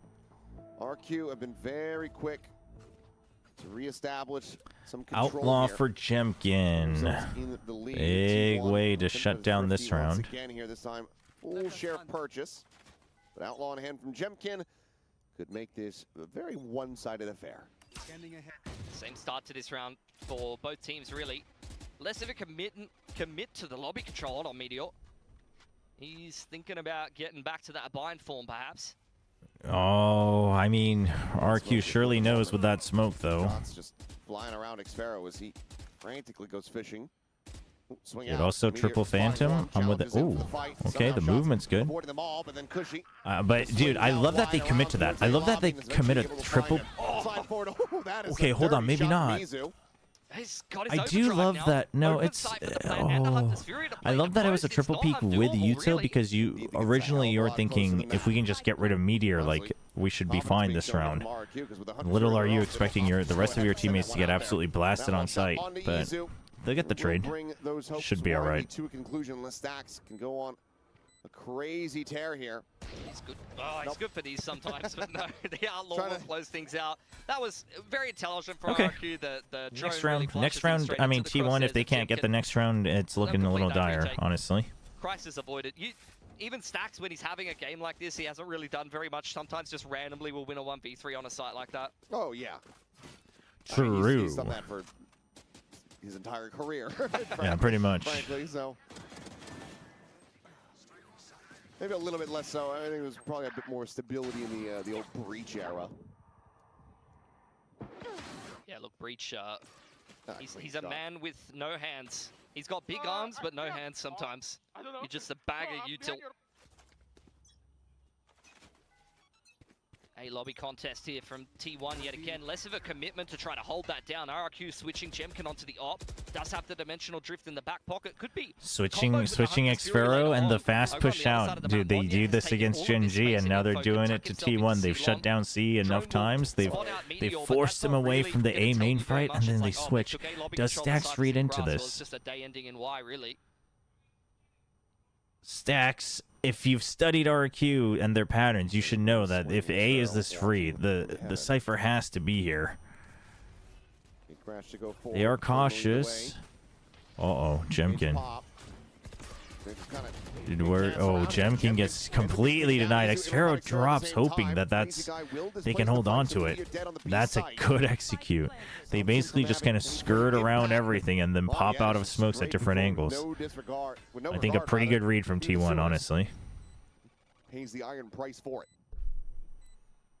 Attempt on the retake here from RRQ. Stacks already playing anti-dart. Ready to shoot that one.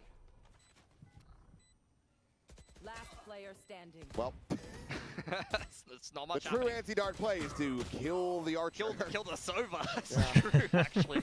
That's big brain. That's the kind of experience that having Stacks in your roster will bring you. Mm-hmm. The game gets a lot easier if you just shoot the opponent.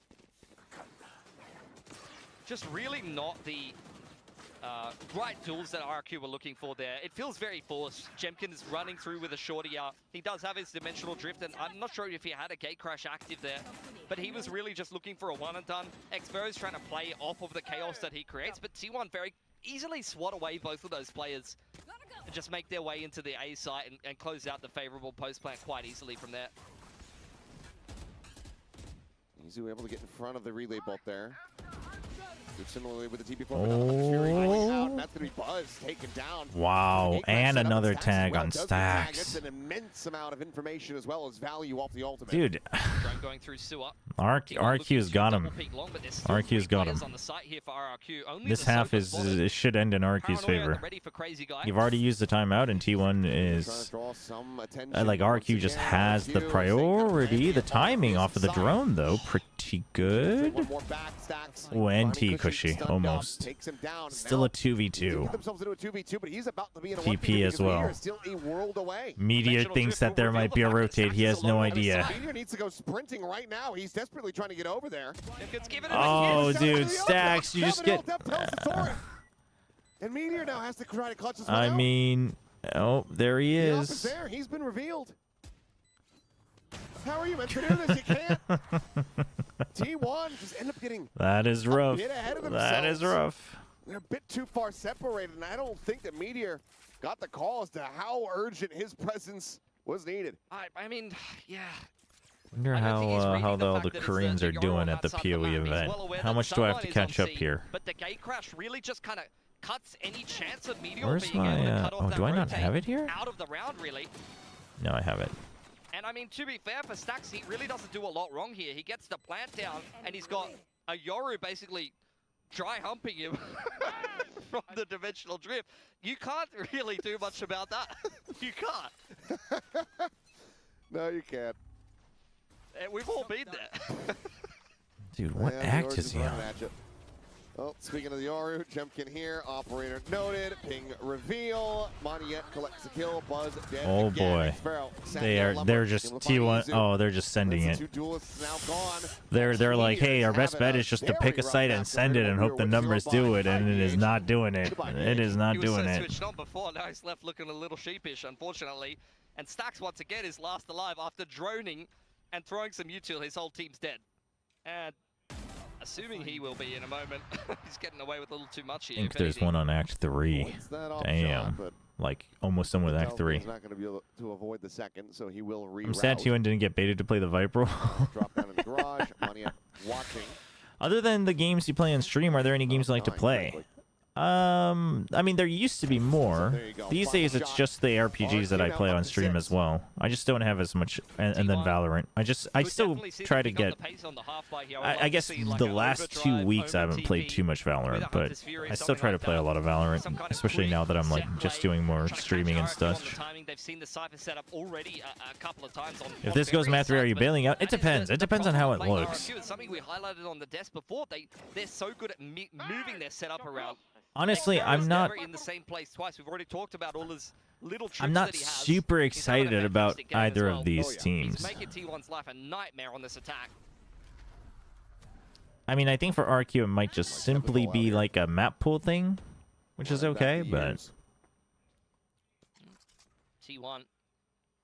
Haven't seen them actually go. Other games that I play, I mean, I used to play Honkai Star Rail. That'll be spotted by the clone. That is a shot that could open things up. I play TFT a decent amount off stream, like when I'm on the move and stuff. Paranoia connects. Tries to stay tucked into the box, and so far he's actually gone completely unscouted. Oh. That's how he strikes. And he is undid all. That's got to be the hat. Oh, that T1 we're trying to do. Dude, get him the now ace, man. The ace.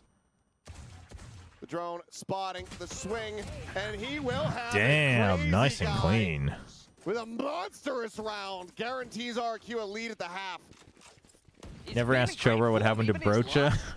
Well, I don't play that off stream. He's coming back. Chat, the return of Brocha.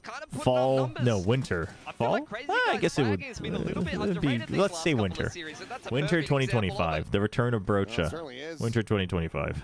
Having his moments for sure. That's huge. Teo merchant. How is this possible? Oh my god.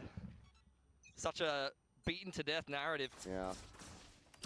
Yep, Crazy Guy used to be on Bleed. Crazy Guy, though, He used to be the IGL on Bleed. And for anyone that hasn't been in the arena when RRQ are playing, this guy is loud. I can hear him several floors up. In the mid-round IGL. Trying to think, even in the similar opening to this round for T1. In the older days, like what did I used to play like outside of And it is. Cushy finding one. DH only able to peel I mean, off I guess that I used to, singular kill onto the zone. you know, Having like Sparrow go even through, gets work through involved like as single well, player 'cause games he's more got off stream, but two. these days not as much. Probably a little bit in the off season, but during the off season we might just go through them on stream. But I don't have as many like the only live service games I play really are either PvP esports games or ARPGs now, so It's the reveal. They know exactly it's all where stuff Jem on gets stream. at, and they're going to hightail it over to the C site to get this spike planted. RRQ did everything right there. But then Meteor just busts this You round went with wide Simi open, one. and he's already got So Jem one, I dialed can't play in. it on Steam, but I tried downloading the Korean server, the Korean client on my phone. I like got through the tutorial and I was just like, this is not for me. I don't know. It was just too much. Like it was just too much stuff. Might even just be playing Stacks, and yeah, he will. So Stacks will go ahead and collect that one. Was that a 3K? It was. I think it was 1 and 10. I think he would have been Not all the on Bleed there. players have It found was 1 teams. and Some of 10, them have and he just retired busts around / taken wide open breaks. like that. I think you played that. Well, I mean, I played it on stream.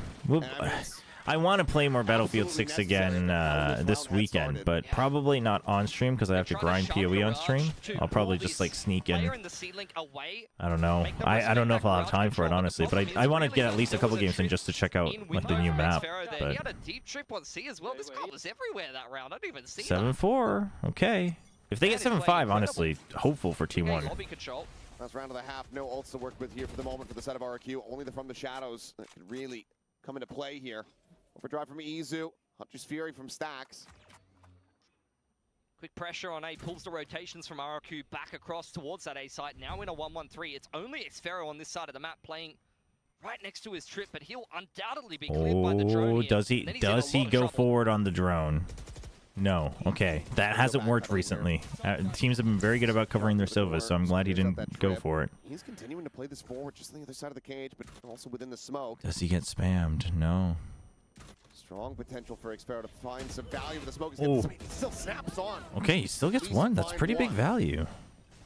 Doing well, given the Gets the position, but now smokes, actually. C-side Kind of both look out ruins here part for of the the plan. post plant. gotta respect The that, thing though. is T1 you have has Hunter's just been Fury running a for default, not actually stacks. committing to the And Gary shit. Jemkin has an op. Planted. How much does RQ care about? Oh, Oh, the cam toggle from Meteor is absolutely sublime. If not inadvertent. Holy! Meteor activates the cam, it Just beeps, and he has to look We'll up, and he find gets that. denied. That's Meteor will be able to find crazy. Monyet. Izu gonna be taken down, but now the Hunter's Fury just Oh finishing my! forward, looking for something. Okay. As Buzz Tried to gain too finds a much headshot space. and has the dimensional drift to Wait, go no, ahead no, and no, no, get no, himself Buzz, bailed no, out of no, that no, not position. like this. Gate crash cleared, but Buzz is just sat here behind him. Recon sent the spam. Dude, the comes Recon through. A plus 3K coming for out of the Buzz, ult is a fifth good. round win That's here good. for T1. Down, That's but good from not yet T1. out. RRQ Switching sides. will swap sides. Now over onto the attack where they're going to be needing to look for this. 5-7, doable. Able to trade out Xfero, Quite the whole doable, side honestly. setup goes down. It is one of those things, it's a double-edged sword. As I mentioned before, T1 has often been just walking into Garage, doing light pressure, and often not executing behind that, but instead just being Meteor on a lurk or maybe a drone and one player. Didn't know that the whole team was sitting right behind that play. So Xfero punished for sticking around. All right, let's see. Let's see if T1 can close it A out. couple of shocking starts to some of those rounds, but they really just scraped through a couple of them. Honestly, I think 5 is generous for how their attack looked. Why does the double duelist look better on defense for RQ? Get to a Double duelist stable doesn't spot. always mean that it's only better on attack, because you have to consider if you can play the map better, right? Yes, that is true. We'll see. On Haven, because of how quickly you can force a fight in your advantage on A and then go for rotates and macro, it can be quite powerful on defense. No, mate. No, it's not true. It's Monyet for sure. Well, I'd say Monyet typically does a lot of the entrying. If Jemkin is entering, it's because he's just like slowly working onto it. No, I would say that Jemkin is still the better one. I would. This one should be obvious, right? Well, I would say Monyet is the better entry. The better entry fragger would be Jemkin. Oh. Now I get it. Apparently I'm an idiot. I mean, we all knew that. Well, that's fair. But I was like, what is it trying to say? BS stacks? BS stacks? Yo. Yeah. Ash probably. Oh, you grind a PoE a decent amount. How have you liking it? What class did you choose? Which character did you choose? I want to hear your first impressions. What happened today? NONGSHIM lost. It's a bit sad, but map 2 was really good. So I'm okay with it. Talon just played really well today. I think they're starting to really get into their potential, so I'm excited for Talon. Matchup here in lobby as well. I associate Jemkin more with opping. I mean, that's true. I wouldn't say entry fragging is his biggest strong suit, but... Buzz continuing to advance forward. Has that gate crash to safety. Cam not seeing anything in grass. Really, just off of that one contact, we're going to shift all our weight here with just one cam? Oh. Oh, Izu might have just been saved. Uh-oh, RRQ might be overcooking this. They might be overthinking this. Shows the duelist class. I hate how there's no WSD in the game, but I'll have to cope, I guess. Yeah, it's still old school. There's no WSD. But I think once you get used to it, you'll get used to it. I feel like one doesn't need WSD. Great info play for Izu. Big rotation across for T1. You get zoom in pretty fast anyway. Duelist is nice. To get out of here, but he's got a lot to do. Oh, and yep, he's just RRQ kind of overcooks it, but T1 bites the bait. They still go away. I like that RRQ says that, yep, that one person's going to have to rotate, if not more. So numbers advantage for sure. But it's all about hitting their shots now. Paranoia goes over towards main. The smoke, they're going to fan out from it. They're going to fan out from it. Oh, T1. T1, what's the point of that smoke if we're not... Oh, man. Who was sitting here? Why were they so concerned about this angle? Taking the pistol here. Now she's looking to avoid another. I didn't like WSD in PoE 2, but that might just be me being used to clicking. Yeah, I mean, I think it works very well. I think there's pros and cons. WSD means you're like perma-engaged. You have to be 100% engaged all the time. But it does give you a lot of control over your movement and dodging and positioning and whatnot. It's much more precise in some ways. Left click is like better for kind of like grinding and mindless farming, in my opinion, and you can kind of keep everything to one button, just your mouse, firing range, and things like that. But I do think WSD works much better in PoE 2 than point and click. That is dastardly. Bro's just trying to catch a vibe. He's just trying to get an. But like it's like last Epoch, I played it with WSD in that latest update in the latest season. I don't know if I actually like it. Next season maybe I'll try just point and click. I'm not sure. Where he could be. Obviously at this point, limited angles of approach. But it looks like DH may just be holding on to his little prize here. Yeah. I mean, it's better to hold on to it here for sure, because if you die and then Jemkin's able to upgrade that, not that they would really probably know this, but the upgrade well, is T1. than it is to kind See if you can do something on the buy round, because otherwise it's going to be rough. He does have the Phantom. That's big. That's quite big, actually. To be honest, this split has probably been T1's most consistent player, maybe even their best player. Certainly has been making an argument for it. And really, just coming into his own here on this team. I bought the early access for Titan Quest 2. I haven't gotten very far in it. I've only gotten through like the very, very initial tutorial. That seems fun. That seems like a real throwback to the older days. Like it's all point and click, things like that, but it is also somewhat slower. It's not just zoom, but it's not like a super difficult and punishing. Enough to earn himself a quick little upgrade. Yeah, last Epoch, I'm gonna give it a shot in this update, but I'm gonna give it one more full shot now that I've like played a season. Nice and steady. But I do think last Epoch is a good example of like, it's not bad, but they did get rid of too much friction to garner enough like drive. Over there, Buzz They made it way too accessible. The seaside of the map if they want to leave. Izu on the info line, but Buzz will be the one to stick around. Okay. Xfero's at half HP, but otherwise... Okay, you saw... I believe he should have known that that was the Yoru. So what's the reaction from T1? They're pinching towards Garage. They're going to peek out off of the drone. Did spot out at least one player there. RRQ going to work their way back into the middle of the map. You don't actually get too much information off of that, though, so you're going to back off. This is a really big lurk, because it's on the side that you're usually not expecting, and then he's got the cam to watch for it. T1 has a decent idea, though. Look at their positions. It's good for B. This is an A hit, but now they get the bad news. They go bounding forward. Huge. Trusting in the paranoia. He doesn't think about the second. Jemkin's got 2. Buzz as well. Oh, man. Zach's making some noise. Meteor here out And in front. Xfero. Okay. And it does avoid a catastrophe. Big round from Stacks. Perfect. I mean, yeah, you keep 3. Able to It's punish okay. the Neon in on the entry. I love that variation of the B execute from RRQ though. Fast lane up over the site, over the top of the site with the double TP into backside from Crazy Guy. It's a very fancy execute that gets completely dismantled. Did you ever by a play free piece of RuneScape? util. I don't know which like when or in the very earlier days, very little bit. Didn't get very far in it. We would have seen a big turnaround there for the side of RRQ, but T1 doing well to go ahead, play out the anti-bonus. 3 players survive. Ferro's got the Outlaw out. There is no light armors here. Yeah, full buy down to have that full armor in, so you'll be reading this pretty well as far as the tendencies are concerned. It's Jemkin being spotted. I think it is very interesting that Krafton corner here. His orb just looks to be bought out. What's their name? The devs of last Epoch. Because that kind of continues the competition between Crackdown and Kakao Games between Last Epoch and PoE. But globally, I don't think Last Epoch's ever beating PoE. But Crackdown has full control, whereas obviously Kakao doesn't. They're just an investor and kind of they're the moderator of the Korean realm. But it is interesting. Plenty of people to clear that drone. Speaking of which. Their own drone to go forward. Stacks, however, smoked off. Meteor gets out. Huge. Oh, dude, Stacks is.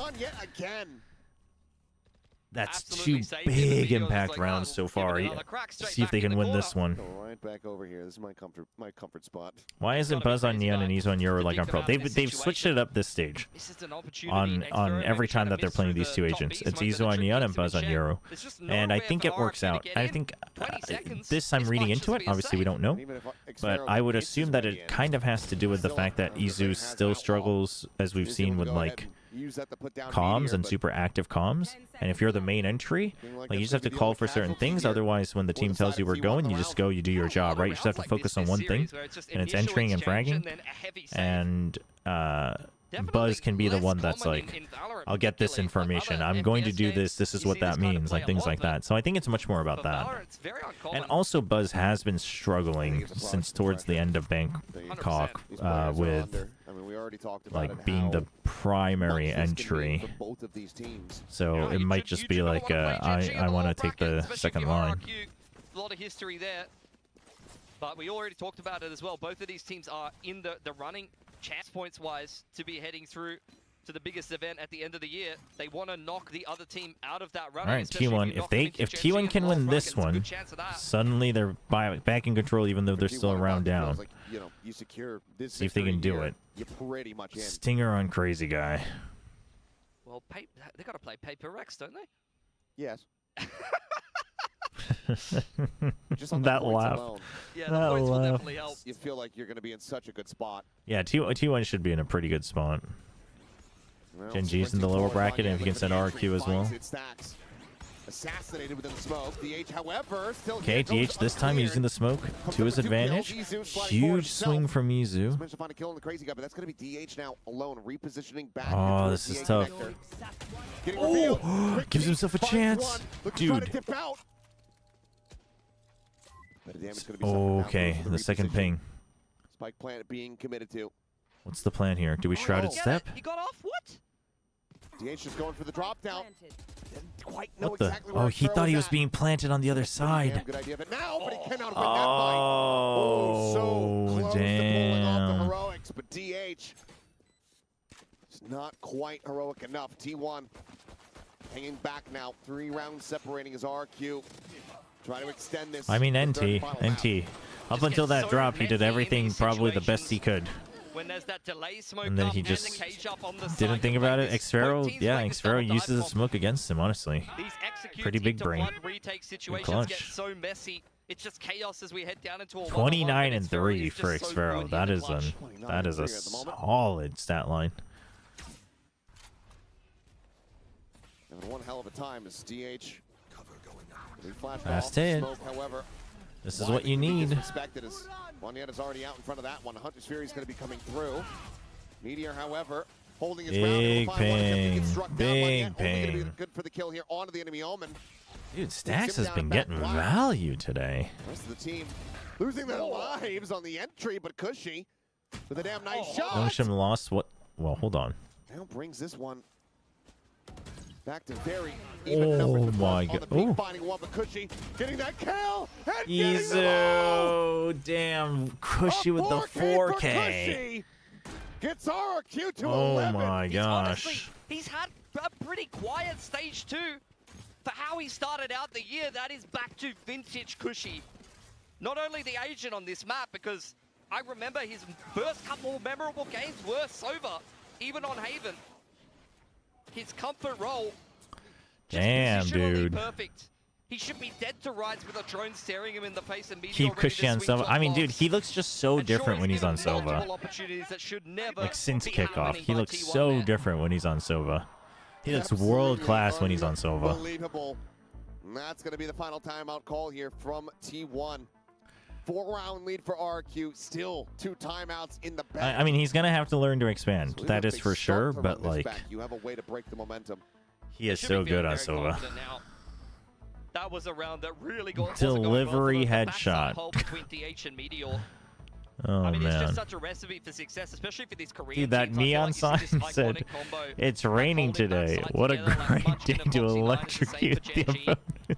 For T1 with DH's form and when Meteor is feeling himself, like they also just oh my gosh. These site holds that it's very difficult to attack into, just such great positional players.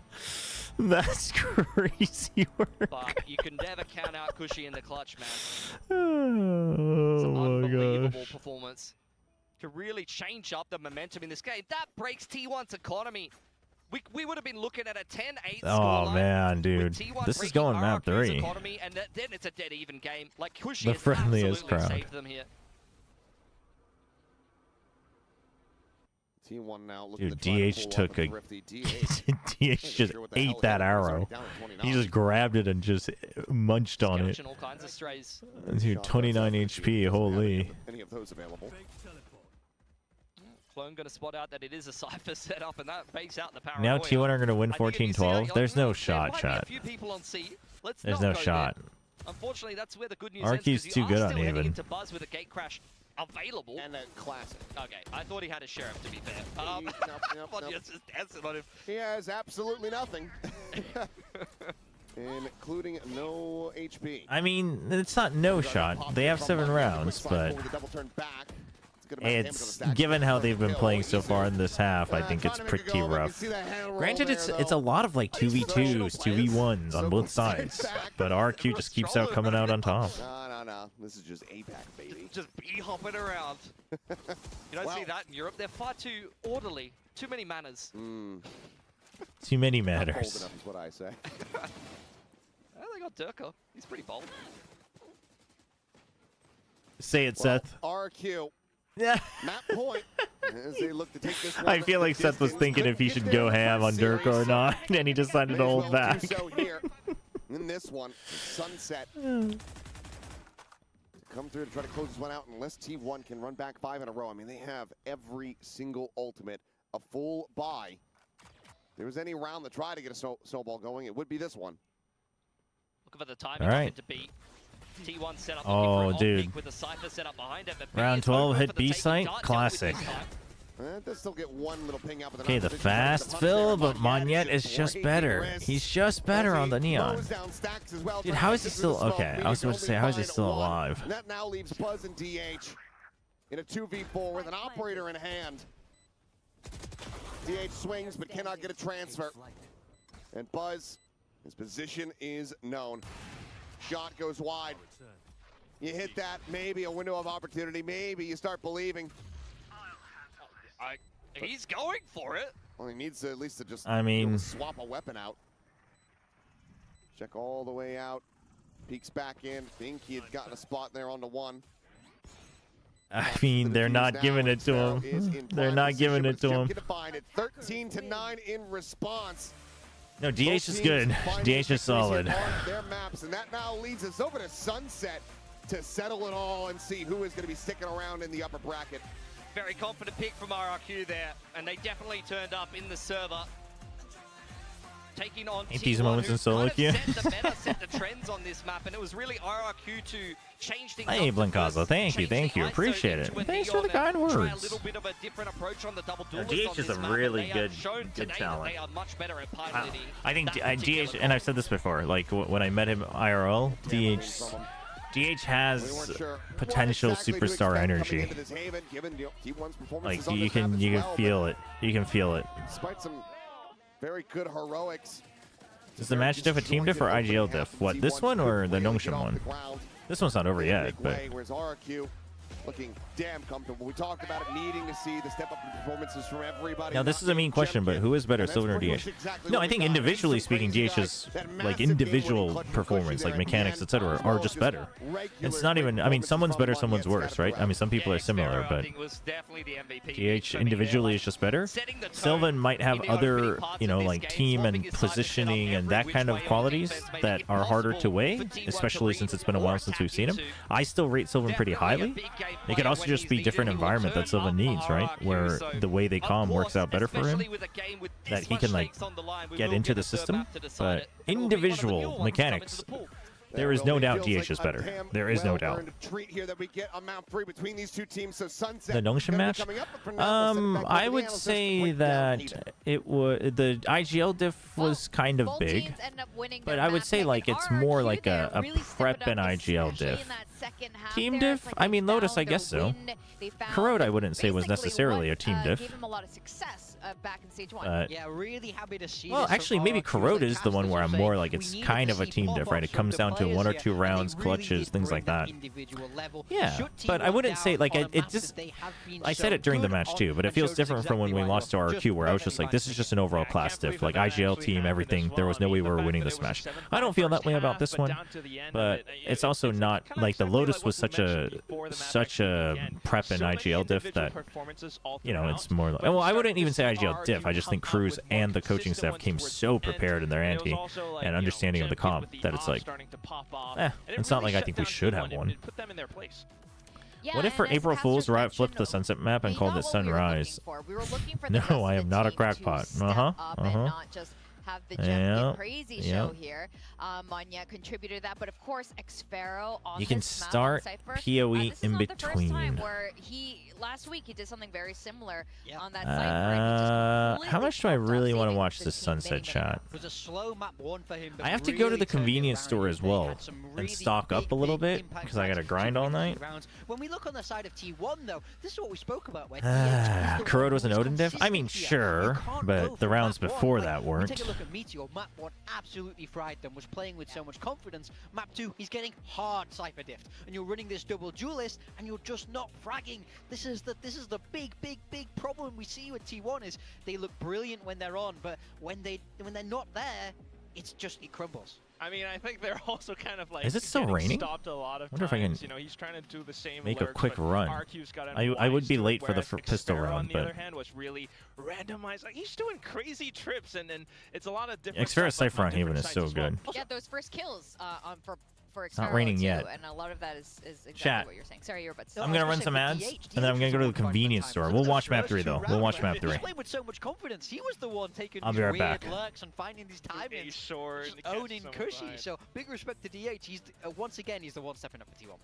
And before this match started, we were talking about, before this map started, we were talking about Monyet and him coming back on the Neon, and we wanted to see him perform. Yeah, he needed to step up in this map. So slow, map 1, uncharacteristically so. Now he's back on that Neon. He's able to be aggressive, and I think especially at the start of this game, he got RRQ really heated up and got the ball rolling for them. It happened so many times, dude. I mean, just in this replay package alone, you can see it all across the map. But I think at the first few rounds, especially, it was how he takes control over a lobby. It really conditioned T1 into wanting to take that space, and then that's when you have like Jemkin and the rest of them starting to show up more on the C side, and that makes things really difficult and confusing for T1 at times. It's really tough, and once you go into the second half at the same time, then you have, you know, RRQ being omnipresent around the map just because you've got this Yoru. Jemkin's kind of lurking sometimes, sending clones into the A site, making it sound as though he's not alone.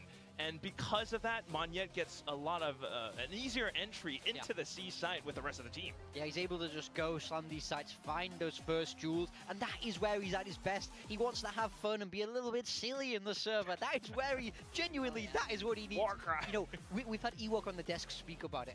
They're a confidence-based team. He's a confidence-based player, and I think it bodes very well for RRQ that now he's feeling good, warmed up, ready for this map of Sunset. Oh, yeah, this is exactly where RRQ wants to be right now. And the fact that this happened in the second half, they kind of ramped it up, including the rest of the team. Cushy as well, started finally fragging, getting that confidence back as well. RRQ is just one of those teams where it is very confidence dependent. We talk about all the teams in this, but RRQ is like particularly affected by this. So yes, as we go into this last map, oh boy, I'm not sure about my predictions now, but Sunset.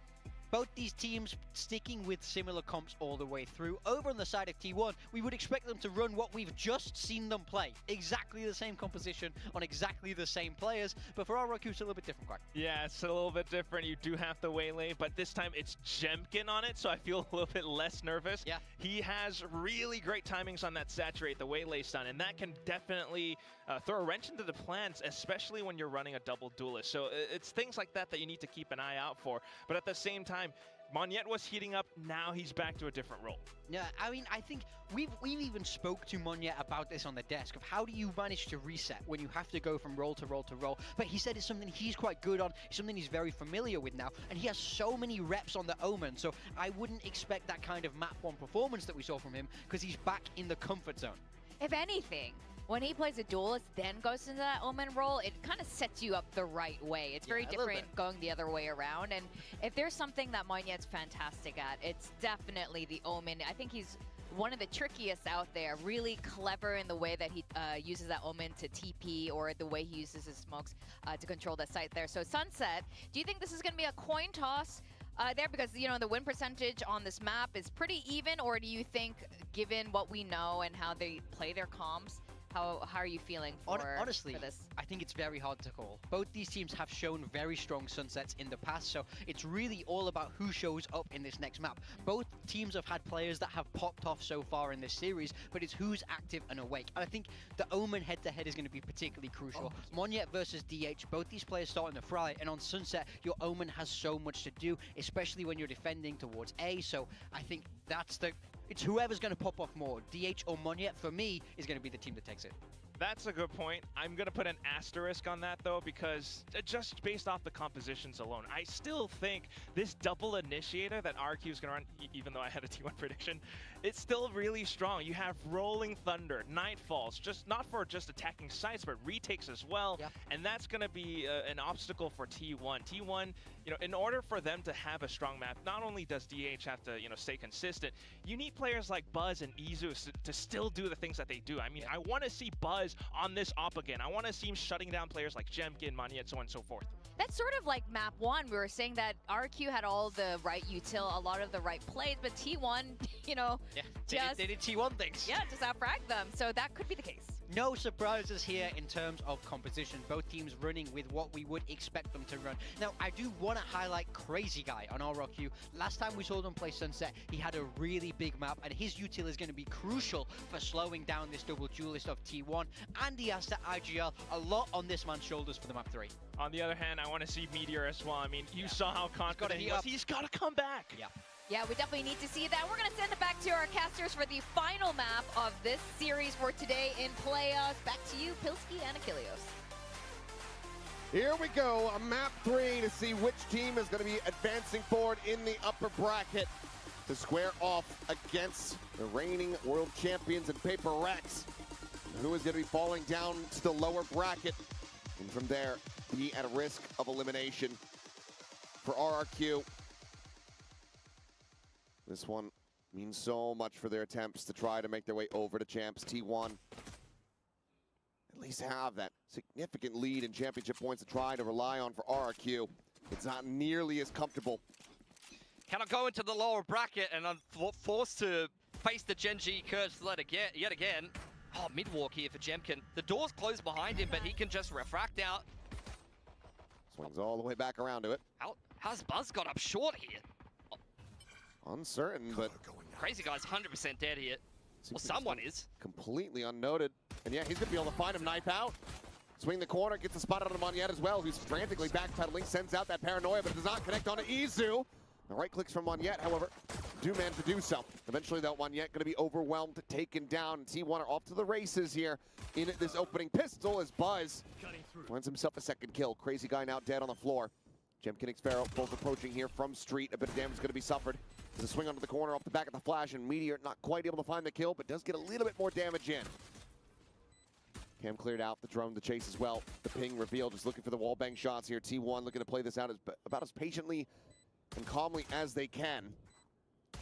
Have the angle double stacked. This DH will be able to find it, and that is going to be the closeout coming in. Easy the casualty. T1 finding the opening pistol here on Sunset. How does this keep happening?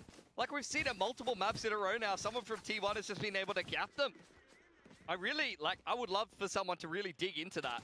Like, is this an individual player read? Has the coaching staff seen this pistol and been like, okay, there is a gap here. There is a timing you can find here. Is this individual brilliance? Is this pre-planned? Whatever it is getting T1 so many more opportunities than they would otherwise have. A pistol win on the attacking side of Sunset here in the third map decider is huge. They also had a great attack yesterday. Oh, sorry, not yesterday, in their last game at the end of the group stage against DFM. Oh.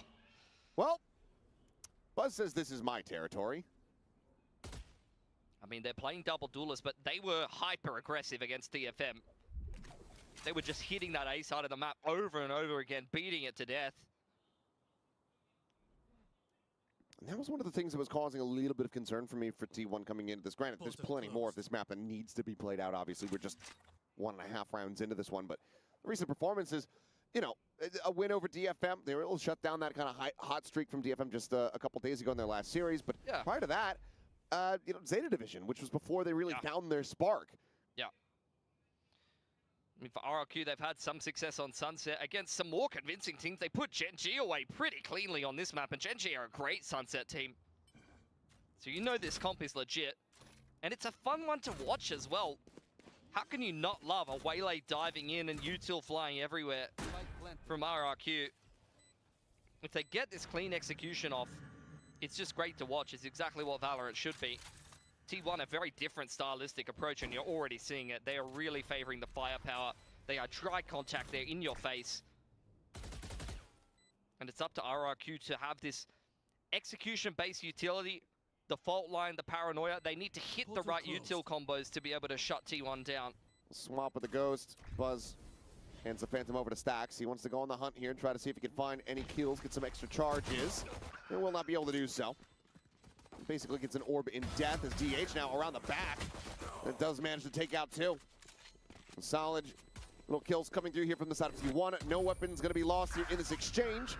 And we'll start things off 2-0, put themselves in a decent position to try to get a bonus conversion. It's exactly what you want to see from Buzz. Handed the Ghost. If you can put your duelist on the hunt or put an agent that wants to get a little bit of a multi-frag on in the late rounds on the active hunt to try to bash anti-eco, even if he only gets one and dies, that's two more towards an early dimensional drift, and those are the kind of ults that snowball. T1 has already proved that. They basically invented this comp with the double duelist of the dimensional drift and the ISO ult, stringing those together on Haven. Oh, I missed 2 rounds. Damn. We've gone in, trying to get the spot, but the elevator was on the 14th floor both ways. RRQ What is up with that? Control. Dude, if it wasn't for the elevator, I'd be here for round 2.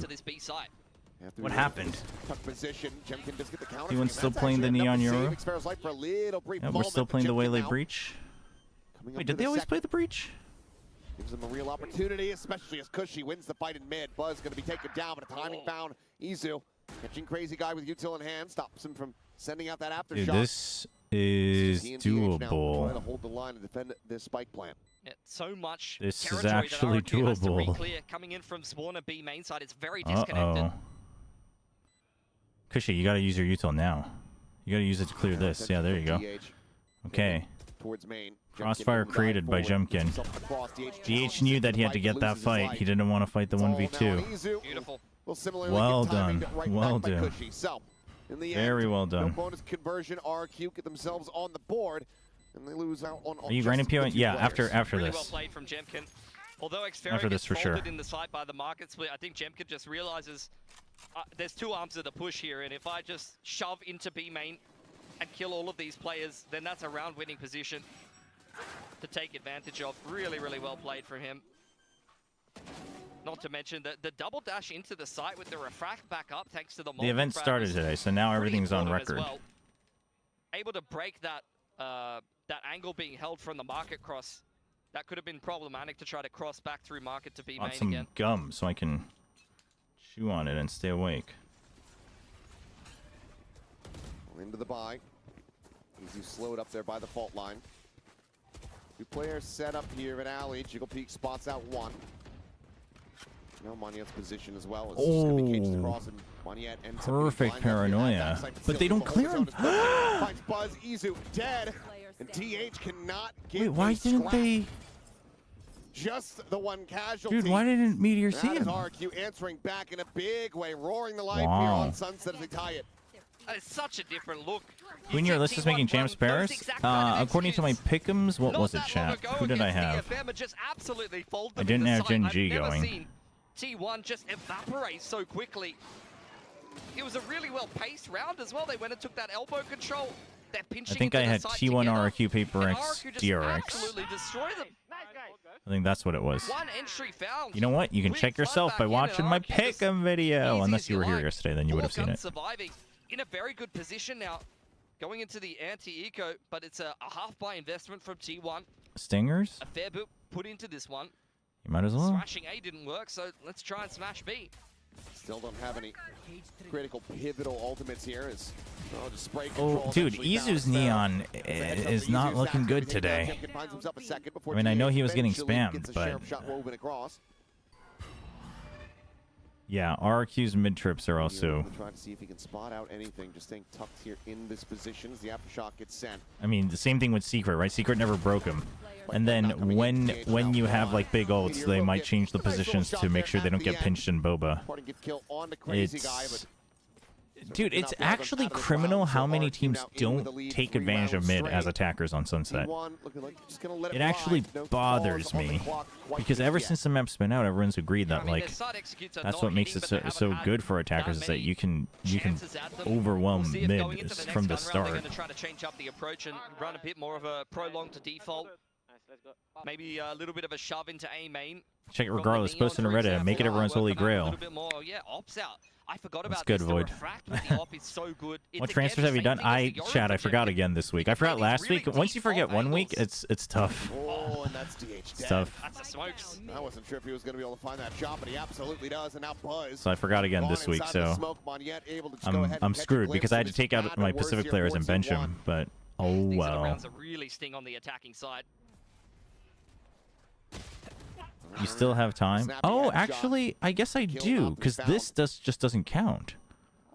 The B side So it's just before EMEA. Oh, maybe before we switch to PoE. Maybe I'll do it. You're right. You're right. What space they have and what space they don't. They've seen the retake trip as well. Doesn't get the spot on Xferro though. He plays deep enough in towards market, so Stacks about to just face in, and yep, Xferro just has the advantage. Wow. Jump spot. When does the timeout happen is a big question. Do you go for the ult round without the timeout? Now stretching that lead up by 2 and in flawless fashion. Really doesn't take anything special there. Just an op on a pretty standard line, and then Buzz from the 4-on-5. I don't know if he had gate crash up or not, but he probably, especially seeing the smokes dies, feels a little bit more pressure to make a play. Somebody has to turn this round around. You start to see all of T1 individually walking out on lines. First it's Buzz, then it's Meteor, then it's Stacks. And one by one they fall like dominoes. Nice one, guys. Give to con, guys. There, okay, there it is. Because I was gonna say if they don't time out, I don't think they're figuring this out. Again, early signs of weakness being spotted and exploited here by RRQ. Autumn's got a lot to say. Pressure really starts them out.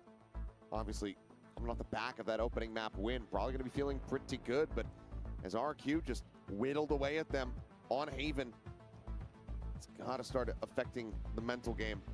The game gets really hard from here for T1. They've got to try to work their way back into this half. Not only does RRQ They gotta take out that mid trip for one. They've also got a very strong economy. These rounds have not been close. It's already guys. been 6 They're not rounds, taking guns so out of it sucks RRQ's because you hands. don't know They how they're have gonna money for react. nades. But So for T1, it's going to take gun round on gun round on gun round to work your way back into this attacking side of Sunset. And not only is the coach having some input there, you need to say, guys, switch is this on. the perfect game that the Noodle Man's been talking about? I gotta watch the attack to know if it's perfect or not. Try to design a round that's going to find us some success Defense, there's plenty of good games. Isn't the full investment here. Meteor's got I mean, so far I wouldn't say it's Waylay that's winning them that. I would just say it's overall the map prep, the setup, and the shots. But dangerous. defense, we've seen plenty of good Waylays. Waylay usage. Overdrive certainly could come through, but oh my God, Jemkin! I mean, like that's not Waylay. That's just Jemkin. Izu's been shut down a lot today on the Neon. To be honest, he has not been able to flex. And chat, what did I say? They reposition on an ult round, right? You had big ults. I mean, they even deny it with the op, but you take out this, and you say, we're going to fight them, especially after a timeout. They might pressure this. Let's actually punish them for that. They do traps for the flood, and then to make sure they don't get pinched, because they ditched mid. And then now they reposition. So even though they left mid open, now you have this. You've now got eyeballs here, because the op is watching here. And then you have a second line of defense against a pinch. So then you can shift over your delay onto A. And worst case, you can do a retake 5v4. You've got huge ultimates. You could probably use at least one of them for the retake. You'd be okay. I mean, RRQ is... the big question is going to be, how does T1 pressure this next round? And do they double down on the ults? But okay, Meteor knows he has to kind of get ahead of the ults, but if it's Nightfall, he gets hit. Okay, he at least gets one. Oh, Buzz gets ahead of it too. That's huge. Big read. Big read. Punishing RRQ for assuming the retake's going to be easy. Oh my gosh. Buzz getting double is insane there. RRQ, holy. I mean, I don't even know. It's a 5-on-4. Yeah, 4v5 certainty conversion. And you can't complete that retake. Slow-mo, please. It's a great opener from Jemkin, it has to be said. But this is Yo, Jason Neo. from T1. Actually, hello. This reminds me of a round that where RRQ Dude, I can't believe I totally didn't even catch that it was 50 at that time. Once again, thank you. Thanks for the support, Jason. Appreciate it. It means a lot. It's huge. That is huge, honestly. Credit to T1. Keeps me going. Very well worked from them. I can buy things in addition to the ramen boxes now that I get. Smoke off the angle. Got the refractor ready. There you go. Dimensional drift. Coming okay, so they use their ults. So they're going to try to just ignore mid, use the ults. That means next round RRQ most likely goes back to this trip. We'll see if T1 has something prepped. For now, focus on this one. You still have big ults for the retake, like Pilsky just said. But it's not as easy to try to get ahead of things on B site. So DH has a good angle for it. Oh, jump. That's huge from Jemkin. Prevents the reflood. Meteor has been slowed. They ult just to be sure. Because she tries to get out of it too much, though. Oh. Because she was a little too eager. You just had to wait for the ult. You just had to wait for the ult. Seeing from the Neon, getting active with the overdrive. RRQ trying to come heavily through market there. Great movement from Jemkin. Spend it on Indomie. Some great utility. I think they'd be okay with me buying some Indomie for the gifted. I can keep streaming NONGSHIM games. You've got Izu running around on backside and taking this duel to trade his teammate very well as he tried to make RB Waylay when? I need the insider information. I honestly think RB could play a good Waylay, but I think Domby's Waylay is fine though. Like his Waylay itself is fine. It's just if you're playing Waylay Breach, you need to be much more proactive. You need to have so many different ways to funnel them into your traps. This is just day one, and as the teams get more desperate, more hungry for those victories, I'm expecting even better performances. Jemkin going to be noted. Izu, oh, dude, he went for that shot. Holy. Big trades, though. Big trades. Site's not entirely safe. For a little bit more. DH, he's going to wait until Buzz gets here as well. RRQ still has control of backside. T1. kind of overcooking. To be able to play around. Buzz making a play Okay. into market as the spike goes down. So now Monette should know. Right, Monette and Sparrow should know that there might be someone in market. TP to get tucked. Sparrow. Ooh, oh, Gage wins that. Fast enough to get that readjustment. Oh, he's quick. He's quick with the smoke as well. The paranoia, the reposition. He's outside of the corner. That's big. That's big, man. Spotted, finding him. I feel like Stax should have checked that first. Looking to just try to hold this one up to half. Stacks counting. Doesn't matter. Plays it to perfection. Full health, confidence. Closes out the round, but it's Good adjustment after the timeout. margin. They've been punishing mid into B. See, mid is so easy for attackers. Defenders have to spend so much to push them away. Able to punish Champion, deny the Omen TP, and wrestle control of the back of the site for at least a moment. RRQ did tuck in there, but that's where you're putting DH in a post plant. Dude, DH plays so confidently. I can't believe he's a rookie. He's been so good in these XVXs. Like, I think about how clutch Stacks and Meteor are, but DH is amazing as well. You get a timeout for RRQ here. Credit again to T1. Post that timeout, they really started to get rolling on the attacking side of rounds, and it wasn't even, I wouldn't even say it was necessarily a macro adjustment, really. They converted that 4-on-5 from elbow with a really nice on-the-fly play, and then they just kept smashing. We're gonna see another 2022 from 20 to 22. It's the most T1 thing ever. My theory on RRQ defense is that no one defaulting to break their side view to let them rotate and stack easily. No, I mean, for sure. For sure. I mean, Xfero also, being able to... Basically, they have different default setups based on where Xfero's trips are, and they just have so many variations whenever they play Cypher. But you have to start breaking... You have to start pretending you're at least breaking the mid one, or pressuring it, so that they don't just easily rotate. I mean, it's true for any team that does this as their main default, but this time, it's a bit of an anti-echo. It's a half buy. There's still 3 rifles, 2 Guardian and Bulldog. So T1 does have to watch out a little bit. So they're waiting. They're going to respect it a little bit this time. Yeah, basically first time that they're going to find themselves in a Cypher Cyber Cage in mid. But Monette, quick peek, and that's going to be Buzz shut down. Sphero and Jimkin in the back of the side. I mean, this pick once again allows for the fast rotates. Jimkin kind of sleeping at the wheel. Oh, okay. Just refracts out the safety. Still here. Can't go for more. That's unfortunate, dude. If it wasn't for the relay bolt, he has 2 there. Well, he gets a second anyway. Jemkin finding himself a second. They just cannot get these kills to come through. The bait and switch. The bait and switch. Not gonna work. Meteor's good for 3. It's now all on Stacks, and both players have full Oh HP. my. And somehow, some way, RRQ, they are able to convert this effective, thrifty round. The tie is up at 5-5. Yeah, great timeout. You notice that Buzz gets isolated over on that A side of the map. He's 14, 6, and 2 work on the Yoru multiple rounds in a row. I don't know if that's something that Ewok and Warbirds pointed out, did see. I think there was a haunt actually as well from short there to set up Monette for the peek out elbow. He's found that timing perfectly. That's a great read post timeout, which puts RRQ at an advantage. They're able to convert, even with the weaker weaponry. Well, as the pendulum swings, it's now T1 who are looking to pull off a thrifty themselves. Oh, hold on. all right, they're pressuring mid. Sometimes it's awesome, sometimes it's terrible. I mean, you check that the trap's not there, but he's collected the Bulldog. They haven't found out that this is here, and now he's re-peeking the opposite side. Okay, it was actually Monette who yeah. finds that kill. As Stacks just able to find the one.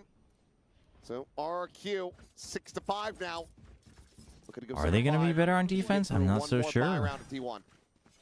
It's, again, the most T1 thing ever. Like someone just trying to shove. If you want to fight for an area and RRQ figures that out and they just trap you up with the breach waylay, you're kind of screwed. The triangle goes in the circle hole and the square hole and the triangle hole. Yeah.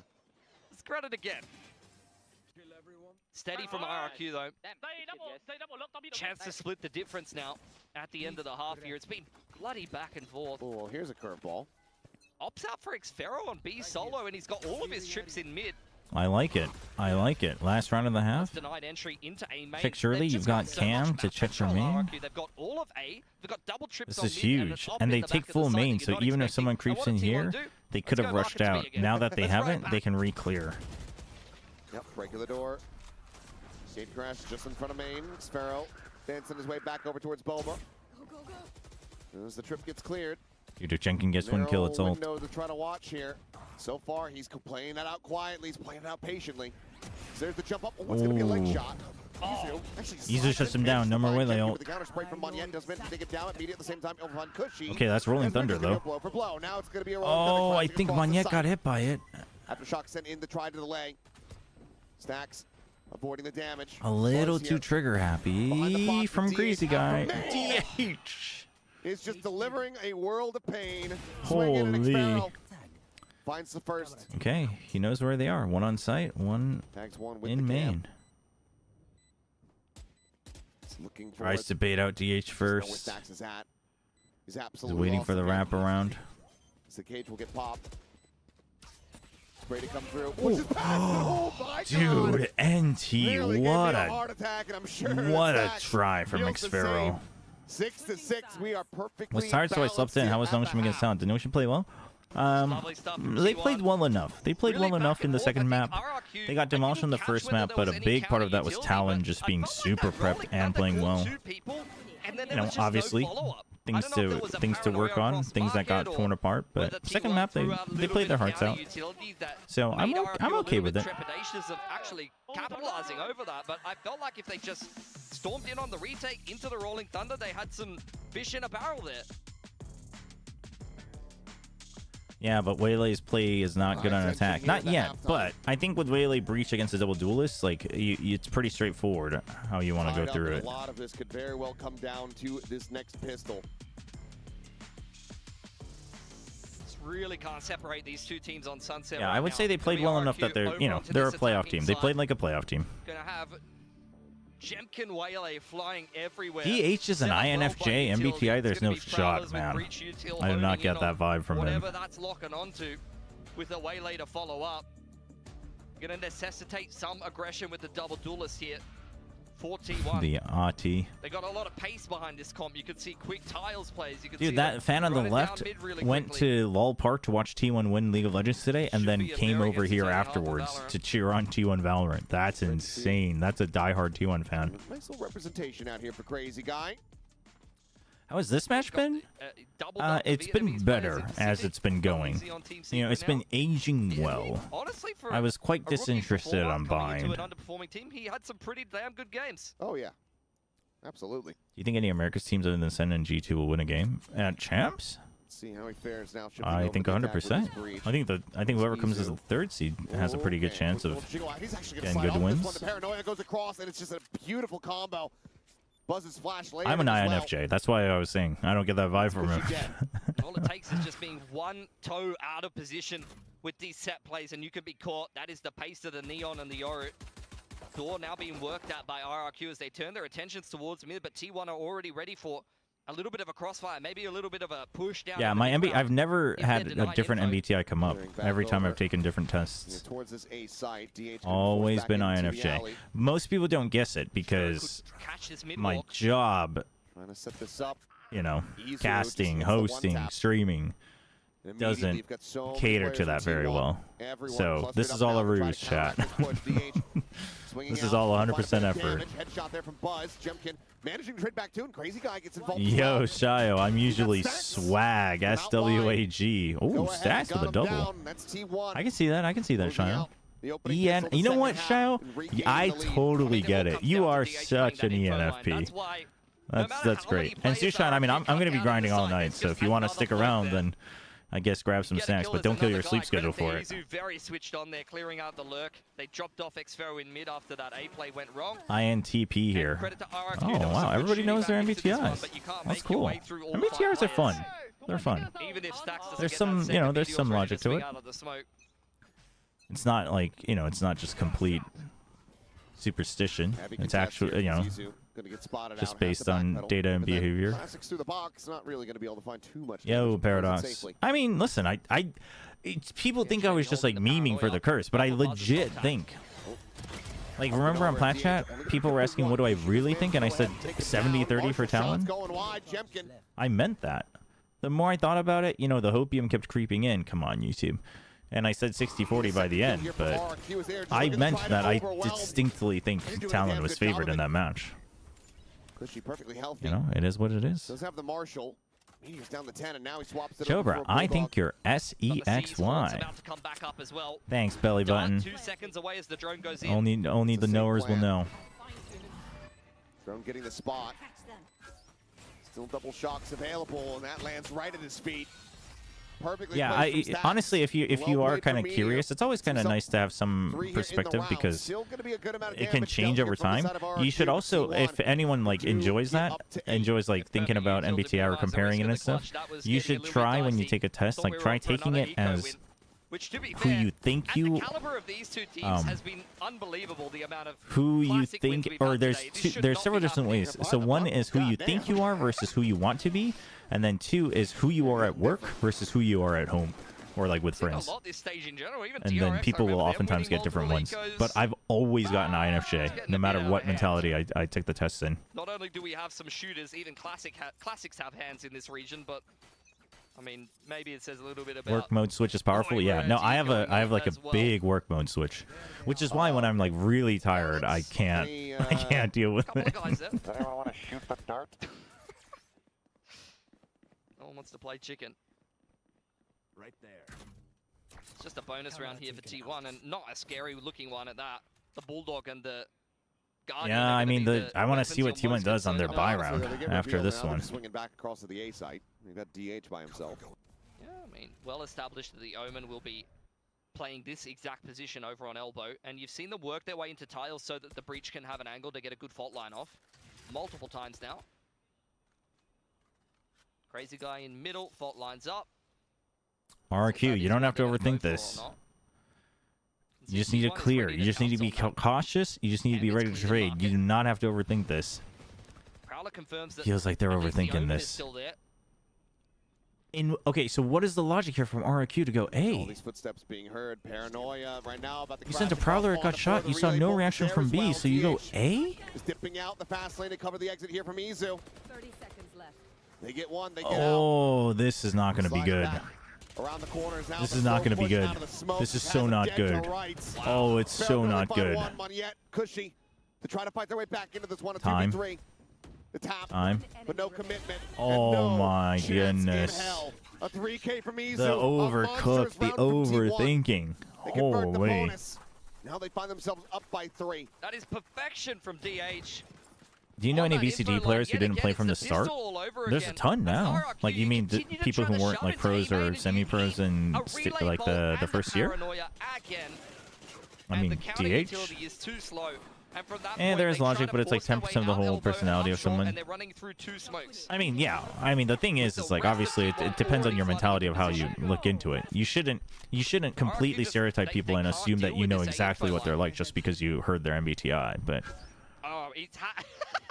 it's a fun basis, and you can also find like some you can find some patterns. I think it's fun to like look at yourself and be like, oh, you know what? Okay, maybe I actually want to change how I do that, or you know what? I actually do think like that, or I have a tendency for that. I mean, I feel like RRQ are falling apart at the seams. I mean, I've tried taking like much more expansive tests, and those are like much more expansive. But even then, it's like always like very like about this. You seem to have like this mentality, and some of it's correct, some of it's like okay. I mean, I can kind of see it. You know? Read and you get a good couple of util combos off. You're off to the races. Unfortunately, the reality is T1 has had the better timings and the better util this half.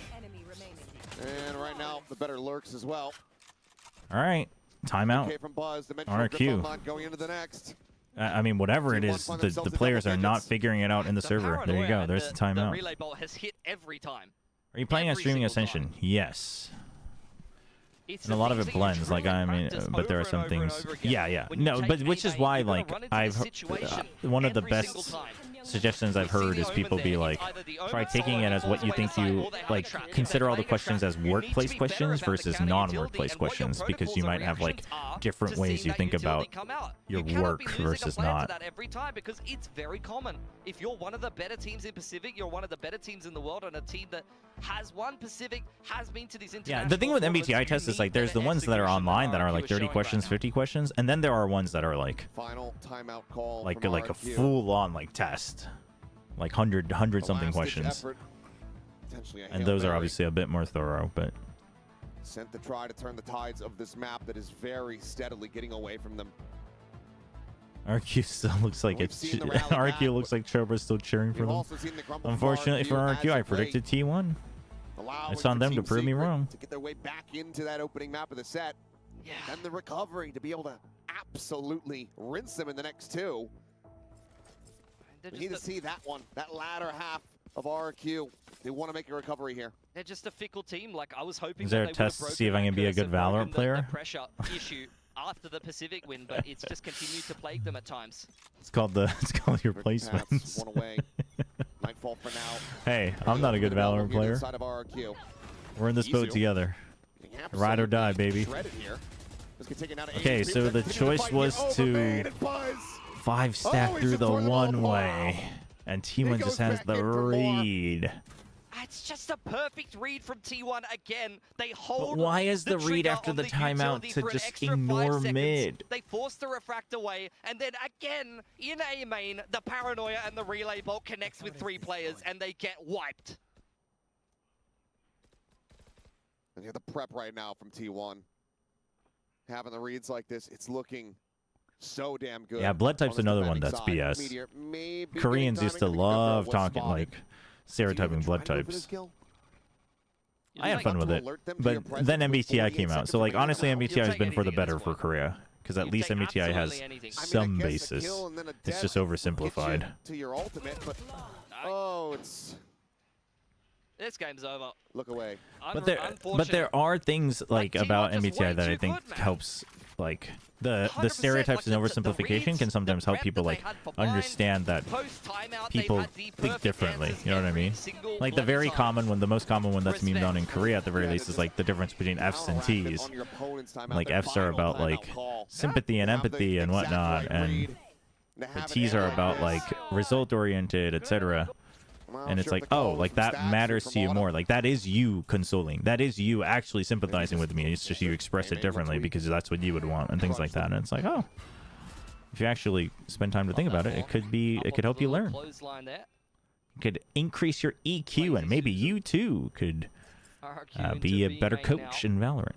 Trying to pick up the As pace a Mike's little bit into HD has Meteor's said side in his there, write-up, which I think was very domain, good. Inside of the site, he's actually been able to create some magic there. Strafing across with the singer in hand, able to break the I mean, I'm aim. not. Listen, the faith is gone, chat. Forward Not that here, I had any faith Ooh, because I predicted T1, but Stacks. dude, Stacks is having some impact today. I don't know what his actual KD is. 984. It's not bad, but he's had some impact today. Those trades are pretty crucial to give a chance. TP's down. Monyet, What an unbelievable play! he thinks he double Tucked away, checked they're it. both tagged up, but the decay it's starting to wear off. 10 bullets. The right click, no, it doesn't come through. Oh, DH. What a hell of a shot from Cushy Oh, to get the man. 20 for RRQ. Oh, I don't even think they man. registered that He TP could kind go of that far. panicked. He That is a kind of timing thing, panicked. guys. The way the shrouded step works is dependent on kinda your elevation. He's panicked. sitting inside of the smoke. I don't even think RRQ clocked that he could possibly Yeah. TP to the low ground at that I think they thought it had to land on top, I and know they it looks checked and crazy it that didn't Monyet happen. is not even ready for that, but like, why would you be? Sure. How does it even go that far? I mean, I had no idea where he was going either. Both of my teams are struggling. Chat, I don't. In what world do I have a second team? To stop it from finding the ultimate This is value in the crazy, round chat. win.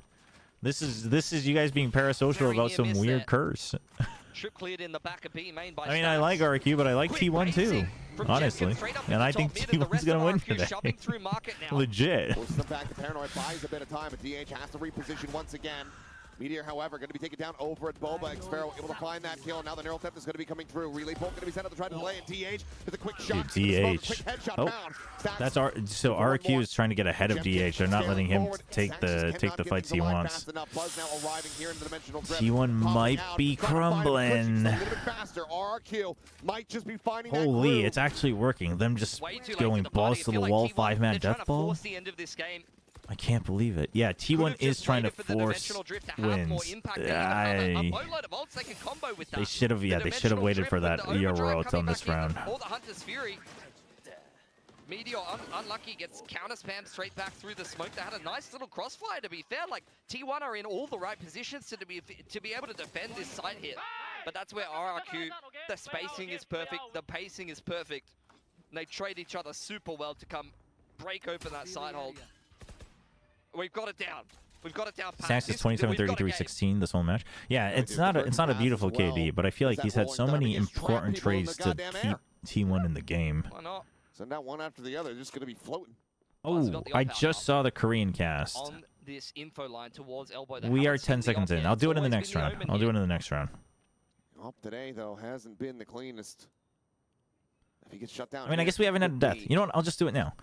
자, T1 이번에 궁극기가 많거든요. 그러니까 오퍼만 쉽게 안 내주면 되는데 이거 버즈가 너무 중요합니다. 버즈가 자, 킬 잡고 이러면 빠지면 돼요. 아니 버즈가 욕심을 욕심을 내고 더블 폭쟁이? 아니 이러면 이제 매치 포인트겠죠? 아니 이러면 RRQ가 지금 갈 곳이 없어요. 그러니까 궁극기는 있는데 2대5여가지고 궁극기 쓰기도 그렇고 연막 사이로 보였고 빠져나갈 구멍은 없고 뒤는 막혔고 아니 이거 RRQ 어떻게 해요? 이거 세이브도 안 될 텐데? 일단 해봅니다. 와 이거 숙였어요. 고개 일부러 숙이는 버즈. 자 움직임 좋습니다. 야 버즈 해냅니다.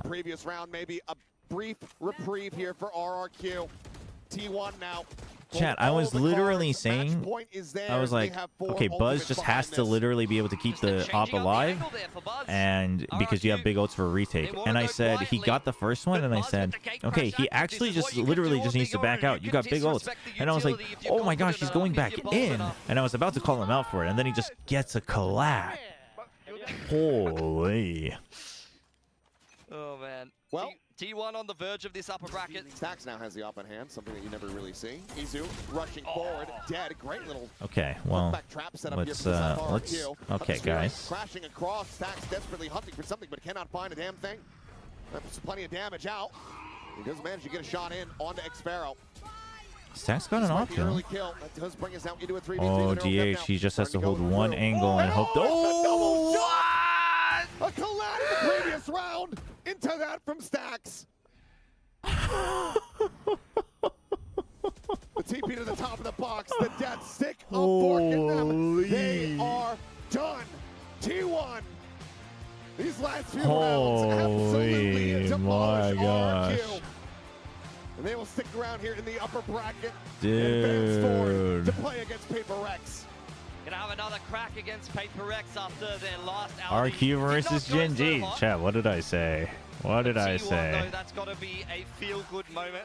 Knocking RRQ the into Korean the buff, bracket, the Korean cast buff was getting real. a little closer to Champions Paris, not only by just moving on through the upper bracket, but also eliminating one of their competitors. Dude, that now is a teed up in rough the lower way to bracket. lose for It's RRQ. versus Gen G. Both two teams very high on the championship points, and one of them will be knocked out early. Dude, RQ and Gen G, dude. Match that will be. Hold on, so higher than it's really ever been for either of those teams. But this also means that we get a matchup between remind me again. I know we did this like 20,000 times, but yeah, to see who's going to be advancing forward even further. I mean, RQ just needs to win. Who will be falling down into that lower bracket. Gen G, for T1, a big victory. A sigh of relief, and for RRQ, it's back on the grind set. Because Talon's up there. Gen G. Send it down to Jen Lee, though, on the stage, who's going to be standing by with the winner's interview. And it is T1 Well, I guess, yeah. I guess everyone's like, so Gen G's not in the clear yet either, but points wise they're okay. Damn. But Gen G also doesn't want to lose because if they lose, RQ might make a run up to top 4. That's crazy. GG's DH 2-1 against RRQ. A nice win to start the playoffs with for T1 and also your very first Pacific playoffs match. So tell us all about Yeah, we might have, well, we'll have the, most likely, if there aren't big upsets, we'll have 2 of the slots to determine tomorrow. Dude, Talon versus DRX tomorrow. 어땠는지 소감부터 들려주시죠. 사실 오늘 2대 0으로 이길 거라고 생각했는데 헤이븐에서 되게 좀 실수들이 많았고 조금 부족한 부분이 있어서 가지고 좀 힘들게 이겼던 것 같습니다. 알겠습니다. Well, yeah, I actually thought we were gonna 2-0 RRQ, but on Haven we had some mistakes. Chat, I'm just saying. Being made, and there were some The stuff that objective, were lacking, the so I objective guess we look, need to fix the that. outlook, it's But there, I'm chat. really happy that we got to win I know I tonight. huff and puff, now, but let's talk about Bind a little bit, because you are on we're on to a good start. And no double duelists from T1. Ease is finally playing something else other than the duelist. So talk to us about the idea behind this bind. 젠지 RRQ. haven't played in quite a while.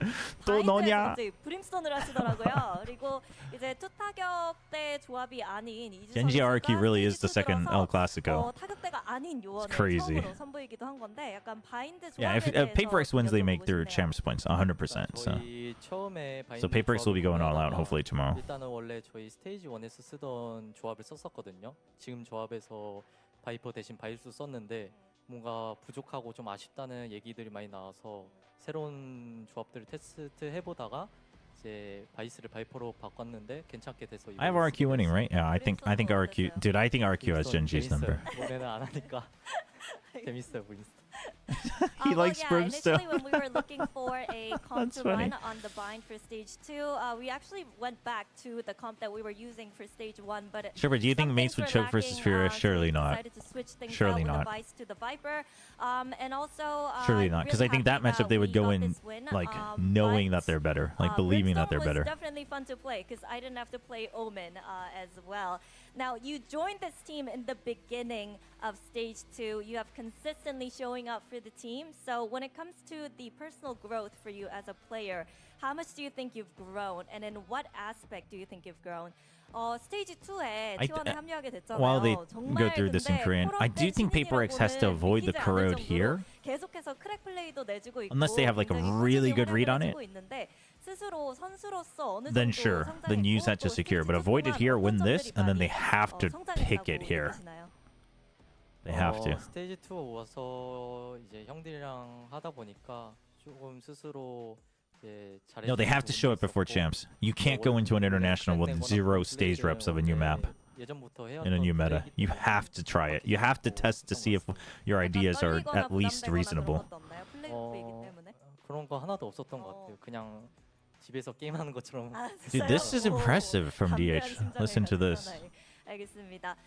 Well, I was able to learn a lot off myself as well, playing with the T1 boys, and it just, you know, the playoffs didn't really add any pressure to me. It just felt like I'm playing Valorant at home, and I think I'm improving. Dude, a for lot a as rookie player. to So like yeah, not it's even just definitely been like feed a off learning adrenaline, but season for like me not too. be phased Now, at all lastly, by I feel stages like and nerves, next like match home would ground, be a Pacific great Stage 2, test for me playoffs personally and for the is team because it's you crazy. play Dude, he's Paper built. X I'm saying, I'm again. telling you, he's And the built to last be a time you potential faced superstar. them, You they got to came keep your out eyes on on this top. guy. So When you meet him in what's the person, rematch you going to feel look it. like? You feel it 다음 100%. 경기 얼마나 또 스스로 성장했는지 Like him and Hyunmin, 테스트해볼 수 있을 것 같아요. 페이퍼 two ice 엑스와 cold guys that 다시 look like they're just there to do their 저번에 job and they're 만났을 damn 때는 good at 승리를 it. 내주게 됐는데 이번에 리매치 좀 어떤 경기 예상하시나요? 일단 저희가 페이퍼렉스한테 지고 난 이후 좀 얘기를 해봤는데 자, 그런 말이 많이 나왔어요. 다시 붙으면 무조건 2대0으로 이기겠다. 네. 그런 말이 나와서 이제 2대0으로 쉽게 이길 것 같아요. 알겠습니다. Well, after losing to Paper X in week 1, when we talked about that match, everybody just kept saying, you know what? Yeah, Karon was like that last year as well. He's struggling a little bit this year because he's had to level up, but I think they're gonna definitely 2-0 Paper X. They could. You never know. Norman's like trying to hide from the camera. He's like dead center on it. DH 선수 만나봤고요. 저희는 내일 다시 돌아오도록 하겠습니다. Damn. Fun match. It ended up being a fun match. And honestly, T1, I mean, they leaned into the strengths I thought they would, and they won. Well done. If there's any team that can go into international with 0 reps as Paper X, to be honest. True. If there was any team that I'd be okay with it, yes. But I don't think you risk it. I don't think you risk it.